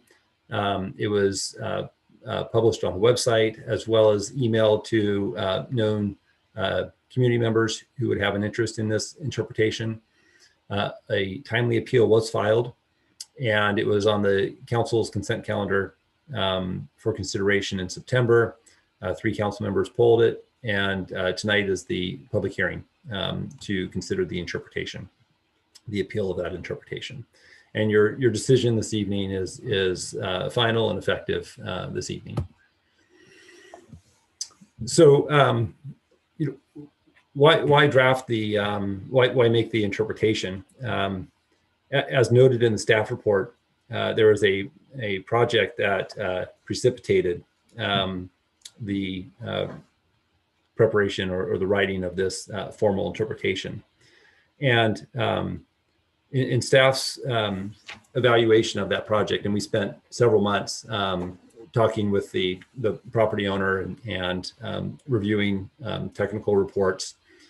And at the end of the day, what we ended up with was a rehabilitation effort that seemed impractical and had the same very similar result to a building that would be, if it were demolished and rebuilt, would look similar to the one that would be rehabilitated.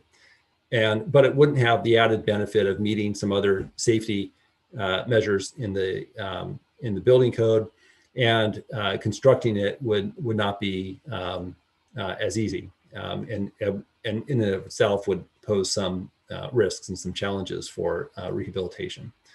So the interpretation attempts to balance that strict interpretation of the code with the broader policy interests that we have, namely to mitigate seismically vulnerable buildings, and particularly URM buildings, which are prone to collapse in moderate or strong seismic events. And so that is, and that's why this interpretation has been prepared. Having said that, of course, it's also been appealed, and the appellants raise a very legitimate question, and that question is the zoning interpretation a legitimate vehicle to advance that interest, or new policy, as they describe in the appeal statement? And they argue that it's not, and that a text amendment with public hearings before the Planning and Transportation Commission and the City Council is the appropriate path forward to implement this policy. They note that the interpretation introduces some terminology such as infeasibility, which they argue is more vague than the strict language that's provided for in the zoning code. The staff report identifies some other areas that they've flagged as concerns. They also have up to 20 minutes this evening to speak to those issues, so I won't get into a lot of detail about those statements. They're included in the packet, and you'll hear it in the testimony this evening. So what you're left with then is basically the same question, and that is, if the interpretation that's included in your packet is viewed as establishing new policy, then the zoning interpretation path is improper, and a text amendment would be the appropriate course of action. But if the interpretation is viewed as a clarification of the intent of the existing code, or applies the code to a unique circumstance, then the zoning interpretation is appropriate, And then the next question for you to consider is whether or not the interpretation as it's written should stay the way it is or be modified in some way. And so that's what's before you this evening. There's no applicant in this case, though I did note that there was a particular property owner that has an interest in this interpretation. But as it is, we will have an opportunity to hear from the appellants, and there are 3 of them. And after the public testimony, they will each have an opportunity for 3 minutes worth of rebuttal should they like to take advantage of that opportunity. So with that, I'll conclude my presentation. I'm happy to answer any questions. Thank you, Director Light. Excuse me. So in checking with the clerk, I believe the appellants have 20 minutes. Is that correct? That's correct. That's what Jonathan Late just said is 20 minutes. Okay, let's please go to the group of appellants and they can make a presentation. Any member of the public at the appellants for this wish to speak, please raise your hand. I know Karen Holman is one of them. Karen, go ahead. Hi, good evening, and it'll only be me speaking to this first part of the appeal process, so we'll spare you a lot of the time. So good evening, and thank you for hearing our comments regarding the seismic bonus program. And going forward, I do thank Jonathan Late for alerting some of us who have indicated interest in this topic before, but you'll note that in the presentation this evening, the only requirement is to post these interpretations on the website. And there really should at least be an information item on the council agenda, or otherwise there's no transparency and not a real true notification to the public that such things exist without monitoring the website continuously. The staff report contends that allowing demolition to qualify for seismic TDRs is simply an interpretation. We contend just as the report itself states, that rehabilitation and demolition are not the same thing, and we believe they should not be used interchangeably. And staff concurs that a plain reading of the code does not support their position. Pardon me. In quotes, a closer review of the municipal code, however, suggests that to qualify for bonus floor area, the building must be seismically rehabilitated or retained and strengthened to contemporary structural standards, close quote. Demolished buildings, by definition, are not retained or rehabilitated buildings. The staff report references the comprehensive plan related to reducing exposure to seismic risks. The comp plan provides the intended framework for future changes to code and other city actions. It does not replace existing code, and it does not authorize the staff to supersede existing code. Under the city charter, the authority for those actions are limited under the charter to the city council. As to policy, there's an important distinction between interpretation and making policy. Staff has the authority to interpret where there is an ambiguity. There is no ambiguity here, as even the staff report itself indicates, and that I quoted. It is a clear policy matter, and this should not set a precedent for staff to set policy. Staff will do what the council directs, and if the council concurs this is simply an interpretation, that premise will surely be applied in other situations, and likely without public or even council awareness. So this is an important decision before you tonight. There have been several projects that staff states where demolitions have benefited from the seismic TDRs. Going all the way back to the 1990s in SOFA 1, there was a building that was granted TDRs for demolition. There was a lot of upset over that. Staff at the time assured that it would not occur again, that the staff would rely on the code. A listing of those projects that have received the seismic TDRs or on-site bonuses for rehabilitation might also be helpful, especially if precedence is what you are wanting to consider. It would be important to understand what is the predominant pattern. This as a data point, but not replacing the fact that only council can make and amend code. The staff report asserts that the current TDR program is not sufficient to incentivize rehabilitation without providing analysis of that assertion. Evidence is essential when making policy decisions. Such a statement is not substantiated by objective evidence, and the consideration of this magnitude and scope should be considered by the City Council in concert with evidence. Another issue we saw on University Avenue project, once the TDRs have been achieved, can the generating site then be demolished? That's another consideration that needs to be in your scope of conversation. There's no question about wanting to make buildings safer, but how do we go about it? How do we incentivize it? TDRs are one way to encourage rehabilitation of existing buildings. TDRs also recognize, just as with historic rehabilitation, that rehab can be more costly than replacement. How many buildings might the seismic TDR bonus program apply to? Staff used to keep a list of seismically vulnerable buildings. Even 20 years ago, there were only a handful remaining in the downtown area. It'd be helpful if the council had an understanding of what the scope is of such a policy change, and again, policy change that council would have to make. The staff report offers that historic rehabilitation requirements and a new interpretation of seismic TDRs are not in conflict. That should be confirmed with specific language that makes clear the replacement of seismic materials does not jeopardize the historic preservation programs and requirements according to city rules and CEQA. Importantly, very importantly, if the very word rehabilitation can be interpreted the same as demolition, then there is a direct conflict with CEQA requirements regarding historic rehabilitation. Without clarity, there is a built-in conflict. There are considerations that the council might want to ponder if it wishes to amend the seismic TDR and bonus program. Just a couple of thoughts presented here.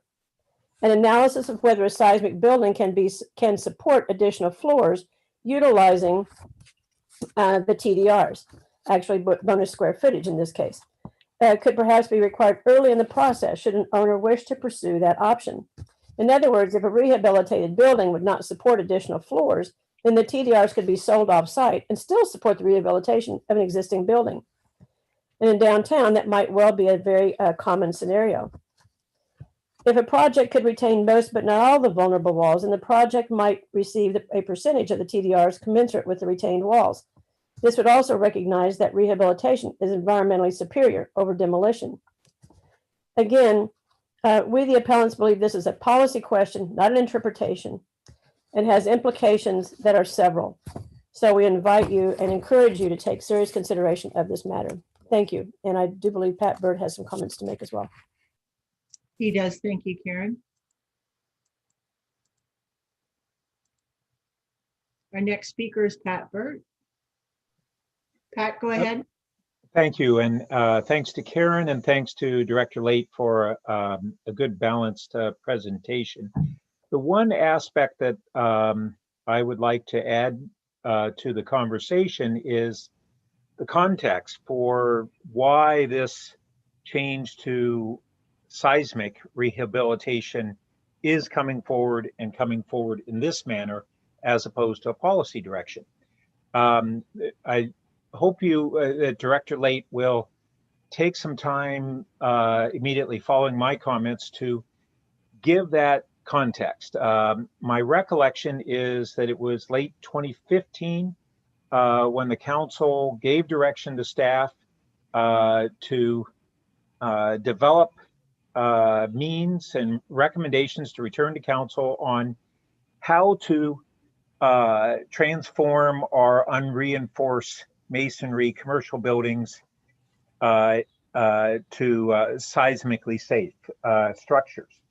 And I believe it was starting in early 2017 that staff commenced a process through the development center that, if I recall, consultants were hired and a stakeholder group worked on this for some time, but the council never saw any product from that. My understanding is the work may have been nearly complete and not complete when Peter Permajed left the development center. And so now this has lingered for over 4 years, pushing 5 years, to return to the council with what should be a range of alternatives on how the council would choose to pick from mandates to incentives to combinations of mandates, incentives, and clarifications of the sort that Karen had just suggested as examples. That's what was supposed to happen That's what really should happen. And the council really needs to understand where is that product and why are they not at least receiving an interim report that would allow the council to give adequate guidance.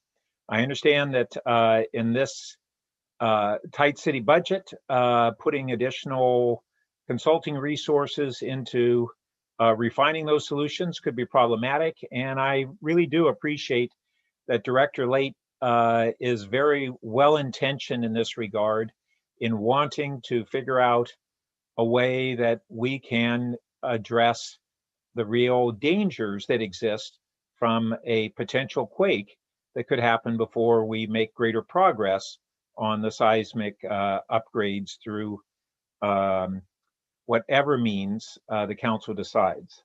So I will end my comments there and look forward to your discussion and hearing Director Late fill you in on more factually on the context than my recollection allowed. Thank you. Thank you, Pat. Any other members of the public that wish to speak? Please raise your hand or dial *9 on your phone.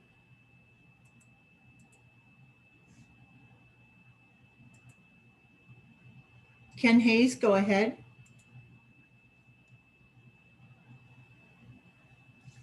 Good evening, Mayor Fine, council members. Thank you for this opportunity. My name is Ken Hayes with Hayes Group Architects. We're working with the Mills family on this project.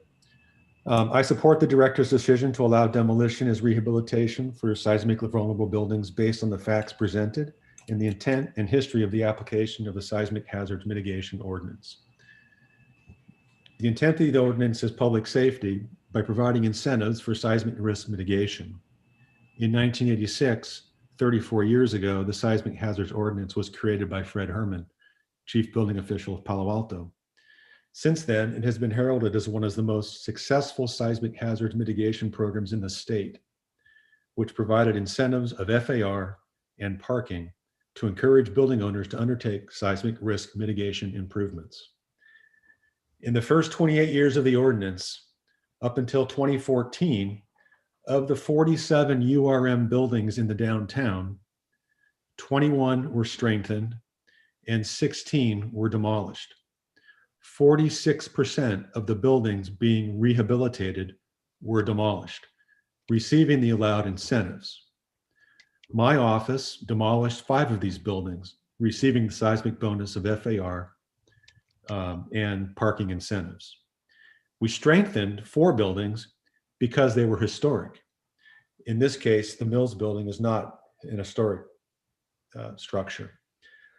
This all changed at the end of 2014 when council, to appease the public's concern about the rate of commercial development and the impact on parking in the neighborhoods, eroded the seismic hazards program by removing the incentive of free parking, which today will cost over $1.1 million to park the 2,500 square foot bonus. And they also latched onto the word rehabilitation to deny the FAR bonus for buildings that were demolished. Never mind the first 28 years of applying the ordinance, many of those years under Fred Herman's tenure, the author of the ordinance. The appellants call this a mistake in applying the ordinance. 28 years of URM demolition receiving bonus floor area is not a mistake. It was the purpose, it was the policy, it happened all the time. The author of the ordinance knew it resulted in safer buildings, and we know it now. The city engineer's report on the Mills building from the 1930s says the mortar has no cementing properties. The owner's 1986 engineering report submitted to the city as required under the ordinance back in 1986 says the most logical mitigation is demolition. The 2020 engineering reports just submitted to the director and the chief building official lead them to the same conclusions: demolition for the purpose of life and public safety. I have said since 2014, the erosion of one of the most, if not the most successful seismic hazards mitigation program in California is irresponsible. I can count the remaining URM buildings in the downtown that have not been mitigated on one hand. I support the director's decision. It is the right decision. And in the name of life and public safety, I ask you to support it too. Thank you. Now, Thank you, Mr. Hayes.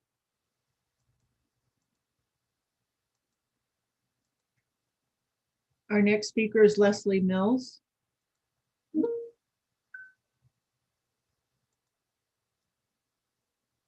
Leslie, go ahead. Can you hear me? Yes, go ahead. Yes. I am part of the building ownership for the proposed project. We have had a family flower business in Palo Alto since 1903. We're doing this project purely for seismic safety reasons, as we have an unreinforced masonry building. I'm going to repeat a lot of the things I think Ken said here, but I have 3 points. And my first point is the purpose of the seismic risk reduction program, as stated in the ordinance, is, quote, to promote public safety. That's what it says in the ordinance. For 34 years, building owners could receive a bonus square footage incentive to seismically improve their URM buildings. Then in 2014, the city council, in order to reduce commercial development in the downtown, overlooked the purpose of the ordinance and focused on the word rehabilitation to prevent new buildings from getting bonus. Although no formal decision was ever made on this, due to the council's sentiment at the time, the planning department began to require the buildings keep 50% of the structure to qualify for the seismic bonus. In the case of our building, this means the city is requiring us to keep 2 of the potentially hazardous URM walls to receive the seismic bonus. This made no sense to me. So I asked the planning department last February to review our project in this regard.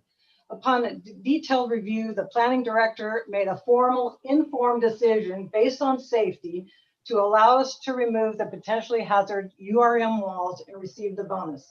The fact is, a new building is safer than merely doing a seismic retrofit, and the city should be encouraging the total removal of URM buildings, other than historic, obviously, where possible, not discouraging it if you truly care about public safety and not political agendas.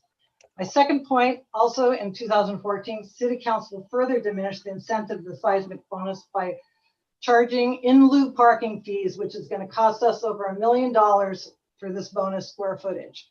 And point 3 is, regardless of all the above, our project meets the current code for the seismic bonus in that our 1986 engineer's report recommends complete replacement of the building, which per the ordinance, we must do this in order to receive that bonus. So please support the planning director's interpretation so we can remove this URM building from the city of Palo Alto. Thank you. Thank you, Leslie.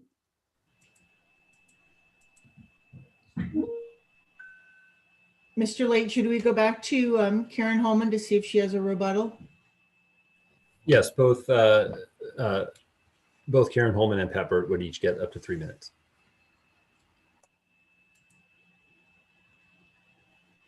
I think Pat might want to go first, and we thought that perhaps Director Late might have some responses to comments made so we could respond to them.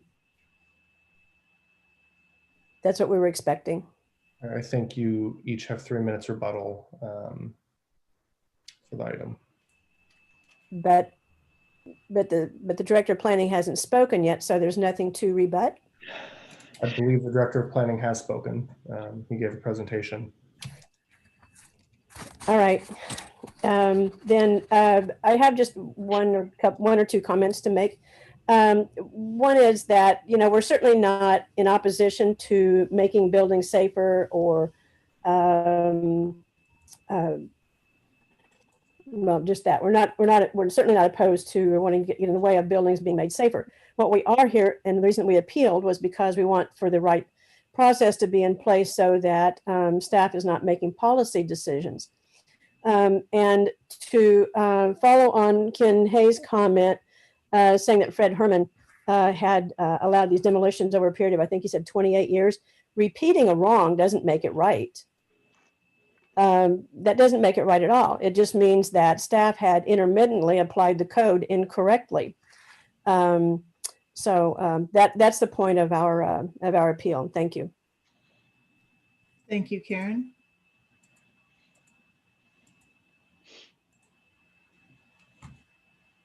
And our final speaker is Pat Burt. Pat, Yes, go ahead. Thank you. So first, I'd like to go back to what Karen was asking about the procedure of this meeting. The Mills project is not what's being appealed. It is the director's decision. And so following the appellant's speech should, I believe, be a response from staff and then the rebuttal. So can we briefly get a clarification on that? Because I think it would be beneficial to hear from Director Late before continuing. I mean, Director Late, if you have any comments. Yeah, I mean, I'll look to the city attorney to guide us on the procedures here. I think this is set forth in your policy and procedures. I'm not the applicant. I'm not making presenting a project before council. I'm happy to answer any question the council would, Mayor, you or the council would like me to ask, and I'm happy to provide an update on the seismic ordinance. But I don't know that any of that is necessarily. I mean, I'm happy to answer any question you want to ask me, Mayor, but I think the proper course of action is to hear from the rebuttal, which is really toward the public testimony, I think, as opposed to the director's interpretation. Well, perhaps just to confirm or clarify that Director Late has made his presentation effectively explaining the basis for the determination that brought us here. And this is not an oppositional hearing, it's an appeal of a director's decision. Mr. Burt, back to you. Okay, I believe that is not a correct procedure, but I will continue. So I would just emphasize that the intention is far from wishing to allow for less seismic protection. The intention that I have, and I believe Karen has, is the same as we had when we directed staff in 2015 to come back with a set of proposals to strengthen the movement toward seismic upgrades. And this is 5 years later, and that has not happened.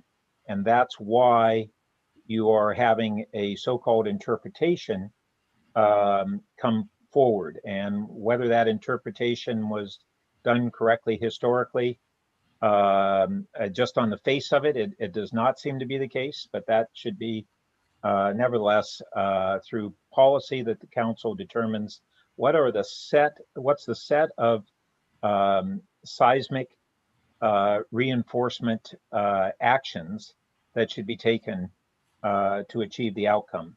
Council could very well decide as a policy that it is this specific one, no more, no less, but that has not been determined. And this hearing tonight is not about a specific project or the merits of a project. It is about the new interpretation of the code that, as the staff report stated, a plain reading of the code doesn't allow for the interpretation that's being set. It's being offered as a way to achieve objectives that are in the comprehensive plan and were in the council directive, but through means that are not the correct means to do so. So thank you. Thank you, Pat. Mayor Fine, that's our final speaker. Thank you. So we now return to council. As a few members did note, this is not a discussion of a single project. It is a discussion of the director's interpretation and an appeal thereof. So let's try to focus our comments on that. Opening up for comments and questions, Councilmember Filseth and Du Bois. Yeah, thanks. So two questions for staff. And I realize we're not, the project's not on appeal, but one of the questions actually is about the Mills project. But I guess my two questions are, can you give us an update on the status of the council direction to staff and, since the departure of Peter Pernijad, and where is that? right? Yeah, Absolutely. absolutely. And then the second question is the Mills project, and I'm more interested in the policy than that project specifically. But on the Mills project, what's the relation to the proposed quote unquote new building there to the old one? Is it the same size? Is it bigger? Is it smaller? You know, is it 2,500 square feet bigger? I mean, what is the relation of those two? I mean, is it a strict replacement or is it something else? So that's my two questions. Yeah.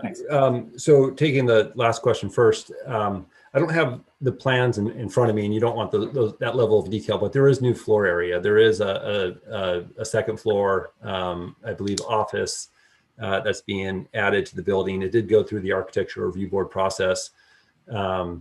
And so it received its approvals through that process. It is a bigger building, I believe, in terms of square footage, that they want to use the bonus and apply it to the building going forward. Okay.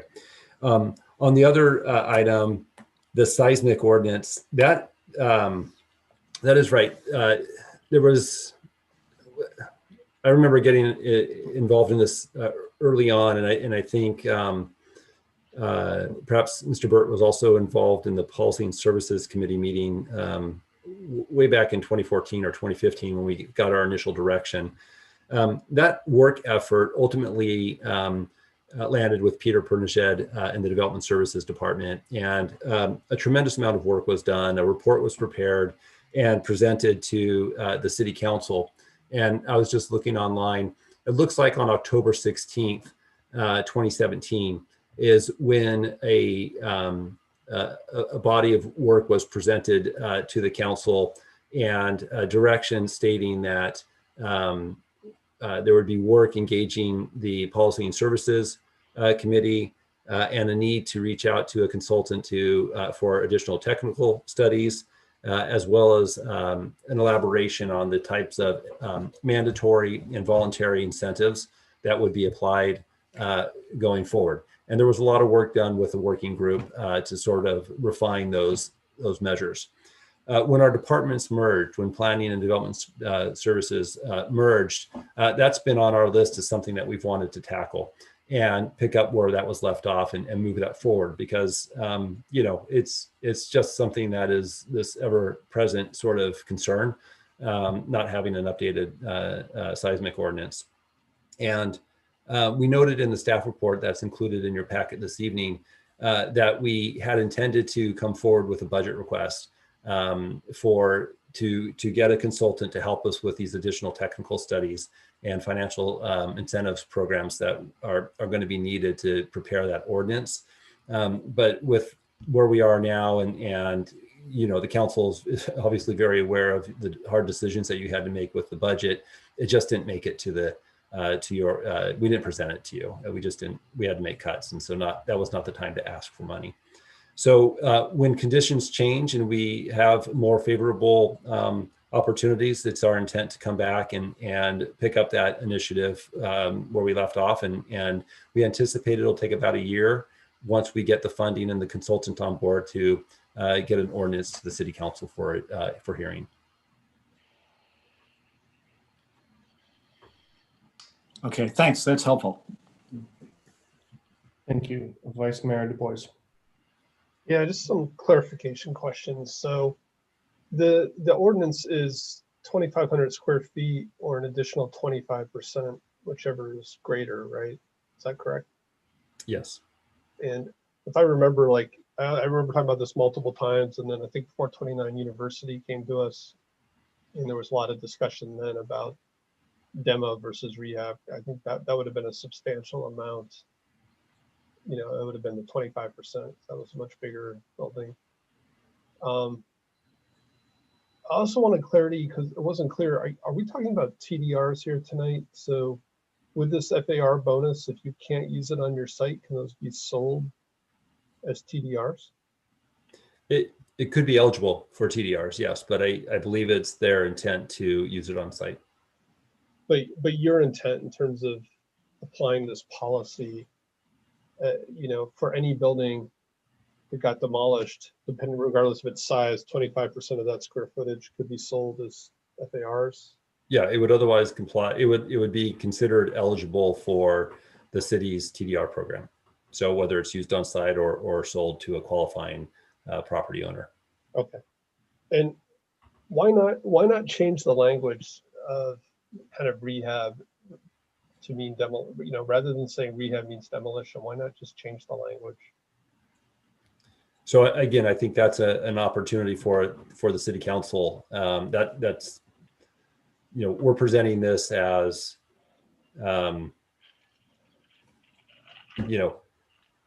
Vice Mayor, it's all the reasons that we've noted in the staff report in the presentation. I mean, that's sort of the crux of the issue here. If you think that this interpretation is establishing new policy, then as opposed to advancing the interests of the zoning code and the comprehensive plan, then the appropriate course of action is a text amendment, and that's a perfectly legitimate path for the council to proceed. Okay. So that's just that is the crux of the issue here. And again, this is a director's decision, so it would vary with the director. But what findings are needed to allow for demolition and to get this FAR? What findings to avail oneself of this interpretation? Yeah, if somebody came to you with a really old building and you kind of knew they were going to rebuild it anyways, I mean, did they just get this additional FAR? So yeah, I hope that I think it's important to just understand the process that got us where we are. Since February, Ms. Mills spoke to the effort of trying to figure out how to design this building in a way to rehabilitate it in the manner that we've have been discussing, retaining the building. Yeah, I mean, I understand this example, and I'm really asking kind of more generally, like how. I think it's relevant though, because it illustrates the process, the thought process that we have, and the approach that we take to analyzing the issues. I mean, the idea that somebody who's going to just demolish their building would be able to avail themselves of the interpretation, it's not an automatic approach. We spent a lot of time really trying to get to a place of rehabilitation, and it didn't work out in this particular instance. And that's the same level of effort that we would require of any other applicant seeking to avail themselves of this interpretation. It was months and months of work and peer review and looking at studies and asking for more data. And again, so we would apply that same standard to another project. And it's also, I think, well, we've grouped it to include these three different categories in the interpretation based on the ordinance. My belief is that most of these are really going to be about unreinforced masonry buildings, URM buildings. That's that category 1 type of building. And Karen Holman had noted, we do have a list, and we have, I don't know that it's been updated since 2017, but we do have a list. And at least at that time, I think there were 10 buildings, 10 URM buildings that we had on our list. Not all of them are downtown. And so not all of them would be subject to this interpretation, because really the interpretation, the benefit that's conveyed, if you want to use that terminology, is the floor area bonus, right? Otherwise, we're not even having the conversation with a property owner. So it's really downtown and a discrete, I'd say, universe of properties. I mean, would it make sense to limit this to URM buildings? Well, so that was our initial approach, Vice Mayor, and in coordination with, I don't want to put Molly on the spot because I don't know to the level of, but to qualify more appropriately as an interpretation, the idea of narrowly constructing it for just the URMs and category 1 did not seem proper. And so as an interpretation, applying it to the broad sort of range of categories seemed like a more appropriate path to as an have it be an interpretation. But if council were actually going to change the language as a text amendment, that might be. Oh, sure. If you're doing a text amendment, then absolutely you could do that. And you could also modify the interpretation that's before you as well to just say category 1 buildings. Okay, thank you. Sure. Thank you. If other colleagues have comments or questions, please raise your hand.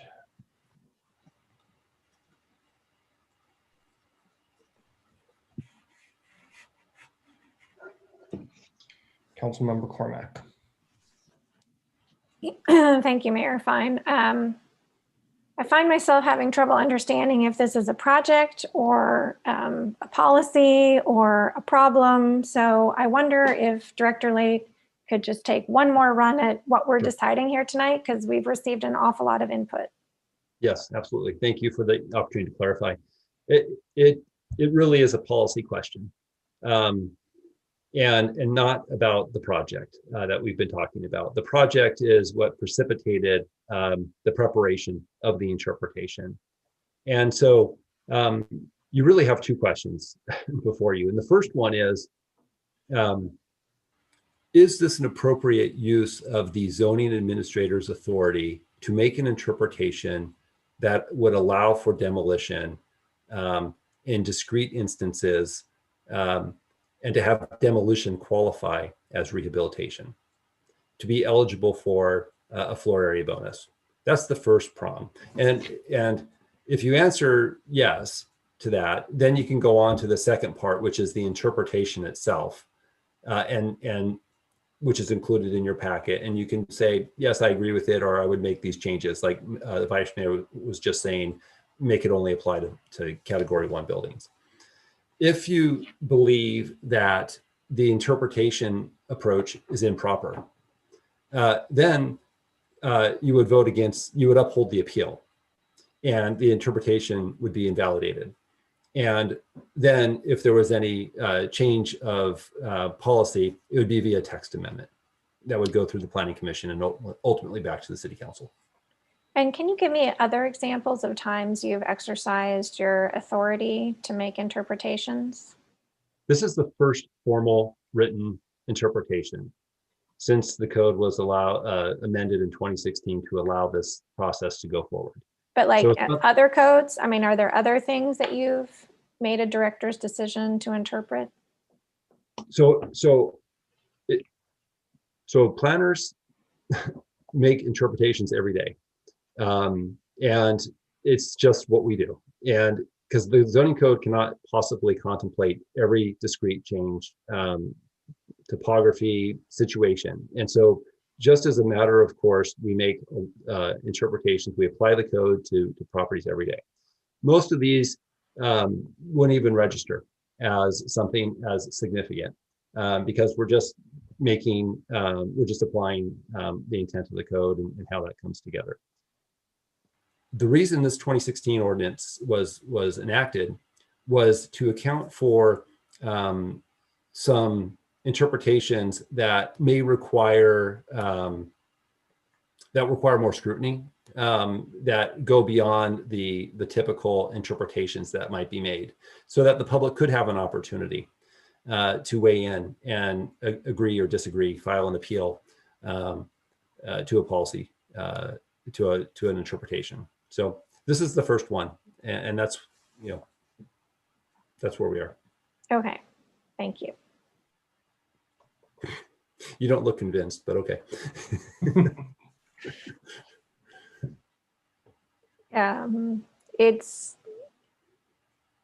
I hear really conflicting things tonight from a variety of people, all of whom I consider trustworthy. So it's hard to parse that.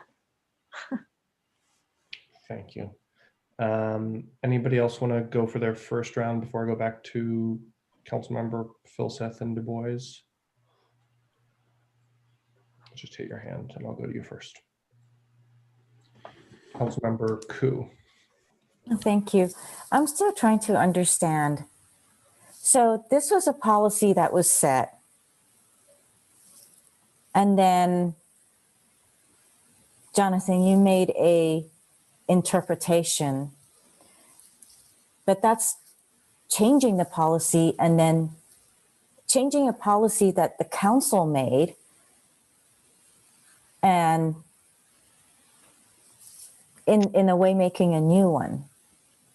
I mean, after listening to all of that, that's what it kind of comes down to. It's like, now you have a new policy. And because the appellants found out, so now we have that appeal. I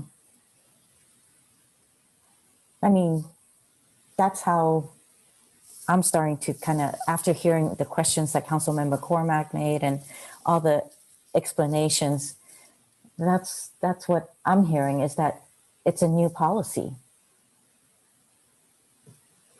You don't see it that way, and you're calling it a formal interpretation, correct?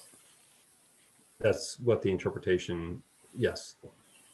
That it's an interpretation of not only the zoning code provisions, but also consideration of our other public policy interests to mitigate unsafe buildings.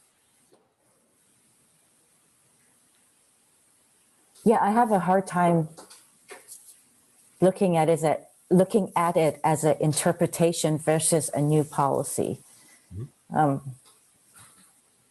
Okay, well, thank you.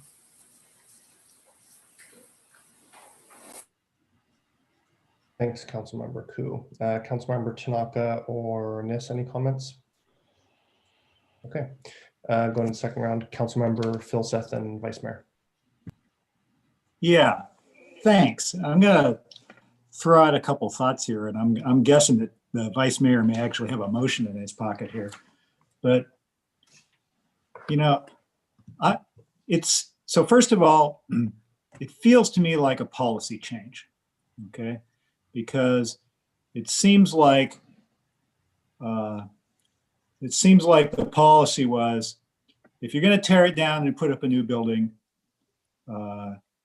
you don't get at least from the council, right, in 2014, 15. If you're going to tear the building down and put up a new one, then you don't get the bonus. If you're going to rehab an existing one, you get the bonus. And so it seems to me like what we're saying now is, well, if you're going to rehab the existing building, you get the bonus. But if the existing building, for whatever reason, whether financial or technical or so forth, can't be rehabbed, and you can show that, then you can get the bonus for tearing it down. And that seems to me like a policy change. And so, but I think, I think we got to sort of think about what our intent here was. And I think that's why it's appropriate this be in front of council, right?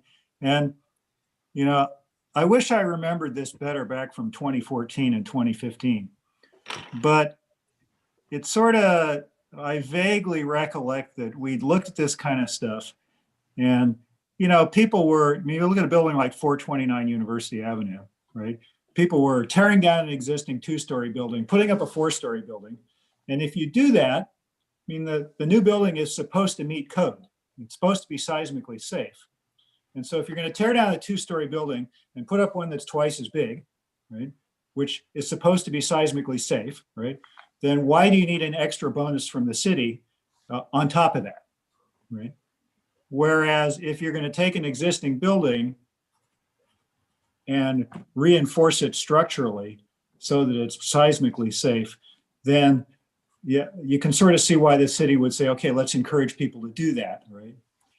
And so it seems to me like we ought to decide what it is that we want, right?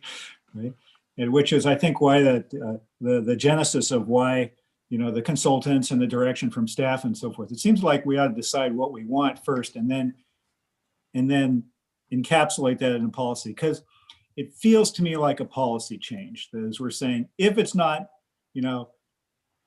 if it's not feasible, then we'll give you an exemption on the don't put up a giant new building. So that said, okay, I also think that the planning department's instincts on this thing were absolutely correct, right? They looked at the Mills building, it seems to me, you guys looked at it and said, well, if they keep the existing walls, then they get the bonus. But if the existing walls can't be kept and they have to rebuild it from the inside, right, with new walls, but it's still going to look pretty much the same either way, whether we kept the existing walls or built new ones. Why shouldn't they get the bonus? This is stupid, right? Okay, so it seems to me that the planning department's instincts on this one were exactly correct. Okay, so then the question is, so the question is, you know, how do we make our policy so that our policy directs the projects that we want to happen, right? Okay, so I guess that would be my preference is I think we ought to find a way to do what we want with a policy perspective. And if the Mills project makes sense, then we ought to find a way for that to go forward, right? With the bonus, if it makes sense and applies to the, yes, we're helping people seismically rehabilitate things as opposed to giving them a freebie once they replace a small building with a big building. Right? Yeah. So that would be my sort of thought process on this. Sure. The only piece I'd want to mention, and because it's come up a couple of times regarding 429 University, I don't know that 429 University received a seismic bonus for tearing down the existing buildings that were there. I assume they didn't. They would have been. They would have been after that. Yeah, I don't mean to pick on 429 University specifically. But. Okay, but the applicant, there was a number of other TDRs related to that project that allowed for more development. So to the extent that that factored into your, your thought process, I just wanted to make sure you had that too. But yeah, I hear what you're saying, and I don't disagree with your remarks. So okay, then I'm going to guess that the vice mayor actually has some thoughts on how to put a motion together, which I'm interested in listening to. Vice Mayor. Yeah, I today I spent some time looking at my notes, and again, I think it came up with 429, and council at that point said, this is not a rehab, it's a demolition, and I don't think they did get seismic rights for that project. Yeah. Okay. But thinking this through tonight, and I want to say I agree with Councilmember Phil Siss' last comment there that the planning department is trying to do the right thing. I think again we're just trying to clarify what's a reasonable policy, and so I'll attempt to make a motion kind of based on what I'm hearing tonight, and this is what I'm thinking. So we would have moved to allow the current interpretation for up to a year, and have staff come back to council with the text amendment within that time to clarify that the FAR bonus is for rehab, or in the case of a category 1 building, that it would also include demolition, assuming all the other requirements to qualify are met. And so I'm trying to have my cake and eat it too. That's a motion if we can get it up on the board. And is there a second? Sure, I'll second it. Let's just see it on the board. Do you want to speak to your motion?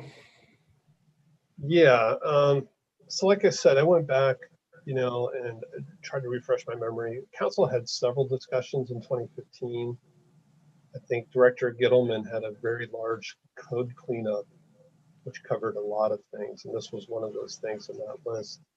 And we had a big discussion about seismic rehabilitation and safety, and I do remember seeing, inventories of different categories of buildings. And I went back and I was trying to find these votes. September 30th, 2015, I think we had said that this item was going to come back to council. I hadn't found the 2017 one that Director Late mentioned. But we talked a lot about, again, some of these buildings are very old, and at one point, should incentives turn into mandates and requirements? And should there be combinations of incentives and requirements? And again, I still think it's a big topic. I would like it to come back. I understand what happened with the budget. We all agree that it's about safety, but we're also talking about some fairly large incentives, 25% of the FAR. And, when I look at this item today, I don't think it's good practice to just say we're going to interpret rehab to mean demolition. I think we should be really clear in our language. And so this motion is really an attempt to clear that up. when staff comes back with a text amendment, hopefully we can be really clear in a plain reading of our code that makes sense. So I'm just reading the motion. I think they captured it here. And it's the staff, how does staff feel about this motion, I guess? Yeah, I think that that works for, I think that works, and it nicely sort of captures the issue that we're trying to address with the URMs in particular. So I appreciate that that motion. Okay, thanks. Councilmember Filseth. Yeah, I concur. I think this is a cleaner way to do what we're trying to, I think we're all trying to get to here. I wonder, not necessarily for tonight, but I wonder if we want to sort of look at anything relative to,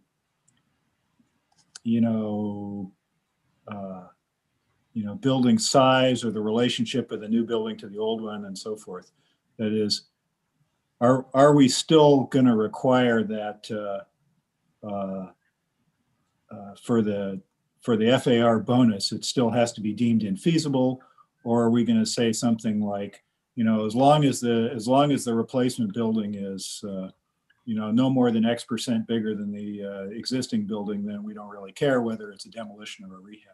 Right? So there was an into my motion that was missing there, which it would include demolition, assuming that all the other requirements to qualify are met. So, again, if it was historic or, the process that the planning department goes through should still apply. I wasn't trying to change that. Yeah, I think that's captured in the first part to allow the interpretation for 1 year. And I guess as I see that, the text amendment that would come forward would carry forward those same criteria. Yeah, I just wanted to make sure that was clear. Great. All right. Okay. Okay. I haven't spoken yet, so I'm just going to go with a couple comments and then on the motion too. So we had one of our speakers, Mr. Hayes, mention that when this policy first started, there were 2 or so dozen buildings that fell into this policy, and a majority of them were demolished rather than being rehabbed and still obtained the bonuses. Is that roughly correct? I mean, the numbers notwithstanding. Yeah, I think we included in the staff report a list of addresses that were demolished and eligible and received a seismic bonus. Okay, and so then in that time and in that interpretation, the incentive was for public safety to mitigate seismic risk by providing the bonus, right? And so I think it's fair to say we have a precedent there of this interpretation. I think there's something else here. I'm not against the first phrase in this motion or kind of the second directing with the text amendment. The thing that worries me actually is the only category 1 buildings would be allowed to be demolished. And I think there's reasonable arguments that category 2 or 3 could also obtain that. The purpose of this program is to promote public safety and mitigate risk from seismic events. Sometimes you can't do that with an old building. And you're kind of on this path of allowing demolition, and you've got a new building and you've mitigated the safety risk. You don't have that old building, but you've fixed the safety problem. Or you can, sometimes fix up the old building, and that's great too. And so I think, even the granting of the bonus for a demolition achieves the main goal of the ordinance as originally set out. I think that's important to remember. It may not be different from one category to another building. So I probably won't be supporting this motion and maybe making a substitute for the staff motion. But going to my other colleagues, Councilmember Cormack. Thank you, Mayor Fine. With respect to the first part, I was persuaded by Director Late's earlier description of the analysis that was undertaken and required to make this interpretation. So I appreciate that. And if you could just help me with the difference between category 1 and URM and 2 and 3. So I understand what this applies to. I understand there are 10 left Would this motion apply to all 10 of them? So category one, thank you, Councilmember. Category one buildings are all unreinforced masonry buildings that are in the city. Okay. Category two are all pre-1935 buildings other than URM with a occupancy of 100 or more people. And category three are all buildings with 300 occupants or more that were constructed between 1935 and 1976. Okay. I guess everything is fine after 1976. Not really, but. Okay. Then of the 10 that the public speaker said were left, are they all category one or some of those category two? So I might need to call on George Hoyt, our building official, who's on the line here. But I believe the referenced 10 buildings were a reference to the URMs, and that's not to say that that's a static number. Sometimes a building, we become aware of a building when somebody comes in, and I guess it's only as good as the data that was collected in 1980 or so, and so we sometimes learn of new buildings. So I want to say that so we're not just fixated on 10, but it's a low number. Okay. And about how many category two buildings are there left that have not been reinforced or rehabilitated or demolished or any of the other words I should be using? No, that's fine. George Hoyt, I don't know if you're. I am here, John. Great. Do you happen to know how many category two buildings remain? And again, this is for downtown. This is downtown. These are downtown buildings only. And there are 3 category 2 buildings remaining. Okay. That's very helpful. And if you're asking the question, there are 9 category 3 buildings. Okay, thank you. Councilmember Filseth.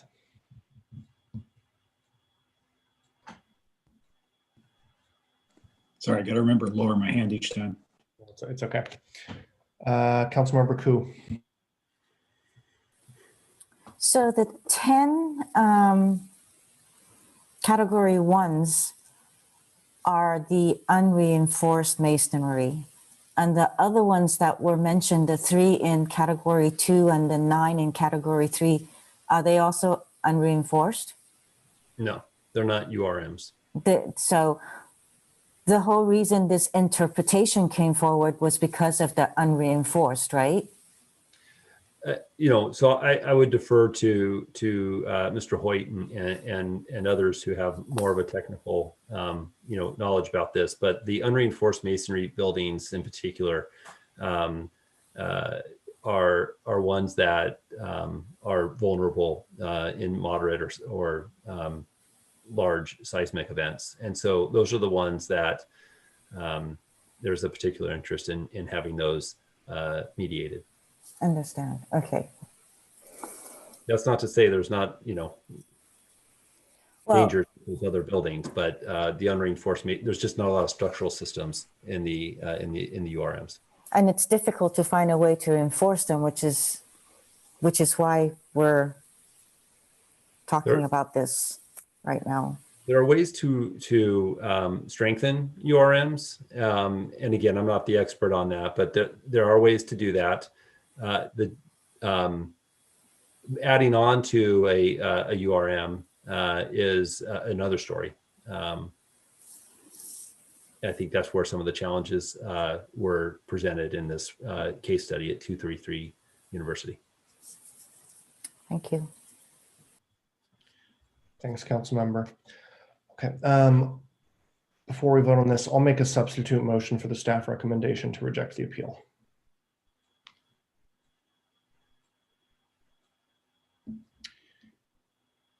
Is there a second for that? I'll second it. Okay, thank you. Don't believe I need to speak to this. I think it's just a cleaner way of dealing with it. And if future councils want to address the issue of this bonus for demolitions, they're certainly welcome to do so. Councilmember Tanaka? Same thoughts. I think it's a lot less complex and it seems to make sense to me. Okay. Anybody else want to speak to the substitute, or should we vote? Okay. First up is Councilmember Tanaka. Yes. Councilmember Cormack. No. Vice Mayor Du Bois. No. Councilmember Filseth. No. I'm a yes. Councilmember Niss. Yes. Councilmember Koo. No. Okay, and that fails on a 4-3 vote.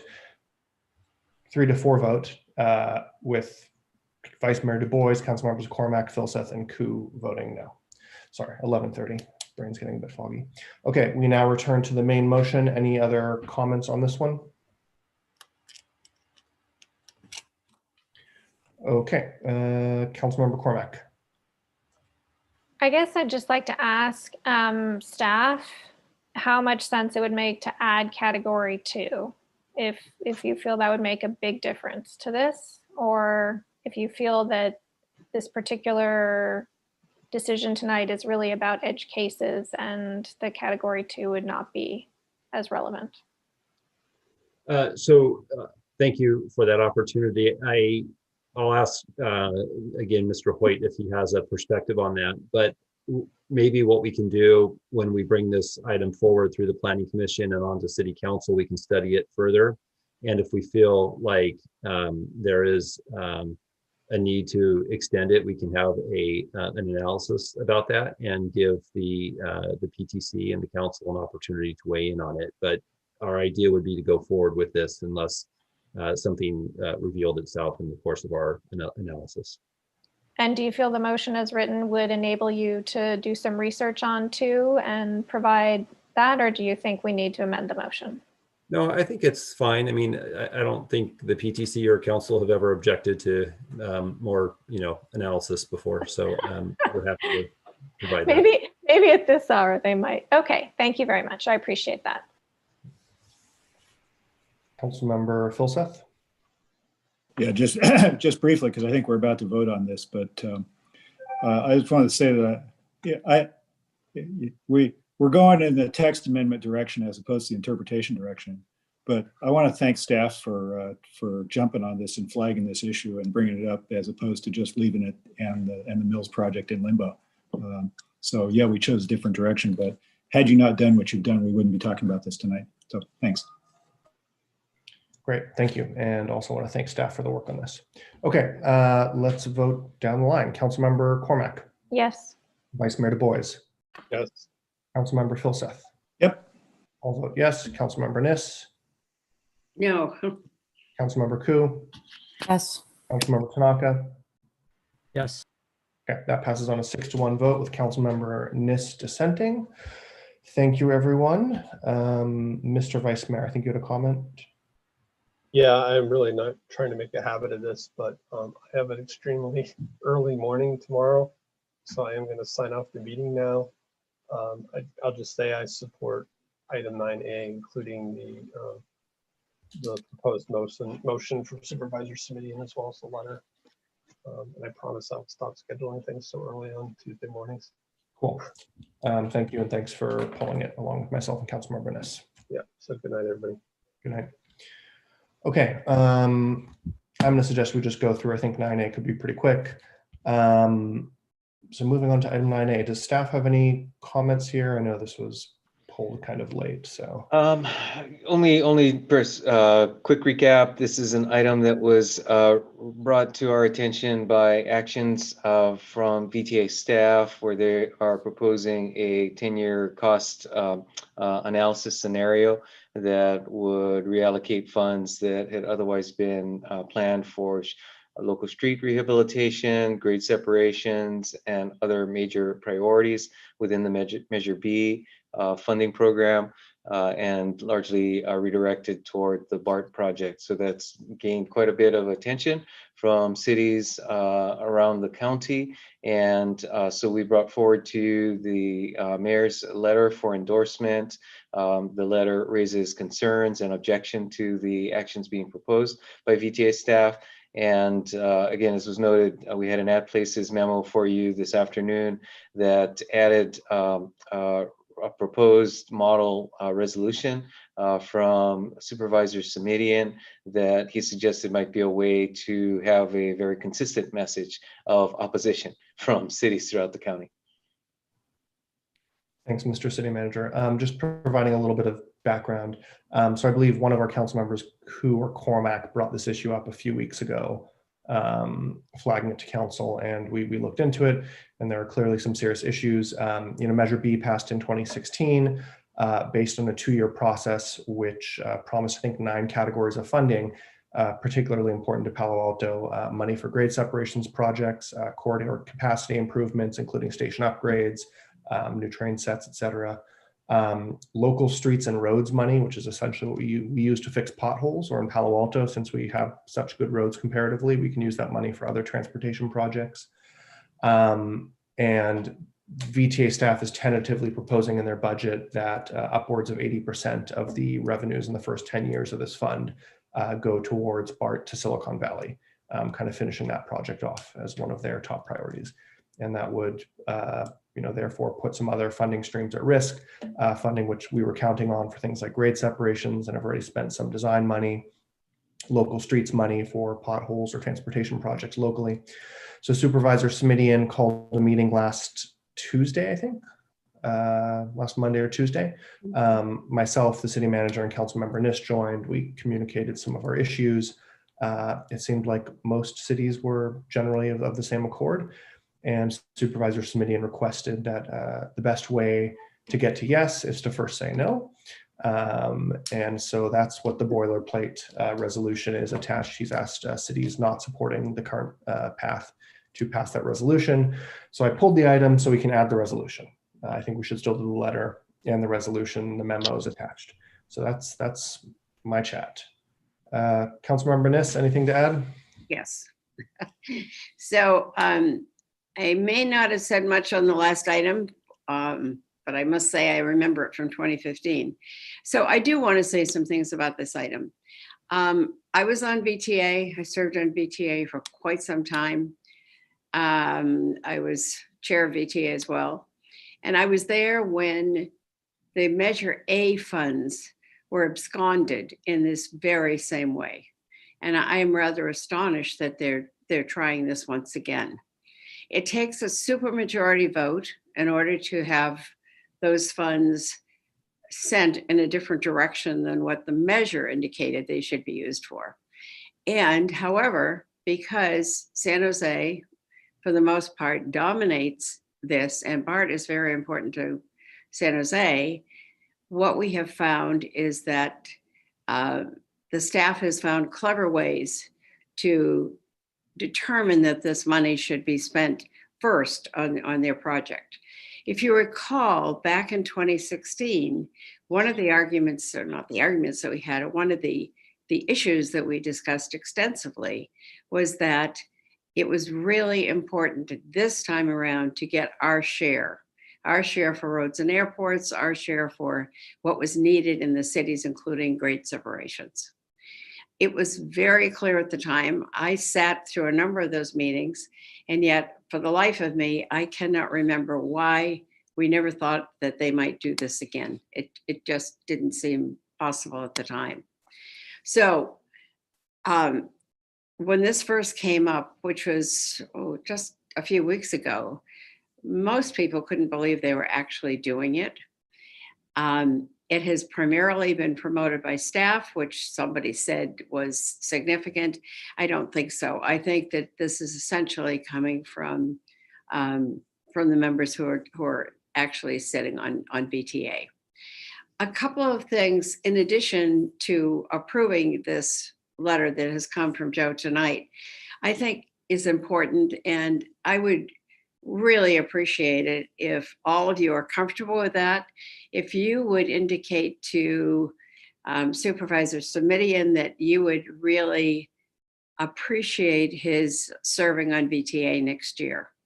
I think he's contemplating it, but it would be very important to have somebody from the north end of the county on BTA. The supervisors tend to come primarily from the San Jose area.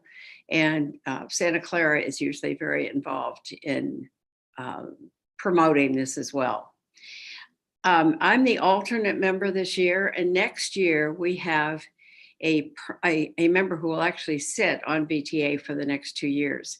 We have not had that since Gail Price sat on it in 2012.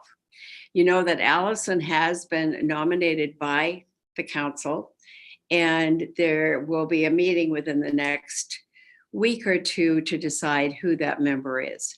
There is a group 2, some of you may recall, there are groups that support VTA. Group 2 is our group at this end of the county that includes Mountain View, Los Altos, and Los Altos Hills. Do support Allison, who actually has to run for Group 2, even though we do have, what the bylaws allow us to have a member next year. It's a very complex process to first of all get selected and then to serve, and very important when we have somebody on BTA next year that we have that voice, as I said. And if you can find it in your time to give Joe a call or just send him a note that said, it'd be great if we had a supervisor serving next year. So as you can tell, I feel pretty strongly about this. I feel that we promised people when Measure B was voted on in 2016, we promised that the money would go out into the, out here in the hinterland, that we would actually get what I think we agreed and voted on, and it passed. So with all of that, I urge you strongly support the letter that's come from Joe, support our resolution, and go forward and stay involved. So if you know somebody on BTA, if you know someone in one of the other parts of the county, say something to them. The Cities Association has considered writing a letter. I don't know if they actually will do that or not, because they are about, I see you, Monique. The Cities Association is pretty much done for the year. So thank you for listening. So if you know somebody who might be involved, you could encourage them to support Allison serving as a member of BTA next year. Thank you, Mayor. Thank you, Councilmember Niss. Councilmember Filseth. Yeah, let's see. Do you need a motion? You're fine. We need to have that to see if there's any members of the public who wish to speak. Yeah, thank you for the reminder. Let's maybe go through council member comments. Sorry if I'm a little distracted, everybody. There's some Palo police in front of my house. I'm trying to make sure everything's okay. Maybe. Well, okay. So I was just going to say that, I think we need to push forward on, I agree we need to push forward on this. I'm going to observe that, sort of here we go again. Nobody actually believed that, they would do this again, right? I mean, we know VTA has execution and operation problems, ethics problems was, I think, something that people hadn't really suspected. What I'll comment on is, had Measure B said this in it, large parts of the county wouldn't have voted for it and it wouldn't have passed. Okay, so to go back and do this now is a pretty gross violation of public trust, right? So I think we ought to do exactly what Councilmember Niss said, and I think it also brings back up again the discussion from a year ago. Is we really do, we and the rest of the county, and this is not easy to do, but there's real governance issues with VTA and that need to be addressed. Thanks, Councilmember. A number of us on the call mentioned governance issues and the erosion of public trust as serious issues. Councilmember Cormack. So I do want to thank the council for entrusting me with this potential responsibility, and I realize that it's a major one. I just want to point out in the letter that none of the scenarios involve postponing construction on grade separation for the next 10 years. I mean, this is really a timing issue. It's a technicality they're using to say, oh yeah, we're going to spend it all. It's just we're going to do it later. That was definitely never contemplated really by anyone with whom I've spoken or anything that I've read.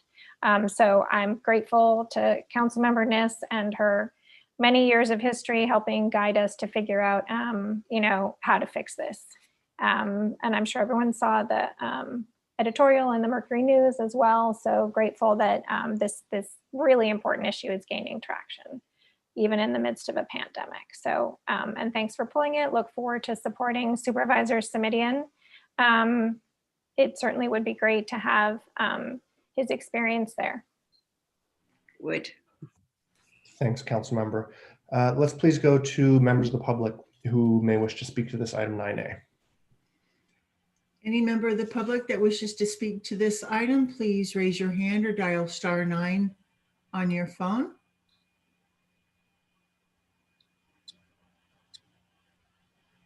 Mayor, fine, we have no speakers. Okay, seeing none. Councilmember Koo. So I just want to say thank you to Councilmember Niss for all her years of serving at the BTA on behalf of the city of Palo Alto. And thank you for the guidance on this one too. You're welcome. Thank you. Okay, I will move the staff report and the At Places resolution. Second. Thank you. I'm just checking with staff. Is that all the direction you need? Okay. Don't think I need to speak to it. Do you need to speak to it, Councilmember Niss? I think I've spoken to it. I spoke till Monique appeared. That's a good indication of a job well done. Okay, then not seeing any other hands. Councilmember Filseth, your hand is still up. Yes. Is that a vote or? That was a vote. Okay, we'll start with you then. You're voting yes. I vote yes. Councilmember Niss? Yes. Councilmember Koo? Yes. Councilmember Tanaka? Councilmember Cormack? Yes. And the Vice Mayor's absent. That passes 6-0 with Vice Mayor Du Bois not present. That finishes our action calendar. Thank you, everybody. The letter's been ratified and we will send that resolution as soon as we can. Okay, on to council member questions, comments, and announcements. Floor is open. May I jump in? I know I've already, carried on about Measure B. It really helps if you put something into print as well. This will go, but any number of other cities will send the same kind of letter.